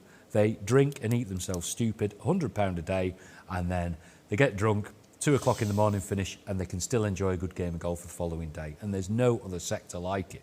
Yeah, we touched on that earlier because, highlighted the fact that, when you generate profit in tourism, that profit tends to be retained on island and then invested or spent on island as well. Whereas if you're, I don't know, an e-gaming firm, shall we say, or a firm in bank, the profits sort of go off elsewhere to be taxed at whatever, So I mentioned to Brian Stowell earlier that it's maybe the industry needs to do a marketing job in itself to Tynwald members or the new Tynwald members, because you often hear that it's only 2 or 3% of the economy, and you think, well, actually, it's got a huge impact on across the whole economy. We benefit from increased air routes, which generate demand, which generates cheaper fares. So it's and it become a great place to live. So if you've got really good cycleways that are off the roads, then it's a quality of life improvement, isn't it? It is. So it's always a thumbs up for tourism from us, isn't it? I know that. Before we get to Garth, we'll touch on Douglas Central later, just in case we're just about to switch through. But Douglas North, David Ashford topping the poll, as expected. 1,567 votes. John Wannerberg coming in second. Oh, lovely. 753 votes. Lovely, lovely. Yeah, from the material that I saw him, I love the way that he was challenging the current position, as it were. Yeah, he did that at the question time events. Yeah. I did point out that because I live in the area, and we both do, but I thought his campaign started a little bit slowly. But over the weeks, I've seen the momentum build up, and he's had more substance to his campaigning, and he was the only one that called round my house for a start off. So. And the thing is, there's no doubt about it. People are looking for change, aren't they? I think that's coming through loud and clear, even though the turnouts, interestingly, in a lot of the constituencies are down on 2016. So we might touch on that later on, but once we get... Maybe there could be a poll, or, a survey done about that, about why, because, why aren't the voters engaging? I'd love to know what the factors are there, because it's been a beautiful day, weather issues, and so forth, and it's been quite clear that there's been an election in progress, so... I mean, some people have mentioned, we need kind of things like electronic voting, innovations like that, but you think, if you disengage, you disengage. You're not... Yeah. It's not like, clicking like on a Facebook post. You've actually got to think about, who you're voting for and why you're voting for them before you get to the click stage. So I'm not sure if that's the panacea, but I think it's down to the next Tynwald, particularly the Keys members, to start engaging with their respective constituencies, because once they get elected, that's kind of it, isn't it? You kind of read about them in the newspaper or you don't. And I think most people are comfortable, aren't they? Really, generally. And I think there should be a survey into who voted and what the background is, what pressures they're under. It could be that the cosy middle class choose to stay at home and they're watching, a series on Netflix with a bottle of Sauvignon Blanc. Who knows? Well, I look forward to engaging with John further anyway. He was he's certainly an impressive candidate. That's something against Ralph Peake. I think Ralph's been a good constituency, MHK.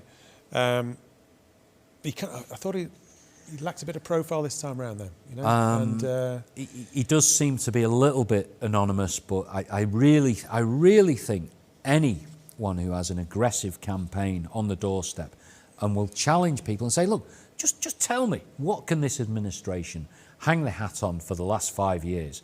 Is it really just legislation about the safety of sky lanterns? Is it just that? Is that it? It's a big issue for somebody, obviously, and we'll see. We'll find out how that individual gets on imminently. Apparently, I'm not being facetious there, but it really is. I know, because yeah. The social media is littered with negative stories, which we all know. Yeah. Any word on timings for Garth yet?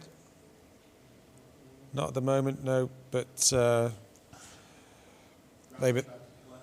Ramsey's about to declare, so that'd be interesting. So you think this one is a shoo-in, the Ramsey one? Well, I think for number one spot, yeah. You're asking me if I've got money on it. No, but I think the exit poll projected Dr. Allinson coming out top, and I think based on the 2016 result, he generated so many votes that he hasn't really screwed up in the preceding. In the following 5 years. So. He does have that panache and that almost that chief minister material. Yeah. I'd never met him in person until he came to the Question Time event. He's good, and the thing is, with him being a doctor, he's going to be personable, isn't he?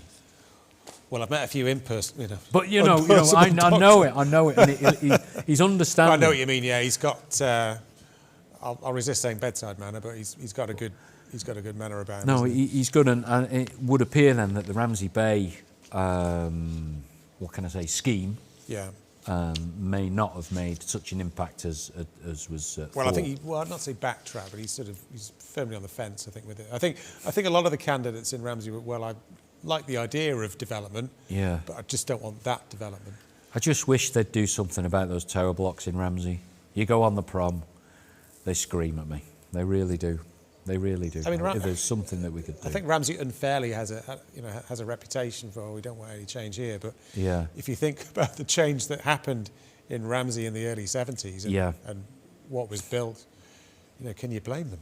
I mean, really, I'd like some bold action there. Someone to say, look, there must be a way that we can convert this into something a lot prettier and better for the island, because Ramsey is beautiful, better weather, great people. I love it up there. I'm up there a lot, with various work commitments at the moment, and I just love just driving into Ramsey every morning over the mountain, and I'm the only one. Everyone else is coming the other way into Douglas, and it's. You've escaped the drizzle, and the sun is shining. Oh, it's beautiful. It's great. It's got everything you need. Douglas South. Well, history was made here with Sarah Maltby pipping Claire Christian by 2 votes. So first and second. So and Paul Quine not making it. What was the deficit there with Paul? Well, Quine? Sarah Maltby came top of the poll with 1,244 votes. Claire Christian came second with 1,242 votes. That says a lot about party politics, doesn't it? Because it looks like some of the Manx Labour Party will be appearing or featuring in the results tonight. Claire Christian was a very strong candidate, wasn't she? Well, she very strong. Kind of single-handedly started representing small business at the start of the pandemic, didn't she? This is before she got into politics. She's very. Again, I hadn't met her, although we were connected on social media. I hadn't met her in person until the Question Time event here. Came across really very well. And I think she grew in the House of Keys. Yeah. When she was on her feet and she was speaking. She was very impressive, actually. Very lucid. And the beauty of Sarah Maltby. Party politics, you know where you stand. A lot of heritage, a lot of knowledge about how the political system works, and a great nature, and she's honest. And obviously being a Labour Party member yourself, Absolutely. you can't be Absolutely. too Over the moon. Over the yeah. moon. And, it's unfair, I think, to say that she, hung on the coattails of her dad, because I think she was very much her own candidate, and, you can't... It's hard to get elected when you kind of... Well, it's going to be in the DNA, isn't it? That affinity. I think she had a great mentor, obviously. And, but we've got campaigner. 2 females, haven't behind we? her. 2 females. So where are we on the running total for females in the House now? What are we going to be? Does anyone know that? If we get the scores and the doors back on the screen, I will... Only because I can't be bothered to run through my bit of paper. We're talking about history being made, aren't we? We got Anne Corlett, Sarah Maltby, Claire Christian, Jane Poole Wilson, Julie Edge, and Michelle Hayward. We've got 6 already. 6 already. So yeah, and we've got Douglas East, where we could get 2. Joni, more. Daphne, Claire Barber. We got Claire Barber, of course. So we're looking at. And we got Kate Lord Brennan and Glenn Faber. So we could be looking at 10. Yeah, Stefan. How's about that then? That'd be. How's about history is in the making tonight? It could be, yes, and. I'm looking at one. I wish my knowledge of Tynwald's history was better than it was. Yeah. But, I can't recall a greater number of. No, this is history, isn't it? This is history in the making. So. Well, you remember where you were when history was being made, weren't you? You do indeed, and it's going to be interesting because there's 1 or 2 characters who. I'm thinking of one person in particular. Will they feel uncomfortable in the environment that's... I'm just thinking about, the votes for the Chief Minister, thinking ahead. If it is down to Alf and Dr. Allinson, in my gut feeling is that, and I might be totally way off here, but no. Dr. Allinson is more... I'll have a bet now if socially you want. Progressive, and that could, I don't know. I'll have a wager with you now. It's going to be Jane Poole Wilson. Really? I think so. I raised that with Chris Robertshaw earlier, and he said he didn't think that she would maybe put herself forward. But have you got inside think, information? No, I haven't. I just think there's no baggage, is there? There's no baggage. There's no what can I say? Factions involved. You've got someone who, female. Great deportment, intelligent, good communicator, looks the part. And when you hear her talk, when she's been in Tynwald, she's excellent. She's very good. Actually, going back to Douglas North, John Wanenberg, I think, said that when asked who he wanted for Chief Minister, he said, well, none of the current Comyn. So. Well, you see, this is it. If we look at that list of those that have been elected, okay. So in this 24, we've got to look at where the factions are going to be to vote the new Chief Minister in, because we're looking at a new chessboard, aren't we? There are new pieces there. Radically different, yeah. So we can't say that Alf Cannon is going to have that support, can we? We can't. We can't. Because we could just look at, well, we've got a great opportunity here for a new start. The last administration failed in many people's eyes. So let's have a completely new brew. We could have Anne Corlett in there. Maybe. Rob Collister as a minister. She's certainly got a democratic mandate, top of the poll. Beat Chris Thomas. I mean, that's... I think it's probably it is testament to the work she does behind the scenes, because... it's probably been mentioned in one of your shows, not by yourself, but by some of your contributors, that she's a bit of a quiet woman. But I think without knowing the work that goes on behind the scenes that an MHK has to undertake, which is substantial, and I knew Anne a little bit before she got into politics, and she always struck me as somebody who would, want to do good and want to do right. She's got that respect and that weight. Yeah, exactly. Yeah. And I think that she's not in it for the status. She's in it to do good and to help the island. Yeah, and you could say, well, she's not a populist politician, is she? Okay. Here we go. Aaron Michael, and the.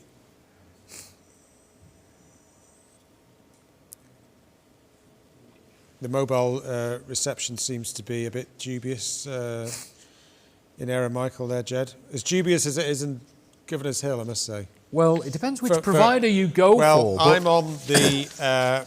we're on different providers, obviously. We probably shouldn't get into this argument now because, you know... It'll be satellite soon. I don't want to miss out on any lucrative consultancy work in It'll the be future. satellite soon. My throat is getting a little bit dry. Is there any chance for another bottle of water? I will... we have people in the studio who can... that'd be absolutely splendid. Thank you. Meet your needs. We don't have a drinks menu, sadly, but if it's just water... Just water. H2O, please. I think we can facilitate that. Straight out of... Where are we? Do you think, I mean, Chris Thomas... I mean, let's go to Douglas Central, because you were there at the camp. Thank you very much. Thank you. I'm assuming that if we can't get the signal from Aaron Michael, that we will get the result somehow in the next couple of minutes. But Douglas Central, you were there. And first, Chris, I mean, was that the kind of... Was that the feeling when, you know, in the hall? Were you surprised when you kind of heard the result? No, not at all. There's no doubt about it. As a constituency, MHK, and will have been in a position to give the voters time.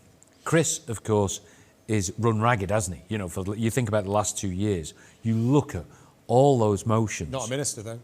But all those motions that he put in, remember, you know, if you look in the run-up on the COVID crisis and so forth, and the questions that he was asking that were, I mean, they tie you up in knots, you know. I mean, Chris is very clever. To play devil's advocate, is that...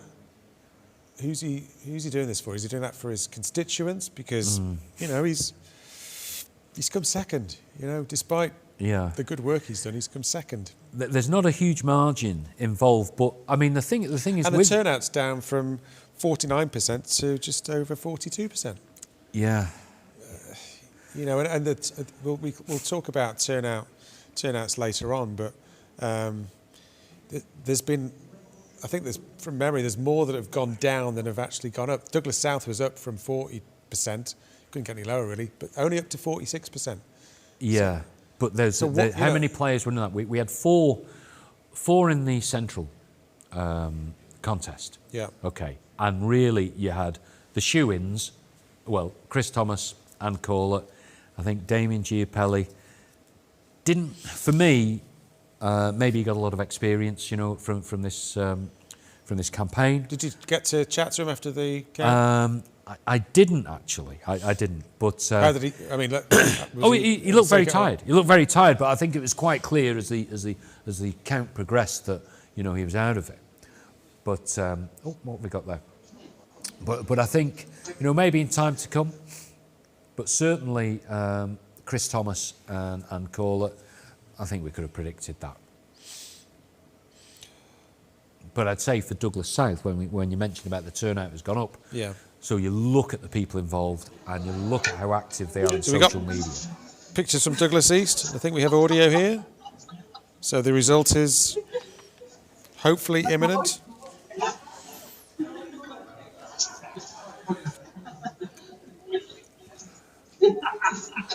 We've got Johnny Farragher, who was projected to top the poll, and Claire Barber and Michael Josem running neck and neck in terms of the exit poll for the second place spot. We'll see. Don't hold your breath. I think it could be a surprise here. You never know. Well, it was the battleground. Your old partner in crime might be. Will we get the first Australian to be elected to the Keys? It was the battleground, though, wasn't it? Yeah. This was the battleground for a number of reasons. I don't think we need to do a forensic on that, but certainly, if you know Joni has got through, it's a heck of an effort. No, it is. Yeah, it really is. From a standing start, you know, she's not stood before. I don't think, has she? No. But she's through and through, you know, absolutely dedicated to what she does. She came across very well in the question time events. Yeah. never met her before, but she seemed... And I think, you know, she's someone who will prosper and grow. Without further ado, we'll get down to the Eye Museum. The people here have been waiting extremely patiently. So without further ado, now going to hand over to the returning officer for the season. Good. I'd like to thank everyone for their patience today. There are a number of thanks I'd like to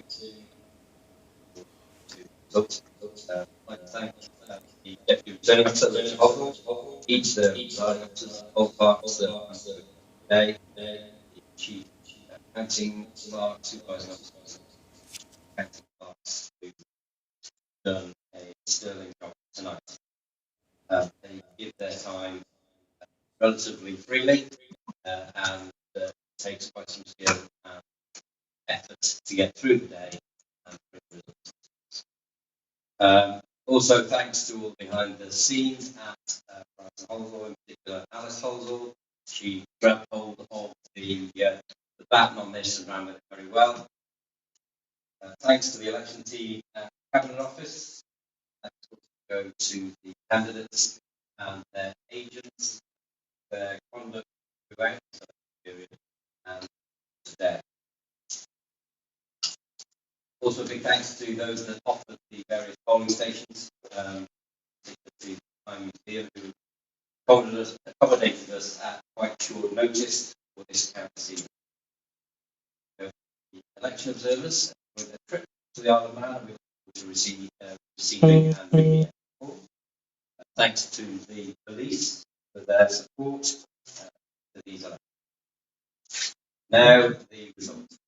As the Deputy Returning Officer, Douglas East, the Isle of Man, 23rd 1, pursuant to Regulation 2 of the Election Keys Regulations, 155 give notice that the total number of voters voting for the election 1,772.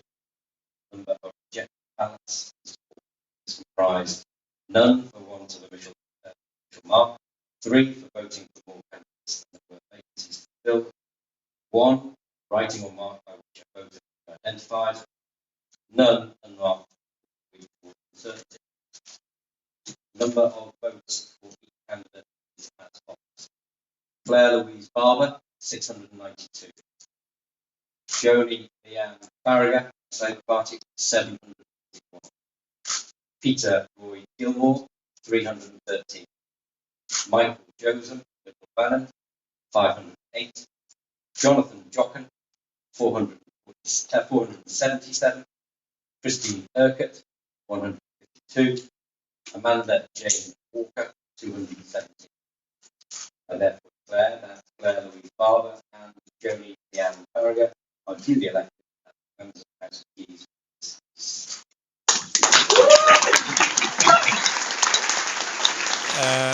If you caught the audio there, you'd hear that Joni Farragher has topped the poll in Douglas East and Claire Barber has come second. So another constituency with 2 women getting elected. And another history Manx repeats Labour itself Party the same evening. Member tops the poll. Oh, I want to be at that election party that the Labour Party are going to be hosting. Well, congratulations. Fantastic. Jed, That is absolutely brilliant news. For your party, but brilliant news. Well done to Joni Farragher. Fantastic news. And Claire Barber, I'm pleased that Claire got in. I wasn't really aware of her the first couple of years she was in Rock in solid. Keys, but very good. I mean, very there impressed is blue blood in there. You know that it's in the DNA. But I'll tell you a story. I believe so. Yeah. I was driving the bus along Prospect Hill and I was listening to one of the debates on Tynwald, and she was speaking, and there just happened to be a parking space close by. I pulled the bus in. Just to interrupt you, Jed.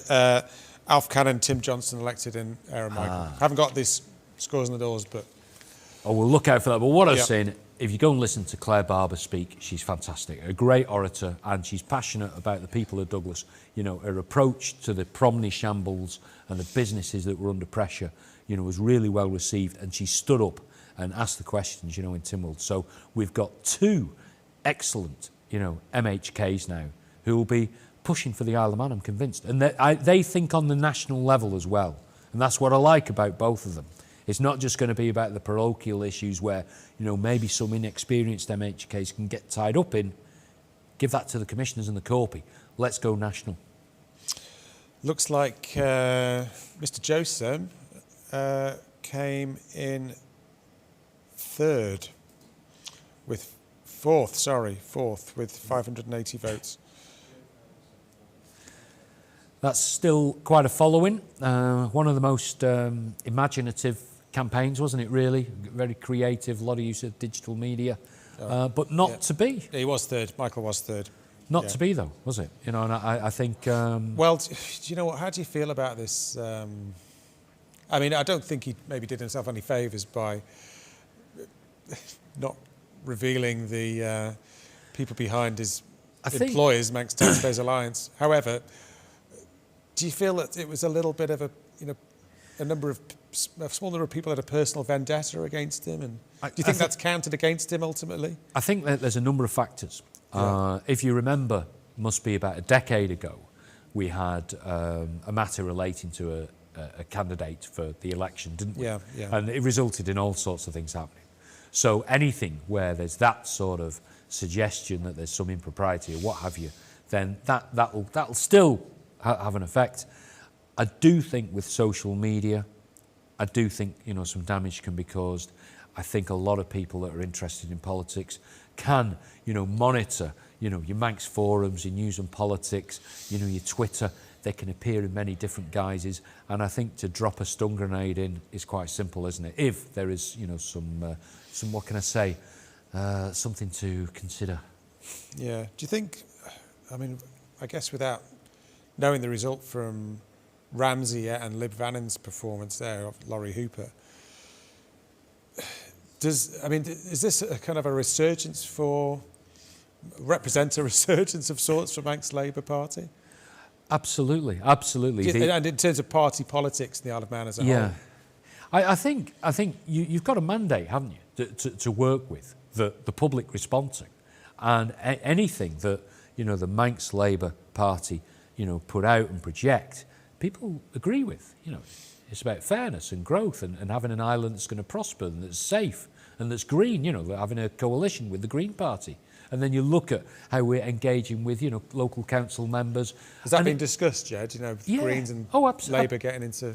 Not closely. I mean, you look at the Douglas Corporation, how you've got the likes of Andrew Bentley and you've got Devon Watson. It's a similar situation in Scottish Parliament, isn't it? Yeah. With SNP and the Greens, you know, they've formed a partnership. This is where you are. I mean, you know, when you go down to the recycling centre and you put it in your empty bottles of shatter or whatever, you're doing good, aren't you?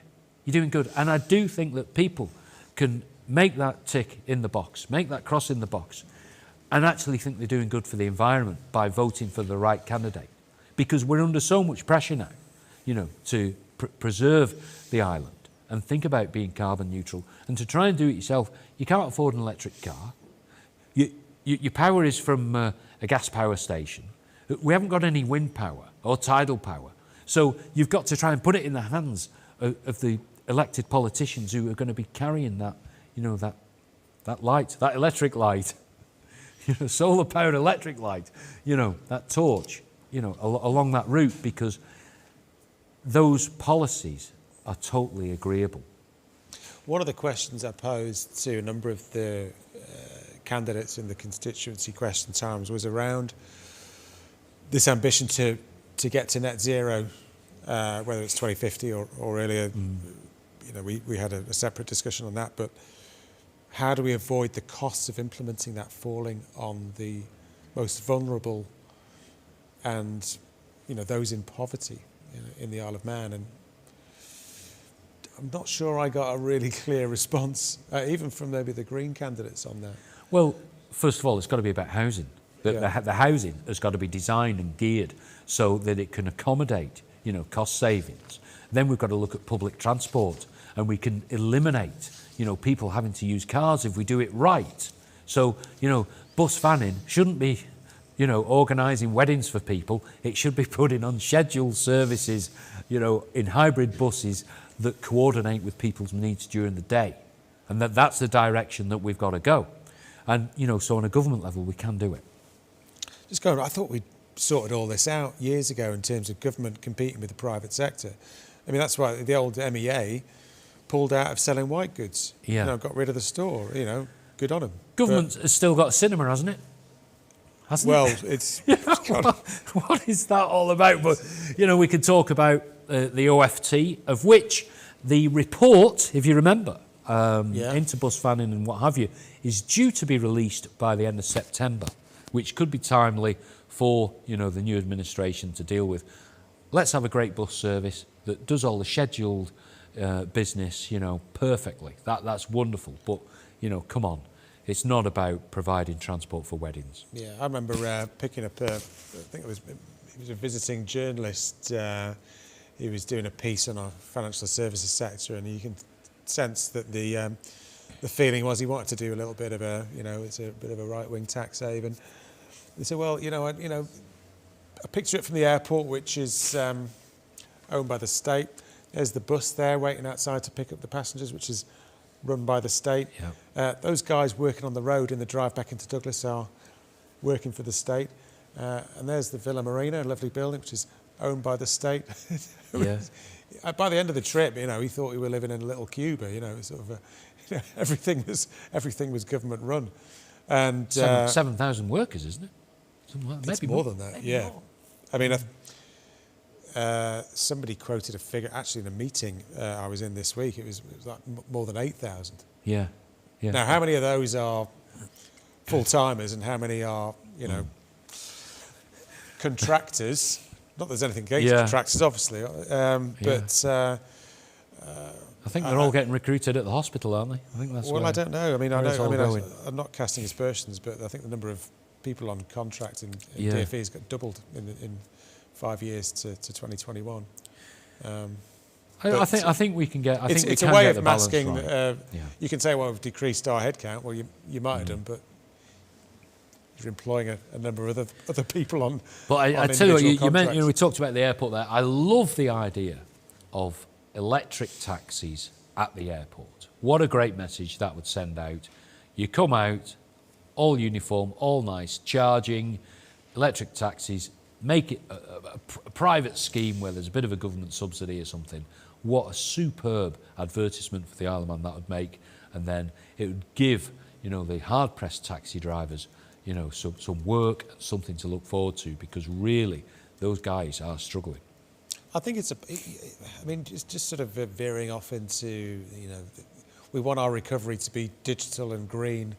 Not quite sure what that means at the moment, but you know, we've got this, you know, biosphere status. Now there's differing views on how far that is and should be integrated into government policy, but yeah, I mean, as you say, what a great message to have. Maybe all public transport, all taxis.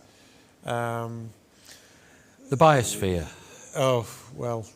I mean, I embrace it and I love it, but there are certain things we've got to get our planning legislation sorted to deal with our biosphere needs. So we've got derelict, redundant hotels and buildings scattered across the island.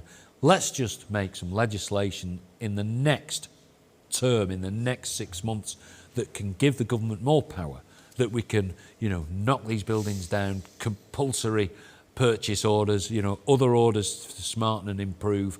And these things have to be done.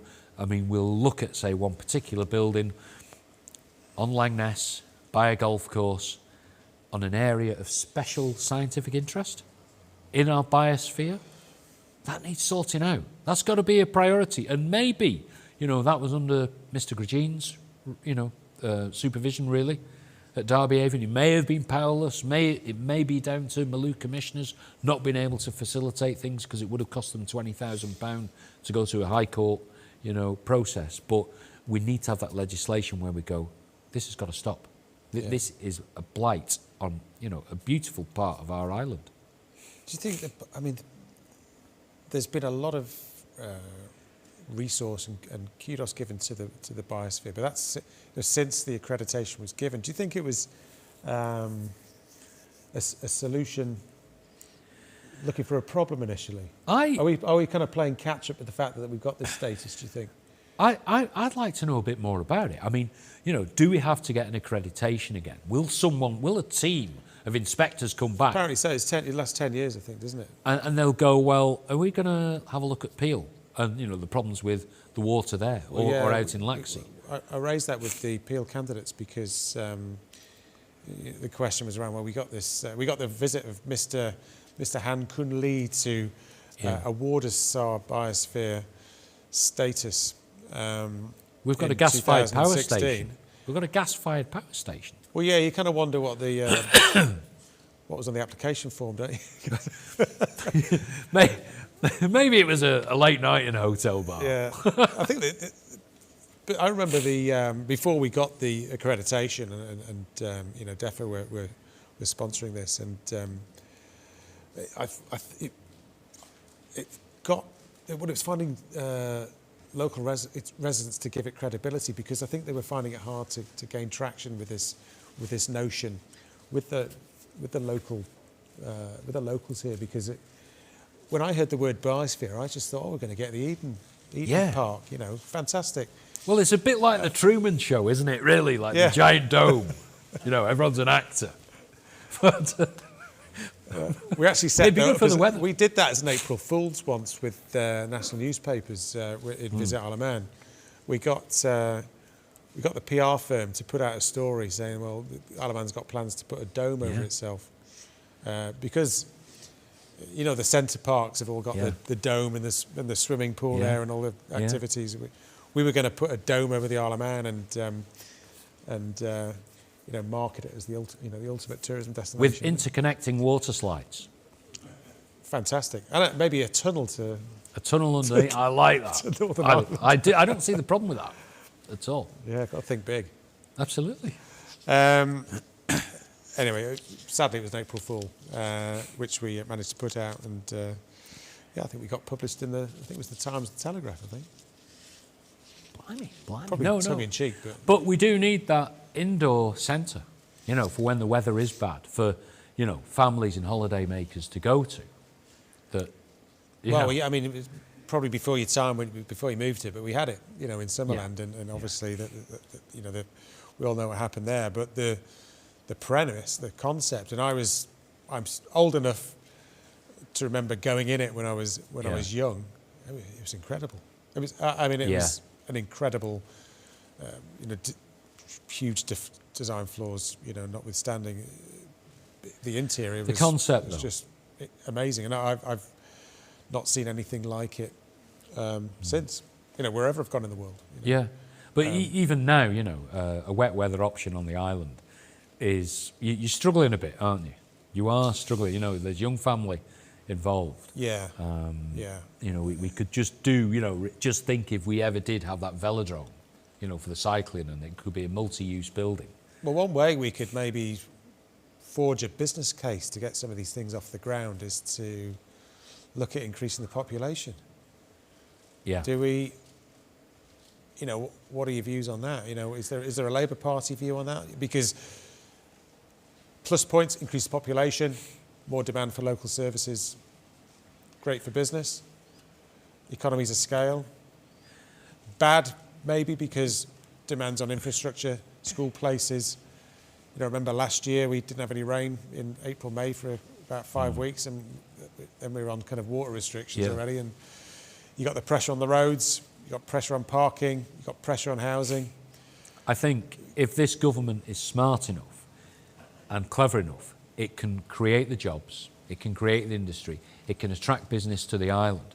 And naturally, if we have progressive housing development that works, so it is making those brownfield sites, useful. It could be that, there's some shopping areas in Douglas that need turning into residential zones.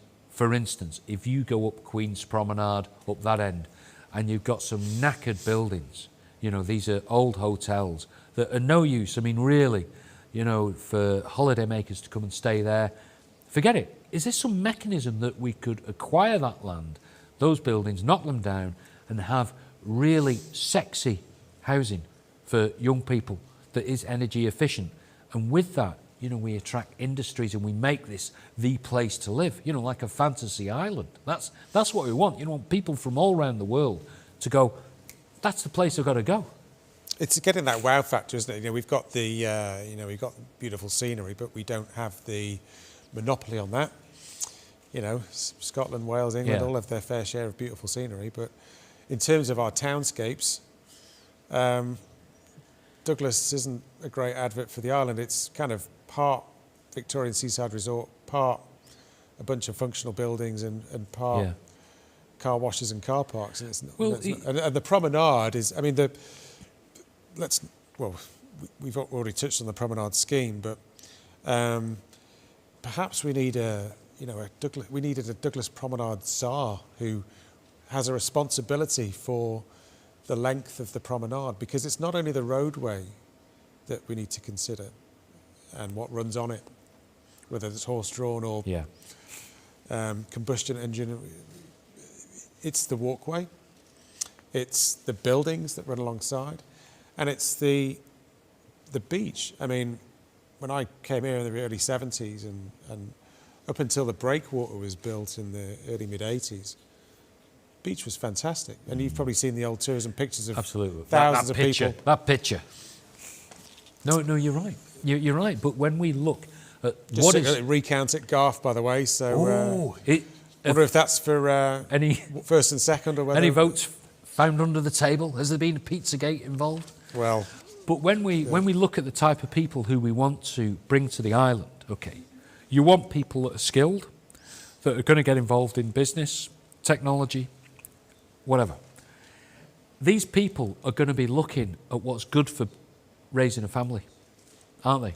They're going to be looking at what are the green issues. You know, what is the public transport system like? And at the moment, we underscore on those credentials.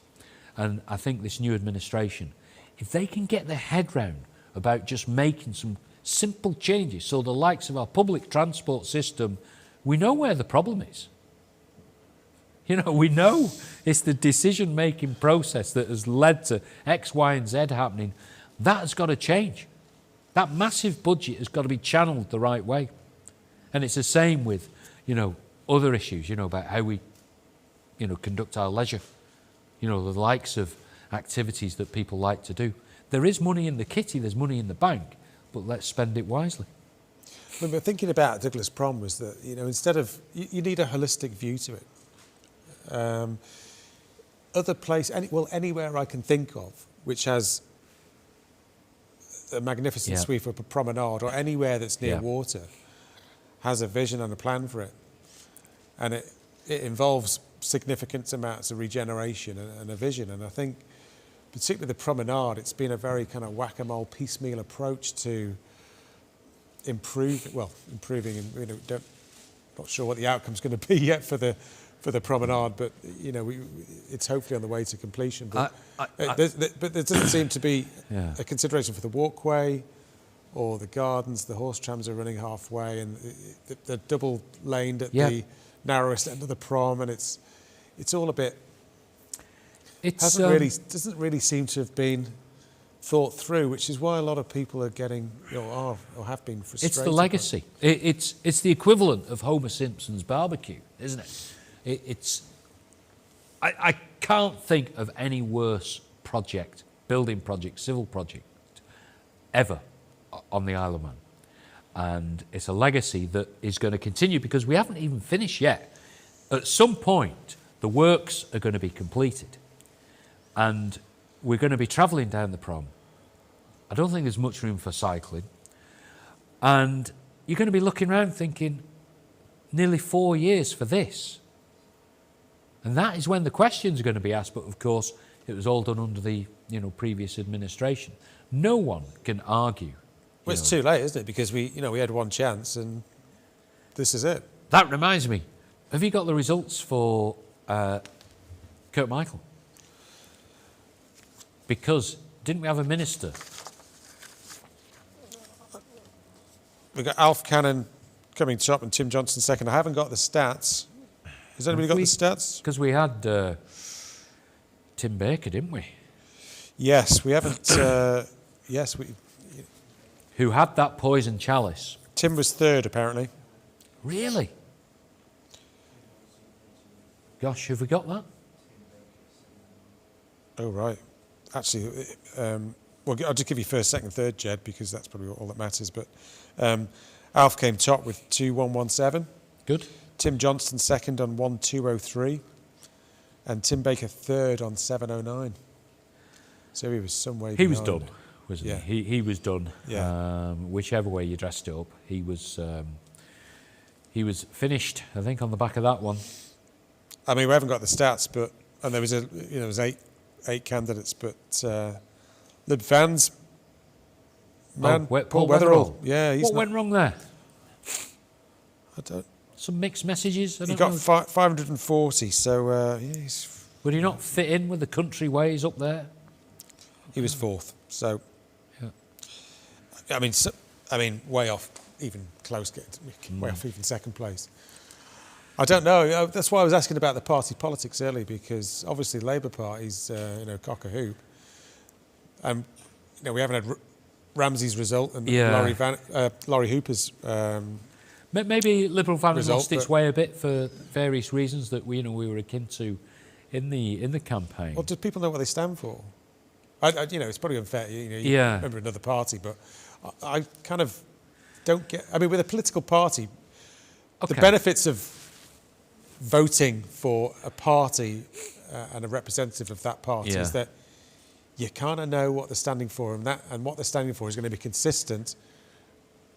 For any candidate that they're fielding in the election. And let's run through the candidates, though. But it doesn't seem to be any consistency across the. Well, look at the personalities. Candidates. So you had Peter Willers, isn't it? Yeah. Laurie Hooper, Paul Weatherall, Michael Josen. They're not quite out the same box, are they? No. You'd argue that Paul Weatherall was probably left-leaning. Yeah. And certainly Peter and Michael are kind of right-leaning. Yeah. So the identity to varying degrees. And Laurie is, probably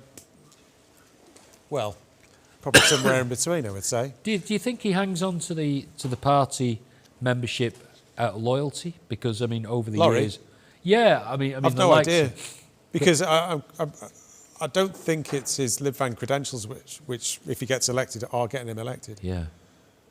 I knew Laurie before he got into politics. And he was a chartered accountant, and from my time in government, I know that he's one of the very few MHKs who forensically analysed legislation, and you can tell. If you just listen to Timwell, that he's probably one of the few ones that's actually read and gone through everything on the order paper. Exactly. Because he's often the only one standing up and actually contributing. And he was quite fierce towards the end, wasn't he? Yeah, he made a very passionate speech, didn't he, about the borders, didn't he? Yeah. In relation to COVID. Yeah. And no, he wasn't successful in swinging the vote, but I think that's the most passionate speech I've ever listened to in Timwell, I think. He there's no doubt about it. He cares, doesn't he? He does, yeah. And I think his perceived negative points, as I've read them from, other contributors and commentators, are that he's maybe, he is very good, he is very switched on, but maybe he's gives the perception of being a little bit too pleased with himself sometimes, and which can switch off various parts of the electorate. But exit poll said he was coming second, so but that's a crowded field in Ramsey, and with if you assume Dr. Allinson's out in front, then that's not so many votes to play with. We don't even know how far away that result is coming. I take it. Well, I think I've heard Garth's at a recount, and Peel's a while away, and we haven't heard anything from Ramsey yet. So we could be. I can't help but laugh at Peel. We could be getting the sleeping bags out in a minute. Peel does amuse me. I can't wait to see what the result is for that. It's fascinating, isn't it? Absolutely fascinating. Ramsey's announcing soon, apparently. Oh, tell me, how many votes did David Fowler get? Oh, got that. It wasn't many. It was 163. 163? Yeah. Oh, well, good on him. Well done. He's managed to get his message across. That's a lot of people. Yeah, I mean, I'm not sure you were here, Jed, but Jane came top with 1788. Oh, she was way out in front. Yeah. And then Stu came second on 965. Decent. Alison Lynch was third on 792. Kieran Hannafin, who I thought ran a very interesting campaign, came fourth on 553. One for the future. And maybe. David Fowler, I think he beat his Douglas East. Okay. Figure, What's the word on Stu Peters then? Well, landing a seat in the House of Keys. We missed his interview, the post-result interview, but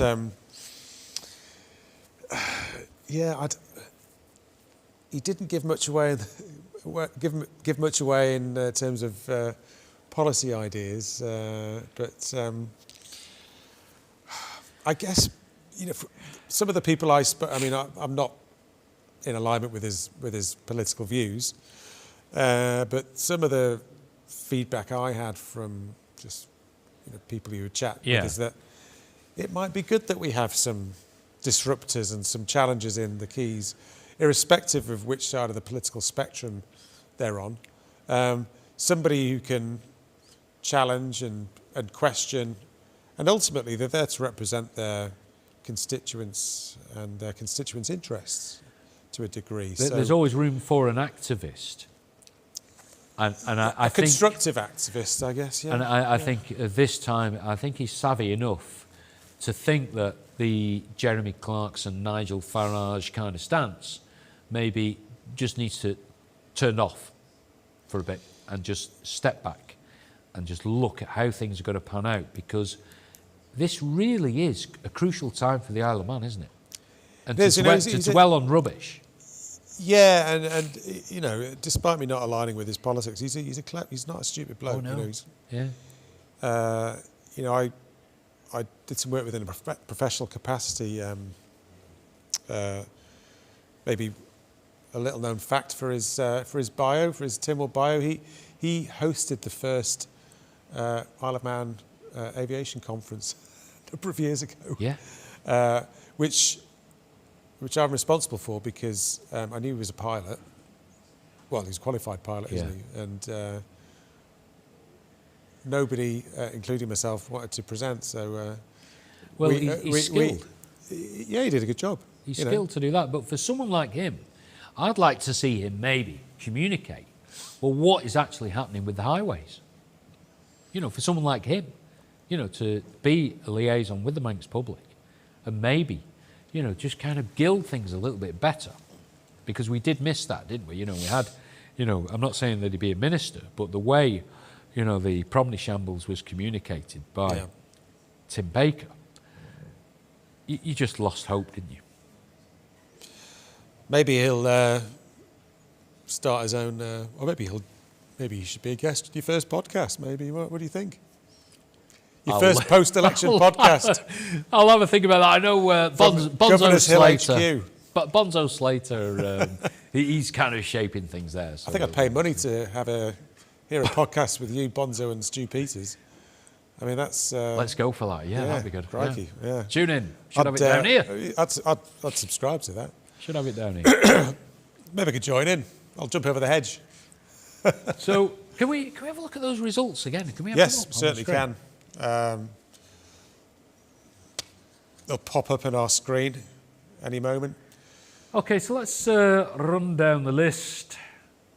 So ladies. We touched on Arbury, Castan Malou, although we didn't really chat much about the merits or otherwise of Jason and Tim.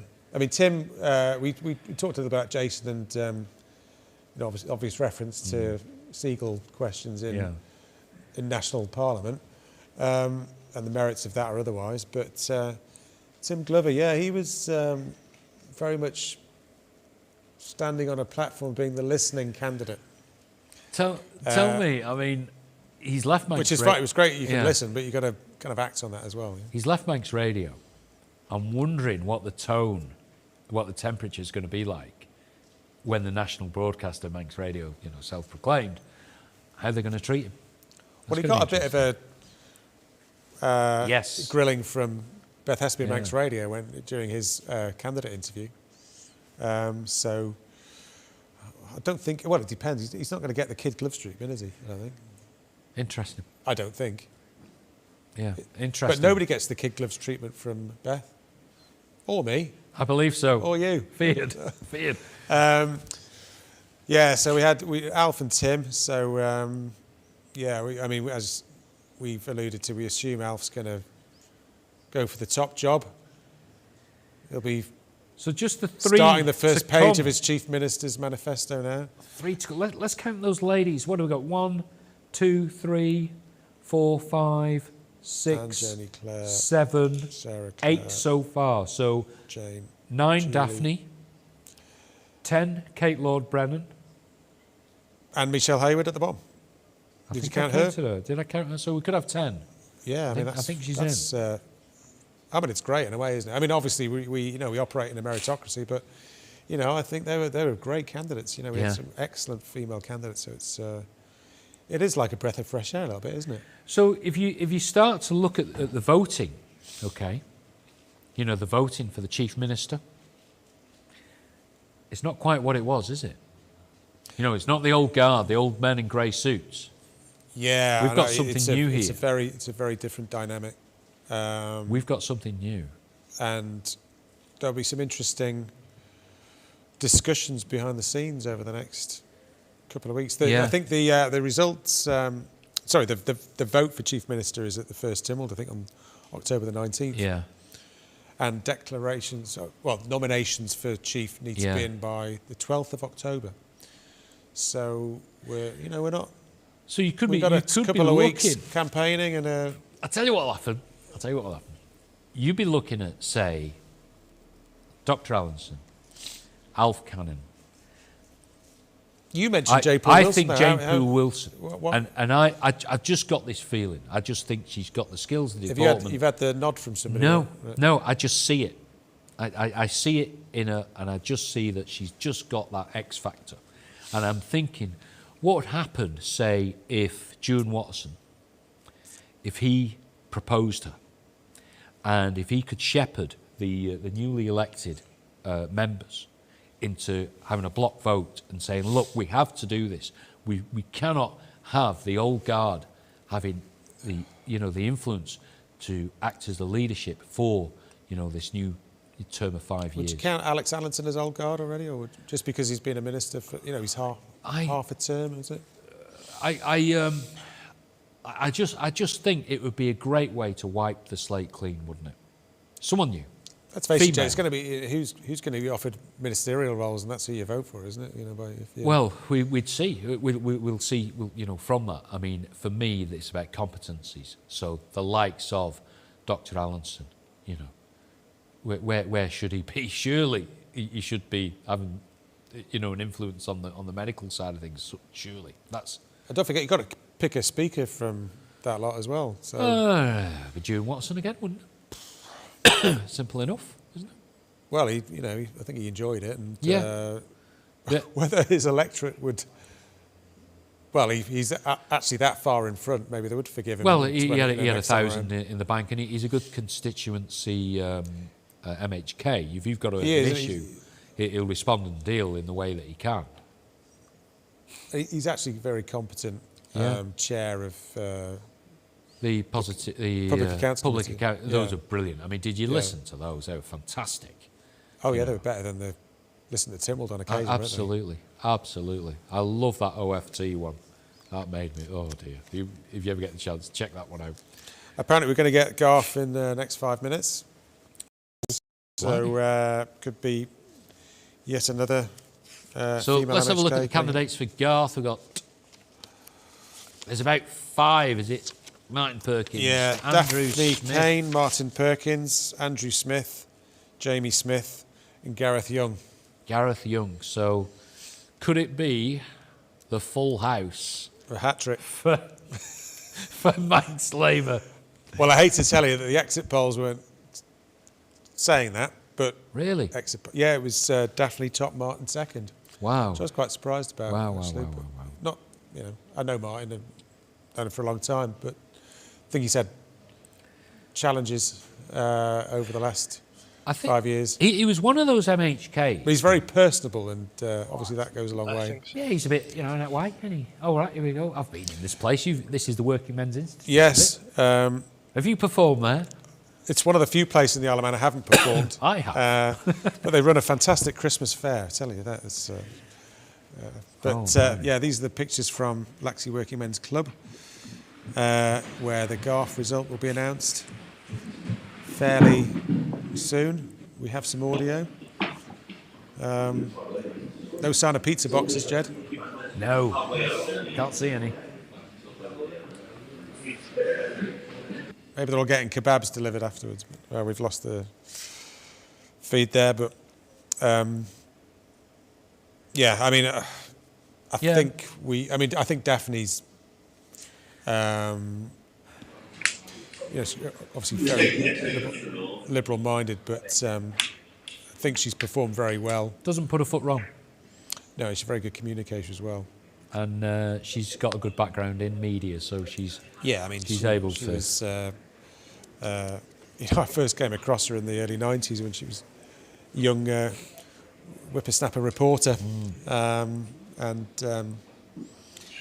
yeah, I think she's one of the MHKs who, you know, stood out, I think, over the last 5 years. Yeah, and she only got into the campaign late when she was last elected. I think she decided with about 5 weeks to go, 6 weeks to go, that she'd have a crack. Well, she was working in government, wasn't she? She was press officer for the railways, or I think at the time, Isle of Man Railways. So all the best people have a background in government PR. I'm aware of that. There we go. So that looks like Miles Benham there.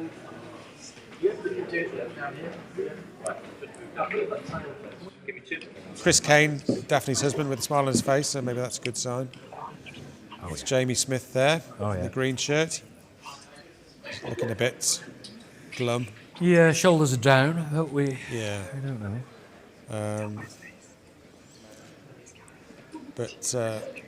We had the assessors at Douglas Central. Those, you know, they've got this team of assessors over. Yeah, very thorough. What's that, Steve Rowe? Funny enough, I saw on social media that you can contact them, the assessors, using you got a Gmail email address. Oh, I saw that was a bit shabby, that wasn't it? I thought, are these? How much are we paying these guys? You know, doesn't go for the very professional impression, does it? Really? No, not when you know how easy it is to set up your own email. Even I've got my own URL, crikey. So we're back with pictures at. There's Andrew Smith doing his tie up there, green rosette. Yeah. Daphne smiling, it's looking like good news for her. Yeah,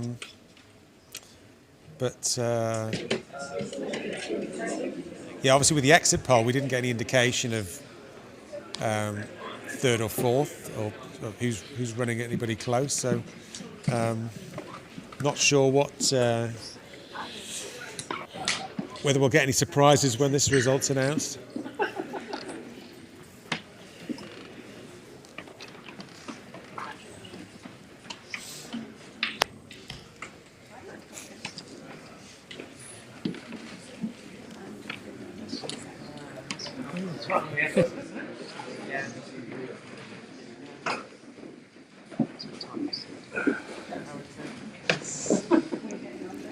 We'll keep it in the family if it's, it's Daphne getting an answer.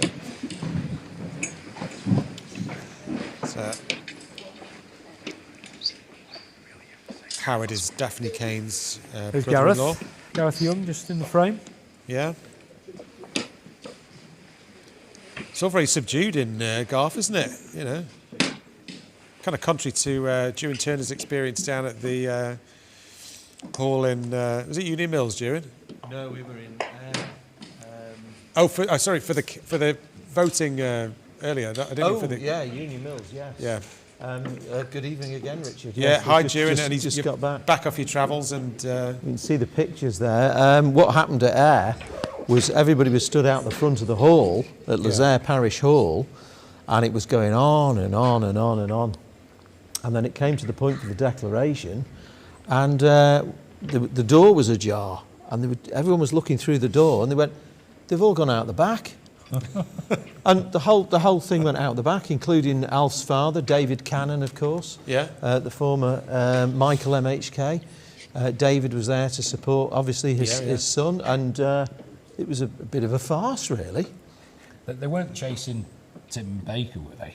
He'd run out the back door. No, I mean, we have got, once we've got this result in from Garth, we did record an interview with Alf, which we will play in due course, but I don't know what's happened this year. Everything seems to have taken so long. are they being extra diligent because the CPA observers are over? Do you think, or I don't they know. want to get their money's worth? Well, they're certainly getting their money's worth. 40,000. You know, you don't want to. They're certainly getting their money's worth, aren't they? But no, I've never known an election like this, to be honest. But it looks like ready we to might give be. the announcement. Okay, Mr. Tuppenwick. Okay, Ben, we are ready to hand the mic over to Ian now.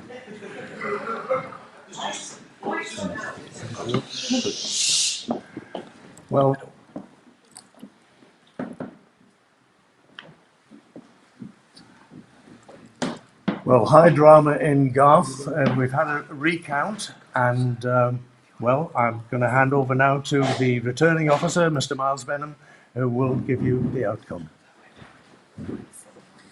Good evening, ladies and gentlemen. I'm Miles Benham, the Deputy Returning Officer for Garth. I can now declare the results for the House of Keys election for the constituency of Garth. The total number of votes cast for each candidate are as follows. Daphne Kane, 1,122 votes. Martin Perkins, 971 votes. Andrew Smith, 1,112 votes. Jamie Smith, 576 votes. Gareth Young, 1,021 votes.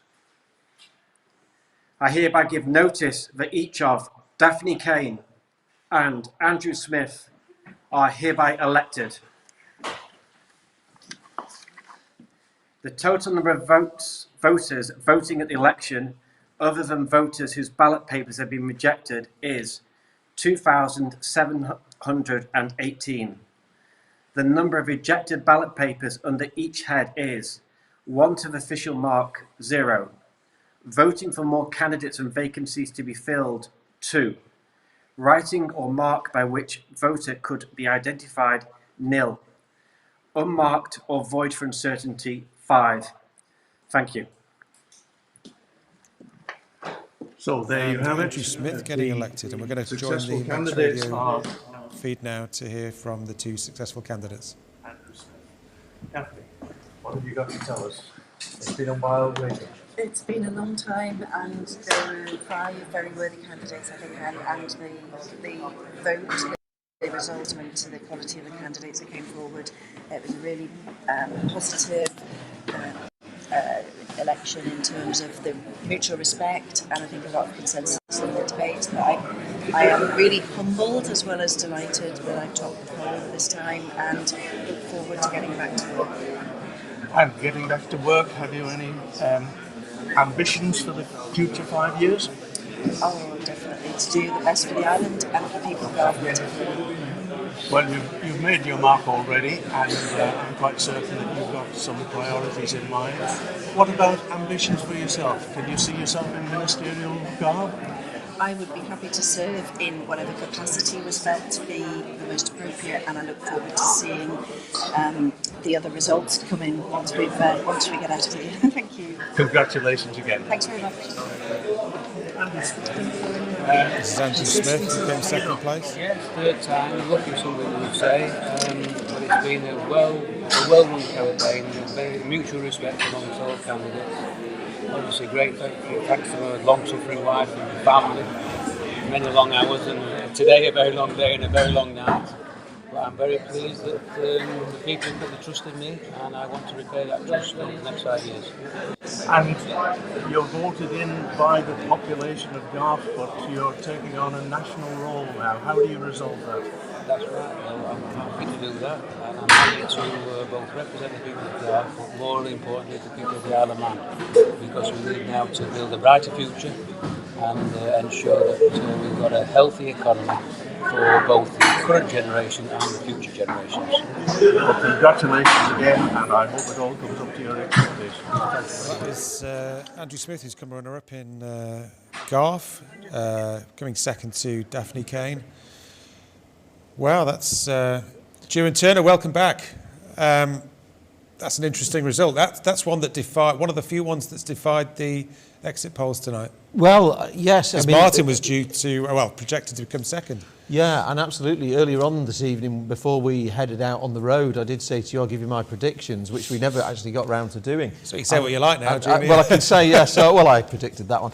I did actually have Martin down as switching places with Daphne, because he topped the poll last time, and we reckoned that Daphne would top the poll this time, but I thought Martin would come second. But I did say, and I've said to some of our colleagues down here at Studio One, that I think Andrew Smith is going to give him a real run for his money, because Andrew Smith has been close on previous occasions.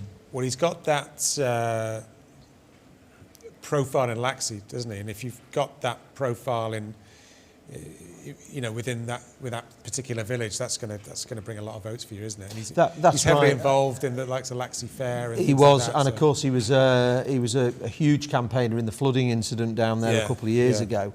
So surprised at the result, yes. Surprised it's Andrew Smith that's got in, no, because he was the obvious one that was going to pit Martin, should Martin have not got there. It'd be interesting to know why Martin has fallen out of favour with the voters. Well, he didn't even come third, because it was great, actually great performance from Gareth Young, Ched. He came third, 1,021 votes. What's the gap? What's the gap there? Was 91 to Andrew Smith, so not that far off. It's a swing of only, Is he the teacher? Yeah. Yeah. Well, my daughter will be delighted, because she said, I don't want him to get in because I like him as a teacher. So she'll be pleased that he's still going to be a teacher, but a very credible performance. Yeah, well, I think it's probably set a foundation for him a go in 2026, hasn't it? Absolutely. Do you know what I mean? How are you? Obviously not great news for Labour Party that he's come third, but 2 out of 3 ain't bad. You're on the rostrum, so to speak. He's not had a bad night. Oh, fantastic, and really to have over 1,000 votes, and he's only just fallen short, hasn't he? By a few. Maybe, I don't know what the circumstances around the recount. No. But no, I think the Manx Labour Party will be very pleased with the performance. But the big story, ladies in positions. Yeah, I think so, and we're still waiting, of course, for Peel, unless it happened. Peel is coming soon. Not got a time on that, but it's soon.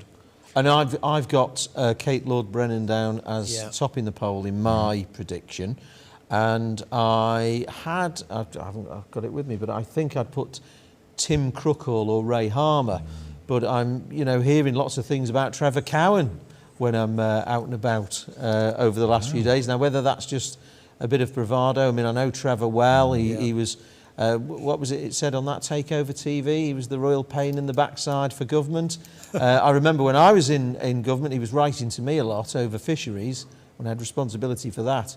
And I actually invited him to give his view on the legislation, because it's very easy of your politician to sort of, get rid of these nuisances writing in. Yet Trevor actually had some very, very good points to make, and we incorporated those when we rewrote the legislation. So I wouldn't rule him out. I don't think he's going to be strong enough, but all will be revealed very soon. Well, Yeah, if he does get in, his post box will be bulging, won't it? No doubt about it. Everyone will be writing letters into him. Yeah. Get some of his own medicine. Yeah. I had Kate and I think I've only got one wrong so far tonight. Have you? Yeah. Who was I that? actually had Andrew Smith and Daphne for golf. Did you? Yeah. What about the number 2? I know then? Andrew Smith used to work in Isle of Man Finance. Yes, he did. Yeah. But Glenn Faber, I've got Kate and I had Tim Crookle. Possible. Yeah, I've got Tim. This is going to be a real defining moment for Tim, who is, he's a good chum of mine. We worked together very closely when I was in Tynwald, and we've remained good friends. But I think it's a bold step for Tim, because there was a few people saw his elevation to the Legislative Council as desert in the constituency. Yeah. But as I said to somebody, you've actually got more representation with having your Peel man in Legco, because not only have you got your members, but you've actually got another voice for the town. So I said I wouldn't particularly write him off just because he went to Legco. Yeah. What was the motivation for having another crack at the title? Who? Tim. Tim was getting very frustrated at things that were happening, and he was sort of bubbling up in his latter years as an MLC, and said, I'd like to go Gents, back. this is Ramsey. We've got Ramsey and coming up. we are awaiting the results. So we haven't got the audio yet, but looks like it's fairly close. Yeah. No, this is the... Oh, we Two people there. Here we go. We're all gathering. There's 8 candidates standing in Ramsey. Now, the exit polls, of course, showed the incumbents miles ahead of everybody else. So we didn't get the stats. We only saw the rankings 1 and 2, so we didn't get the stats. Well, I did see them earlier on, and they were miles ahead of the others. So that suggests even with the margin of error, it's still going to be... It won't be surprising Alex if this and is Laurie. the status quo here. Yeah. As they just take to the stage. And possibly a forerunner for the Chief Minister's role. Yes, yes. One of the livelier question time events here, wasn't it, during? It was, yes. So here we have the returning officer for Ramsey, about to announce the result. Sorry, it's been so long, but it's been a very complicated count, as you know, and we're all here today and tonight. So I will now, in my capacity as the Deputy Returning Officer, give notice that the total number of votes given for each candidate in the election here in Ramsey is as follows.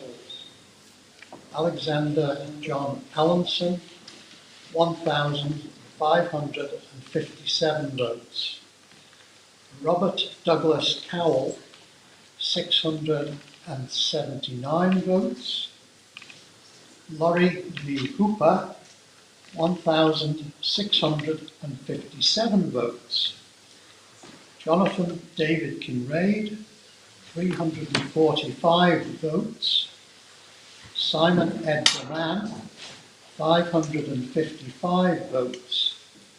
Luke Parker, 664 votes. Leonard Ian Singer, 405 votes. And Erica Leslie Spencer, 438 votes. The total number of voters who voted in the election in the constituency of Ramsey was 3,367. The number of rejected ballot papers in the election was 4, and all those were rejected as a result of being either unmarked or were void for uncertainty. I therefore hereby give notice that the candidates elected at the above election here in Ramsey are as follows. Laurie Lee Hooper of the Riggs Mountold in Ramsey, IMH3PJ, and Alexander John Allenson of the Rectory, St Olive's Close, Ramsey, IM8 3HA. I have been requested by the Cabinet Office to present these envelopes to each of the successive candidates.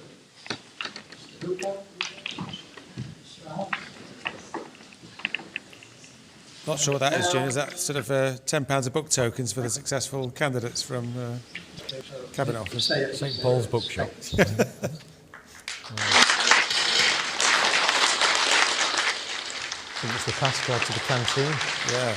Well, Laurie's done well there to come top. He has. I'd just like to say thanks very much to everyone that has supported me throughout this campaign, especially those of you that are here tonight.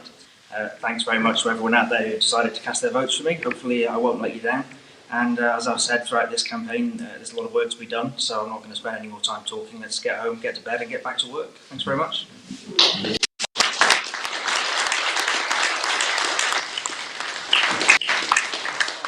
I'd really like to thank the returning officer and all the staff. It's been a very long 5 years since Laura and I were first elected into representing the people of Ramsey. It's been an exceptionally long day today, and I'd like to thank you all for everything you've done. I'd also like to thank all the other candidates for the way they've handled themselves during this campaign, and particularly the way they've handled themselves through all the hustings we've been through, and today. It's been a very dignified campaign, which I think is very fitting with the way we deal with things in Ramsey. We have lots of challenges ahead of the next 5 years, but I'm very grateful and proud that Laurie and I can work together again, as we have done for the last 5 years, to represent the people of Ramsey in Tynwald, and also, hopefully, take our nation forward. So thank you very much for what's been a very long day, but also to the people of Ramsey who have come out to vote for all the candidates, but actually elected to and work together for our town. Thank you. It's Alex Allenson, who's come second in the Ramsey poll. Almost halved his vote. Yeah, I've just checked. I've been looking at the results compared with 2016. Yeah, as Ewan says, Alex Allenson's down from 2,946 votes to 1,557, coming second to Laurie, who's 100 votes behind Laurie Hooper. And the other candidates were scoring 4s and 500s, weren't they? I mean, from my calculations, in third, or way behind Robert Cowell on 679. So, yeah, the rest of them were nowhere really. I mean, it was a very large field, and diluted. You'd think if there's one or two good candidates, solely. I thought Robert Cowell or Jonathan Kinraid might have threatened Laurie, but there was a forecast that Kinraid was going to score a lot higher than that. Fairly quiet, but he came across fairly competent, I thought, during the question time event. But it's one of those instances where you've got so many candidates, it just gets diluted, doesn't it? Do you think the fact that Dr. Allenson has lost nearly half his vote and comes second in the poll hinders his chances of... No. I don't know Howard Quayle came second in exactly. He was behind Bill Shimmons, but... middle poll in 2016 and went on to become chief, but it was alluded to, wasn't it, the fact that he wasn't even the...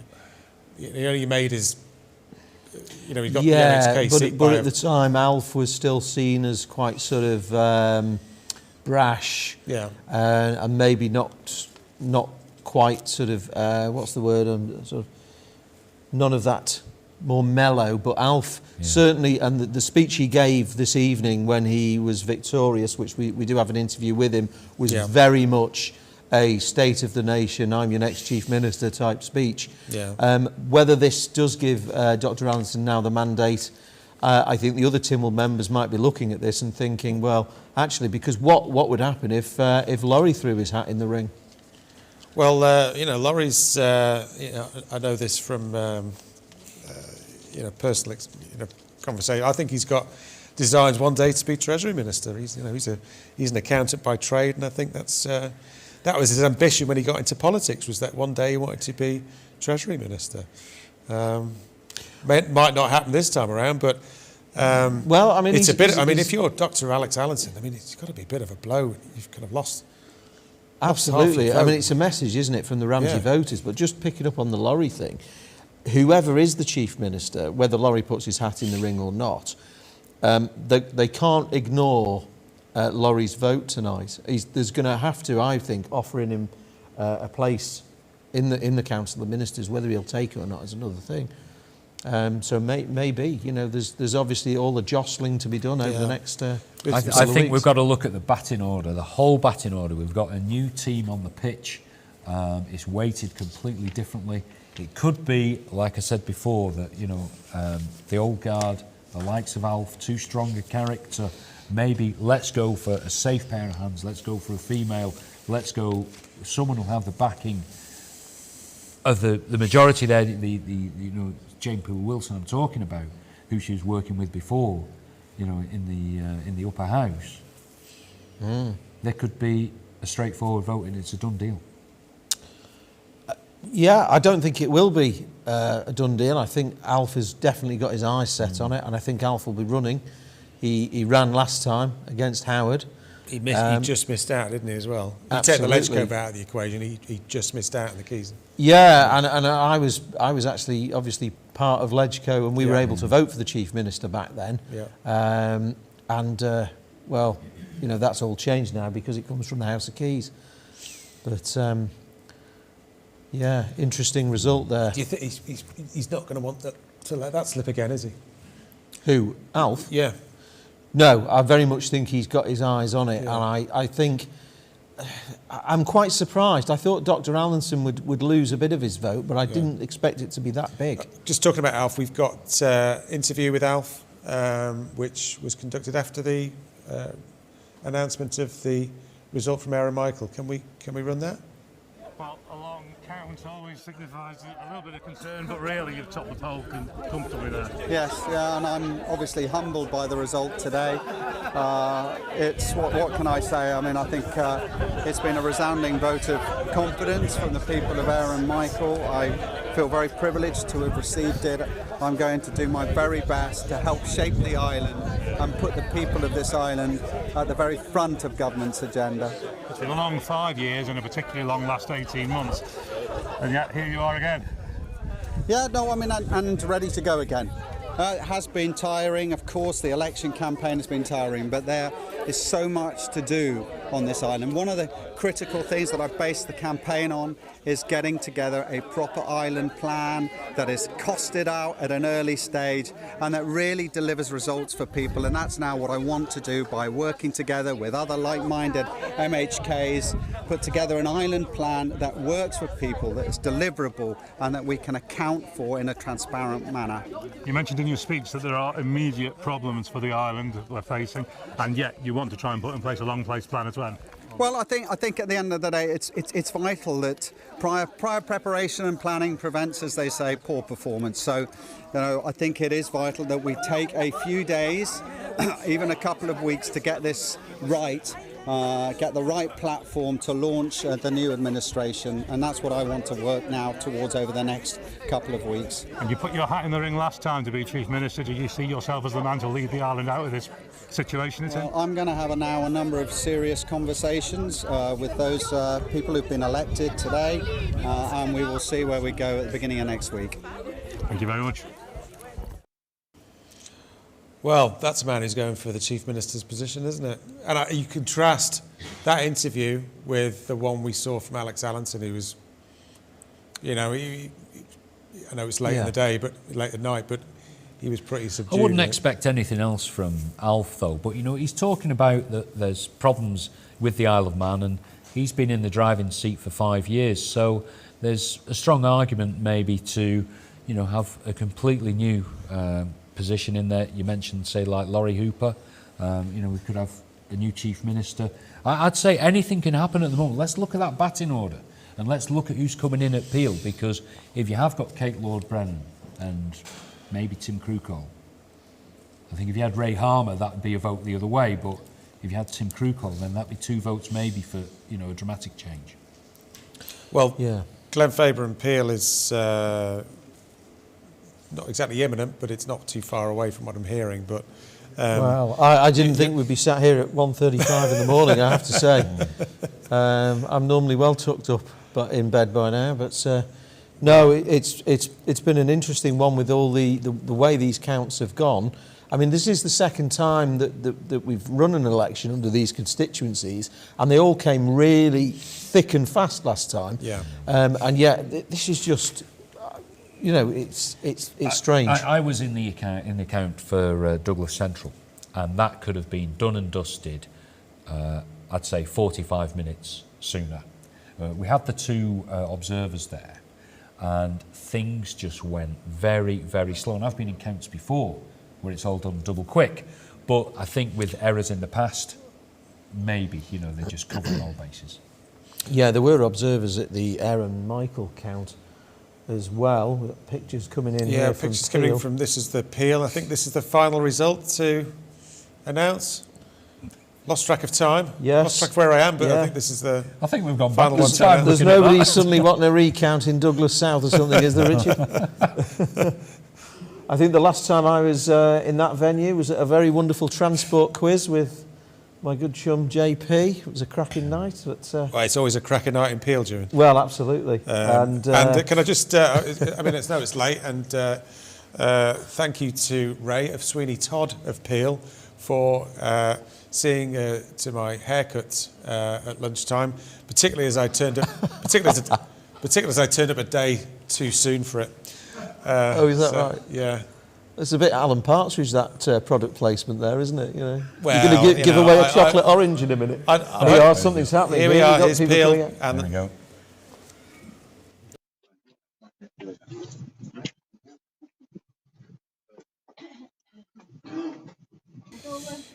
Stand by. Friend of the family.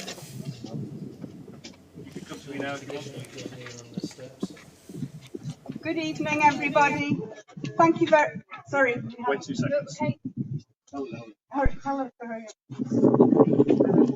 Yes, thank you. I'm with Sally Bolton, Deputy Returning Officer, about to make the announcement. And I'd like to say thank you to everybody who's been patiently waiting. I'm sorry it has taken such a long time, but we have reached a very careful conclusion, and we now have the figures, and I can announce the, first of all, I'll announce the total ballot papers put in Peel and Glen Faber was 3645, and out of a total, there were 6 spoiled, and the total number of electors is 6380. So there was a turnout of about 57.13 from the in the electorate. From the votes cast, we have Mr. Boot at 273, Trevor Cowan 1070, Tim Crookall 1134, Leo Cousins 855, Ray Harmer 1073, Mike Lee 201, and Kate Lord Brennan 2150. Thank you, everybody, for your patience.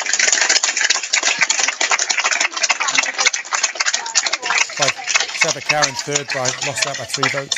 3 votes. I'd also like to thank my polling staff and everybody who's helped in the election. It's always a difficult day in some ways, but most enjoyable to me anyway. And I hope that everybody has had an interesting time anyway.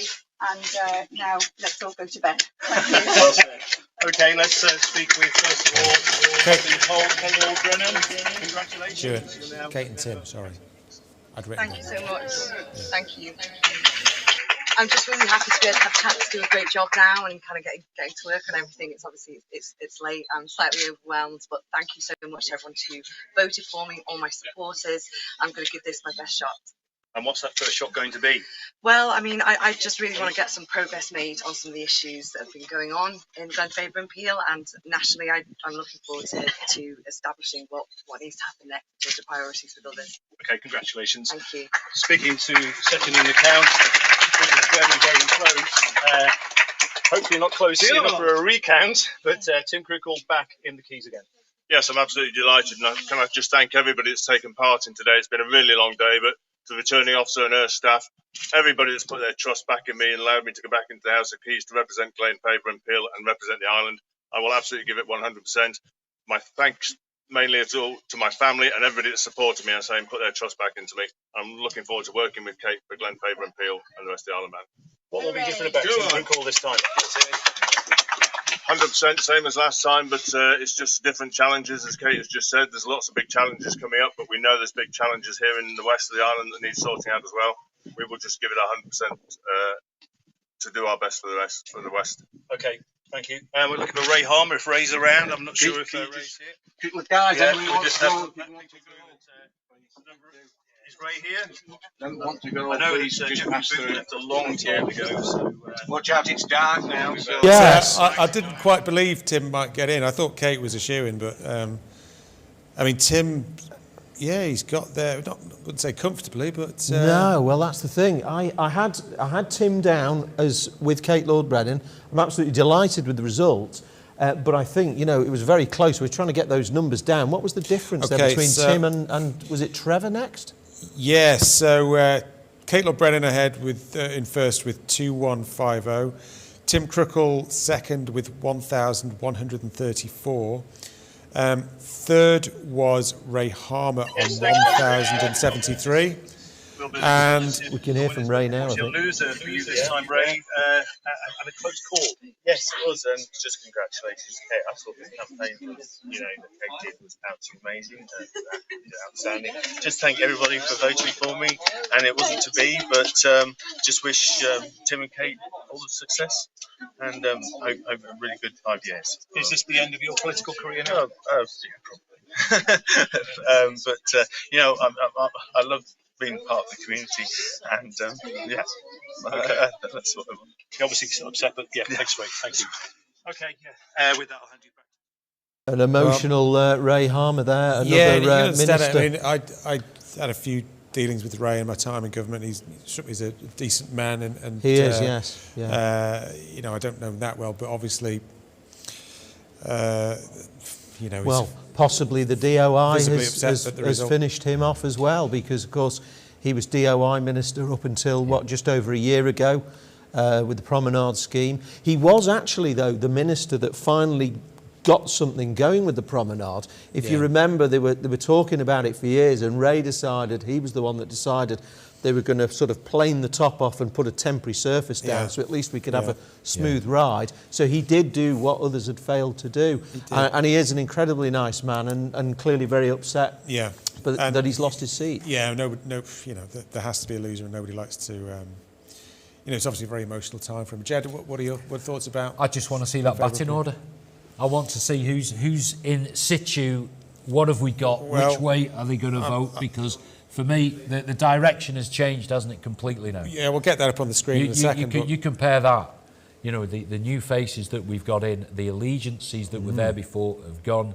We've got a very strong female contingent.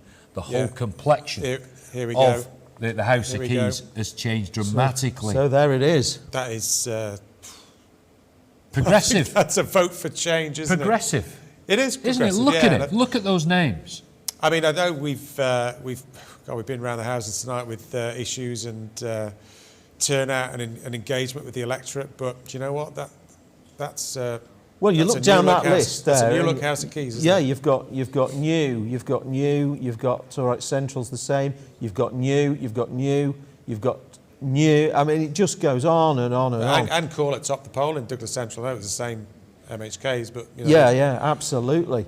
And I mean, that is a wholesale change. Now, they all came through this very studio, Richard, and said, we've got to have some change, Now, in terms of Tim Crickle, this really is, I think, Tim's last chance saloon now. Peel have said, we're going to give you another chance. He's got to really deliver this time if he's to have a future there. And I think the time out for Tim has given him a totally different view, because you do think, when you're inside Tynwald, you think things are so much more important to people than they are. And when you go back out into the real world, you actually realise that things are quite different. It's true, June, and being on the other side of the fence, if you like, not non-political side, and being in government 11 years, being out of government now, as I have been for 3 years, It's very different because there is an element of being in the bubble, and you're sort of all consumed by everything that's going on within the confines of Isle of Man government, and it does give you a new sense of perspective, I must say. Jed, I'd like to ask the question. When you look at that list, the new incumbents, the new members, are they going to vote a previous member of Comyn, either Allenson or Alf Cannon, in as Chief Minister? Or are they going to go for the new broom completely? I can't see it. No, I don't think they'll go for a new broom. I think even the most sort of feisty and controversial of new members in that list that we've just seen will want an element of experience in that top job. So I can't see it being a newbie that goes in. And I think the Council of Ministers is going to be made up of the likes of Daphne Kane, and Corlett may not wish to take on a ministerial post, but I imagine she'll be offered one. Tim Cruckle certainly, I imagine, will be in the cabinet. He's already said to me there's a couple of departments he'd be willing to take on and would like to really get stuck into. Rob Callister had designs on a ministry, on a department as well. Yeah, absolutely. Known Rob from, DFE days. He's ambitious. He's definitely got his eyes on the prize. He is, and he's very firm, and he's certainly not afraid to take people to task. I mean, I've had some amazing run-ins with Rob. We've always remained friends, but we've disagreed, like that on lots of things over the past few years. But certainly, Rob's got to be a contender to be in that in the cabinet. I think we're in for some surprises. Well, I do. You look at the fabric of that list, and no, there's going to be some changes. Well, I don't know if you missed it earlier, Jim, but we were talking with Jed. Obviously, Jed's got quite a popular podcast on local politics, and one of the few opportunities that exist in the Isle of Man to have a long-form dialogue on local current affairs. And you promised first edition of the next podcast. Yeah, we'll have Stu Peters. Jed, Bonzo Slater. Yeah, we'll get them together. Maybe yourself, June. Broadcasting royalty. What are you trying to say? Yeah, well, it's interesting, of course, because Jed's involved with the Labour Party. We've had lots of discussions over the years and the months, so it'll be interesting to see how things pan out now. Absolutely. Now we've got this in. Look at that, two members in government, strong female contingent. The whole complexion, the whhole dynamic has changed. Well, it's funny you should say that, because when I first went into Legco, one of my closest colleagues was Eddie Lowy. He described me as a baby Mrs. Thatcher, which was and now you're just Mrs. Thatcher. Well, I hope not, because she's dead. But Eddie and I, although we were from two very, very different political persuasions, we both agreed on so many things that came before Tynwald. It was quite a remarkable relationship there. And I think that's the thing. Although there's there's Labour and there's other people, and you mentioned about Stu Peters with his views and all the rest of it. But I think generally there is a lot of consensus on a lot of views that they want to come up with solutions. Now, they've all talked about solutions. Not many of them had them. So let's see what pans out. Well, yeah, we'll give them a little bit of leeway, won't we? And but they haven't got long to start making their mark, because they've been given this vote of confidence by the electorate. But the electorate's, I think, becoming even more demanding, given the challenges that we've had and the challenges that lie ahead over the next 5 years. Well, they are, and of course they've got the big hole to fill over the money that's been dished out after the COVID. Well, I say after the COVID crisis, we're still sort of in that at the moment. Businesses are still suffering. We have opened up and things are starting to recover, but there's undoubtedly going to be scars left from that they're going to have to sort out. There's the pension issue. There's the size of the civil service. They've all come through this studio and said, government's too big and all the rest of it. So they're going to be judged, and they're going to be judged very quickly. Nobody can buy a house. You're right. You're starting off, you can't buy a house. I think we've come to the we've had the last result announced, and I think, given we've been on air for 6 hours, which I think is must be some kind of record, I think, in local broadcasting, certainly video broadcasting. Possibly. I hope you got a chance to go to the toilet. I would like you to leave the viewers or whoever's left watching with your respective highlights of tonight, this election. What's rocked your respective I'm votes? sorry, I did have a little grin at the thought of the man has been booted out of Peel. Didn't quite come bottom of the poll, but no, I was not far off. I think that there's a strong message here, and I think the likes of that stance, that attitude in the last couple of years of Manx government, for me, it didn't sit well. It didn't sit well with a lot of people, and I think, you know, this new group of MHKs, maybe they've connected with the public who've made the votes. Maybe there is a stronger bond. There's going to be more accountability. But really, it's all about the next month now, isn't it? Yeah. Who gets picked for the top spot? Ewan, your particular highlight of this evening? I know you were out on the road for most of it, but well, I was stood in a cold car park at Aaron Michael for most of it. We dream of staying in a cold car park. Absolutely, and we were thinking, should we go and sit in the car? But no, I think there's been a couple of surprises tonight. John Wannenberg was the big surprise for me. I thought he was a very good candidate. He had some very good things to say here, but I didn't think he would connect with the voters of Douglas North. I didn't think that would happen. So that's my I think, surprise of the night. Delighted that Tim Crookall and Kate Lord-Brennan have got in Peel. Tim Baker going, I'm not surprised at that at all. There was quite an arrogance over things like Glen Crutchery Road, Governor's Bridge, the Promenade, and that didn't sit very well with the voters. And I know, having been in Tynwald, it's easy to say, well, actually, they don't understand because you've got a lot of information the public haven't got. But that's not what you go on camera and say, well, you know, you don't understand, because that doesn't go down very well. And there's been a lot of this going on, and I think that has come as no surprise at all tonight. Ramsey, very surprised that Dr. Allinson losing so many votes. I thought he might be impacted, but not to that scale. So I think those are the things I'm taking away from tonight. Okay, thank you both, and thank you, Jed, for coming in. I know you've had a very busy night. Thank you, Ewan. Thank you to Studio One team and the Energy team for this production. I think we all need a drink now, don't we? I think we do. Okay, all there is to say thank you for watching. Goodbye. Thank you.